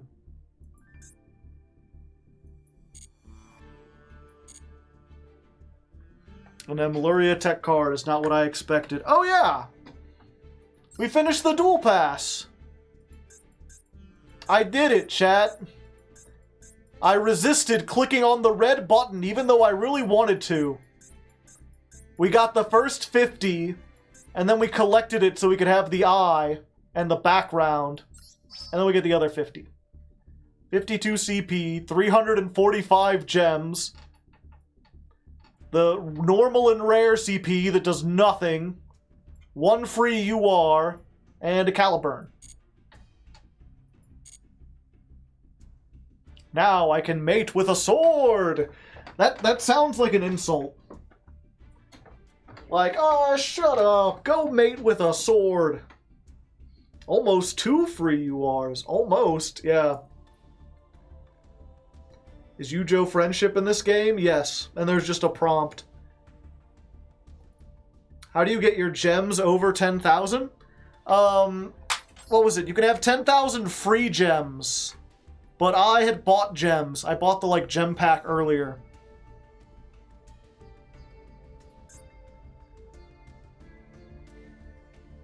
So I've got 2,800 paid gems, and then 7,900 free gems.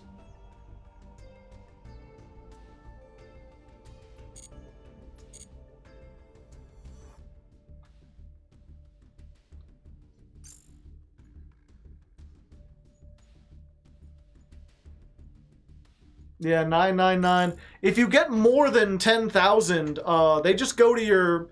They go to your gift box, don't they? And then you have like 30 days to claim them before they delete? Or do you just not get any gems once you got max?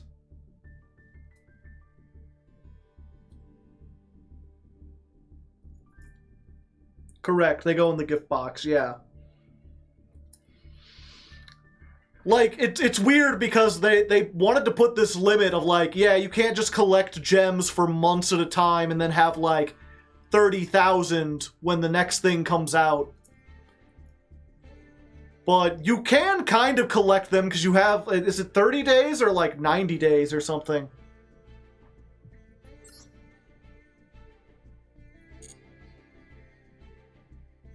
I forget. Only 30? Okay.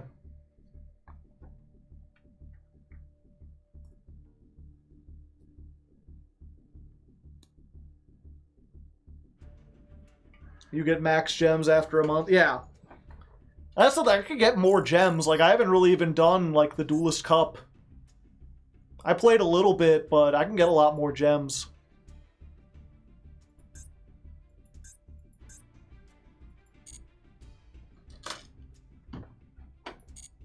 Yeah, if you play, like, all the events in the Duelist Cup and stuff, you know, and you get your daily rewards, it's not hard to play this free-to-play.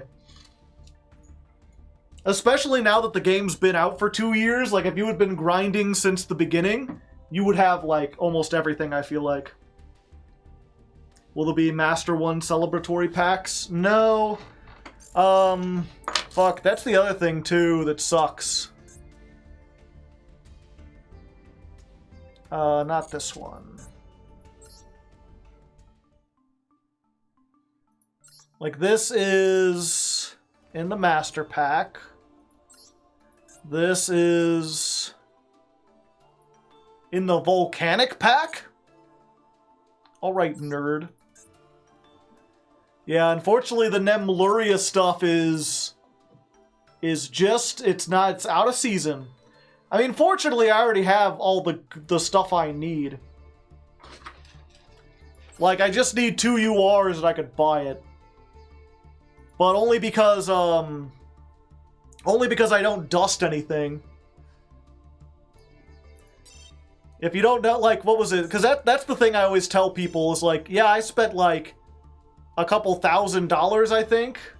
I know it was not a couple thousand. It was only 900. I mean, 900's still a lot, but it's not as much as a couple thousand. Let's go ahead. SR you are. Yeah, I spent under 1,000. But I spent like $900 on Master Duel last year to buy all my decks, and people are like, wow, it's expensive to play a new deck every month. And my answer is like, yes, but only if like only if you do what I do and don't break down a lot of your URs and SRs. I mean, to be fair, I should real quick, let's go ahead, dismantle selected cards. A lot of those couldn't be dismantled. Oh, I have 4 of these? Yeah, I'll get rid of that. But a lot of these are, like, because I'm not in control of what deck I play, because it gets voted on, I have no idea what I'll play in the future. And so as a result, I hold on to like 3 Witchcraft or Ururu, where I feel like most people are a little bit more selective. They'll probably be aware, like, I have no interest in Witchcrafter, and therefore I'll break down the Witchcrafter stuff. So it's like, yeah, it costs 900, if you don't break down your super anti-war war machine Mecha Thunder Kings, which is like an awful card that's never going to see play. And if I needed SR, I probably would break this down. But like I have like the Ice Jades. I've kept the BES in case I need like rank 8s with Earth Machines. I've got the fucking some Morg stuff. Not to mention that, like, if you get done with a deck and you don't want to play it anymore, you could break that stuff down. Like, I've got Fall Trolls, I've got Agents, Thunder Dragons. Might need those for Synchro decks, Union decks. I still have the fucking Cosmo stuff. Ocean Dragon Lord, even though I'm never going to play it. Gotta keep my Misk and my Alistair. This is just for jank decks.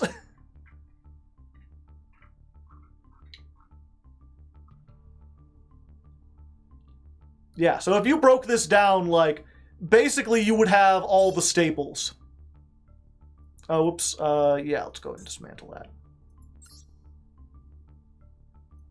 Instead of all those, you would just have, like, Ash, Ghost Bell, whatever.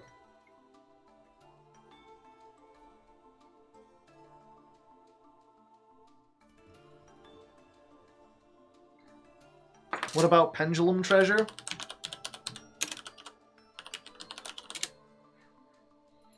Yeah, I got 3 of them.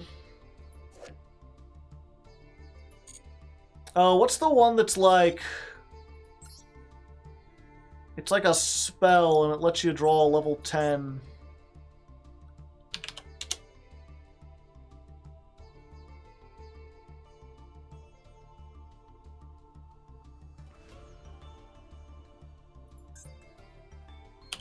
Tokus... No.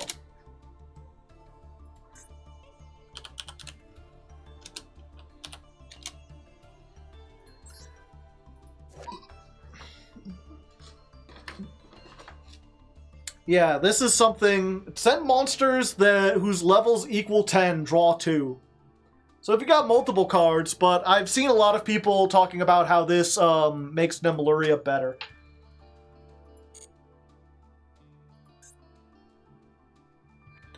And it's in here. So I might open these just to get like transaction rollback, because I imagine that'll be good later on. Maybe some of the Red Dragon Archfiend stuff.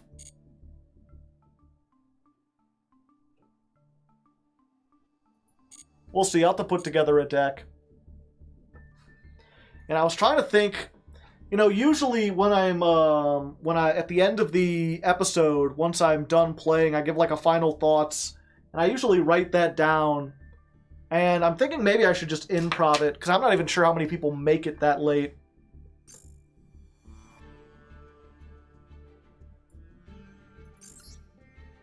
That would save some time. I just wouldn't have as much editing stuff.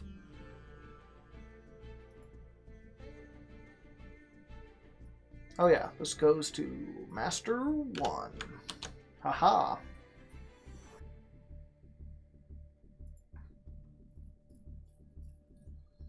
Does Testina have 3 URs? Yes. Every new deck has like 3 URs. That seems to just be how they design it. Hell, every old deck has like a UR.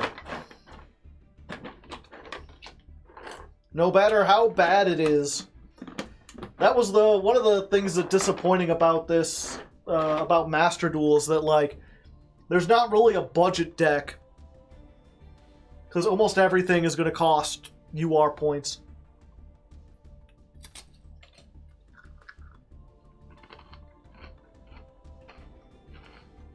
Yeah, Dust-Ons have a UR.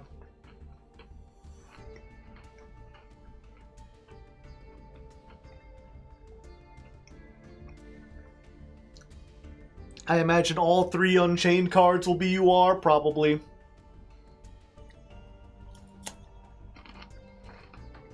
Yeah, Water Dragon Cluster is a UR.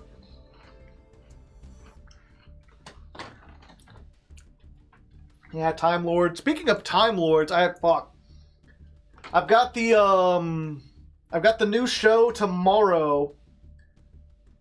The Deck Devastation Challenge. That's coming out on YouTube. You can watch it right now on Patreon if you're a $5 patron. But it'll be out on YouTube tomorrow. I'll be doing the stream for that. I've been trying to think. I need to like plan what kind of deck I'm going to make.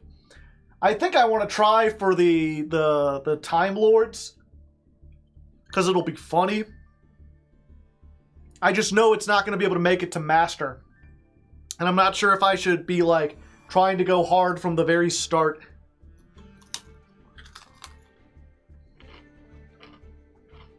Is Time Lords cheating? I don't think so.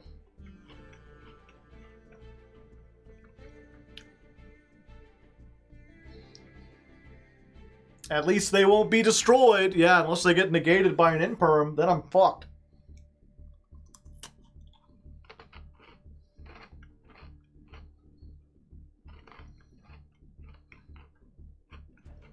Play Magispectors? No.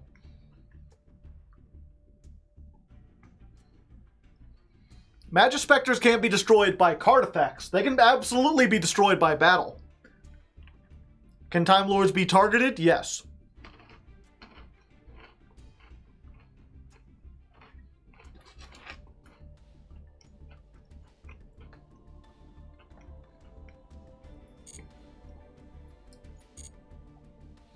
Like,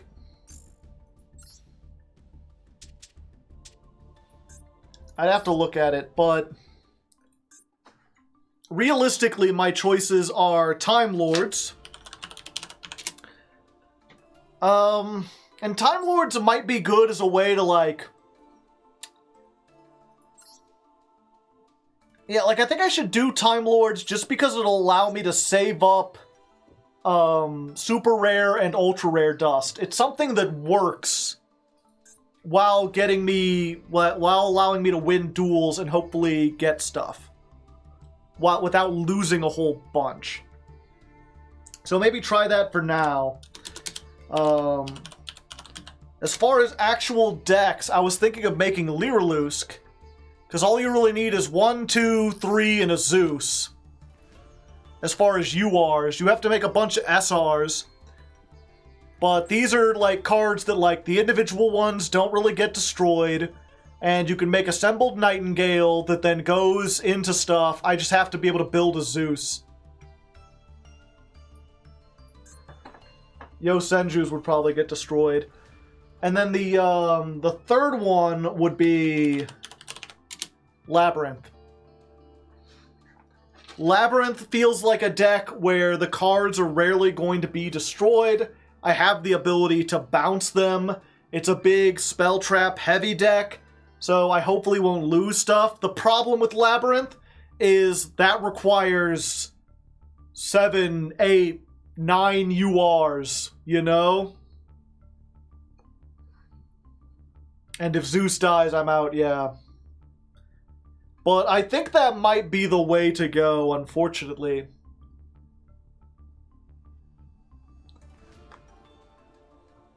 Do Labyrinths have a pack? Yeah, they do. The thing about Labyrinth, right, is that... Actually, yeah, now that I think about it, maybe I should skip the Time Lords and just start building Labyrinth. The thing about Labyrinth is that I can start collecting really good traps now, and just try to get something like Labyrinth Archfiend that's really good with, like, generic traps. And then, like, I can use those traps as I'm leveling up, and just basically use the traps to protect the castle with a whole bunch of, like, normal monsters and shit. And then slowly just add to the core of Labyrinth cards as I go up. What are the choices for ladder climb? Next ladder climb is Nemluria. There's a bunch of choices, but Nemluria pretty much has it won. Unless, like, 7 more people want to join the Patreon at the $10 level, and then vote for something other than Nemluria, again, it's you don't have to apologize. Wait to apologize. See how the month goes and see how the episode comes out. And if it's miserable and it does awful and people don't like it and it doesn't get any views, then you can apologize. What were the options? Okay, I'll read them off one more time. Tistina, Odd Eyes, Gate Guardian, Gold Pride, Thunder Dragon, Dinomorphia, Plant Toolbox, Ancient Warrior, Speedroid, Labyrinth, TG, Blue Eyes, Live Twin, Hero, Abyss Actor, Red Dragon Archfiend, Amazement, Nemluria, Earthbound, Orchist, Punk, and Pendulum Magician. I became a $10 patron but couldn't find a link for the Discord. Send me a message on Patreon. It's got to be like a direct, what was it? They just changed this too, and it kind of makes me angry. Patreon it's like such a simple service, and they keep trying to add stuff to it, and it's like, why? But yeah, there's on the sidebar, there's like a community tab, and then you can send direct messages. Oh, you sent me a direct message 2 days ago, and I didn't... Why didn't it send me a message? March 19th. I am sorry about that. I will get that written up now. You know, they what was it? They added a thing. They're like, hey, now we're going to have direct chats, like real-time chatting on Patreon, instead of just sending, like, messages back and forth. And I'm like, okay, I guess that's a good idea. But the thing is, they rolled it out only on mobile platforms. So I have a thing telling me that, like, messages are here and you're getting messages, but I can't check them on my computer. I can only check them on my phone. And I'm like, I have like serious tax information and stuff on my Patreon. It's like a work thing. I don't really want to install that on my phone. Thank you, / for the gifted sub.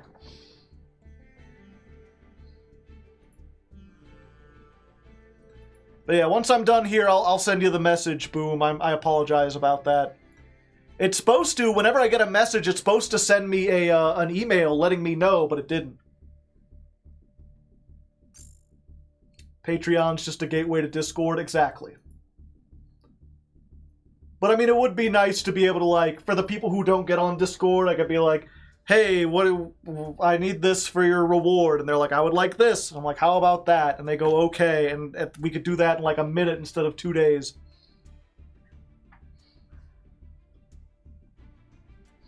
How good is Nemluria? It's not.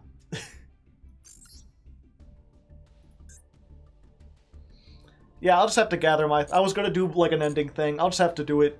I'll have to script it out like normal.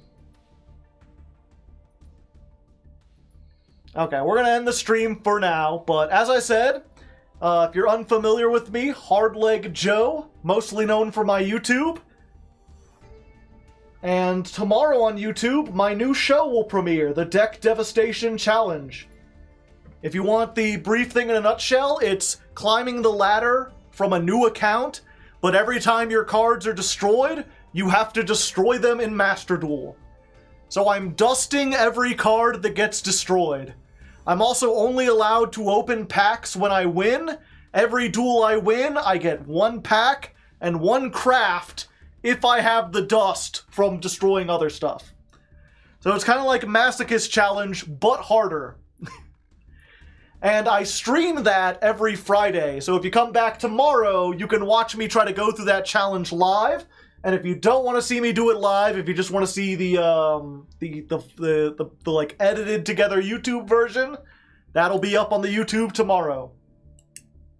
Masochist 2, yeah, a lot of people saying that it's closer to a Nuzlocke than all the other Yu-Gi-Oh! Nuzlocks.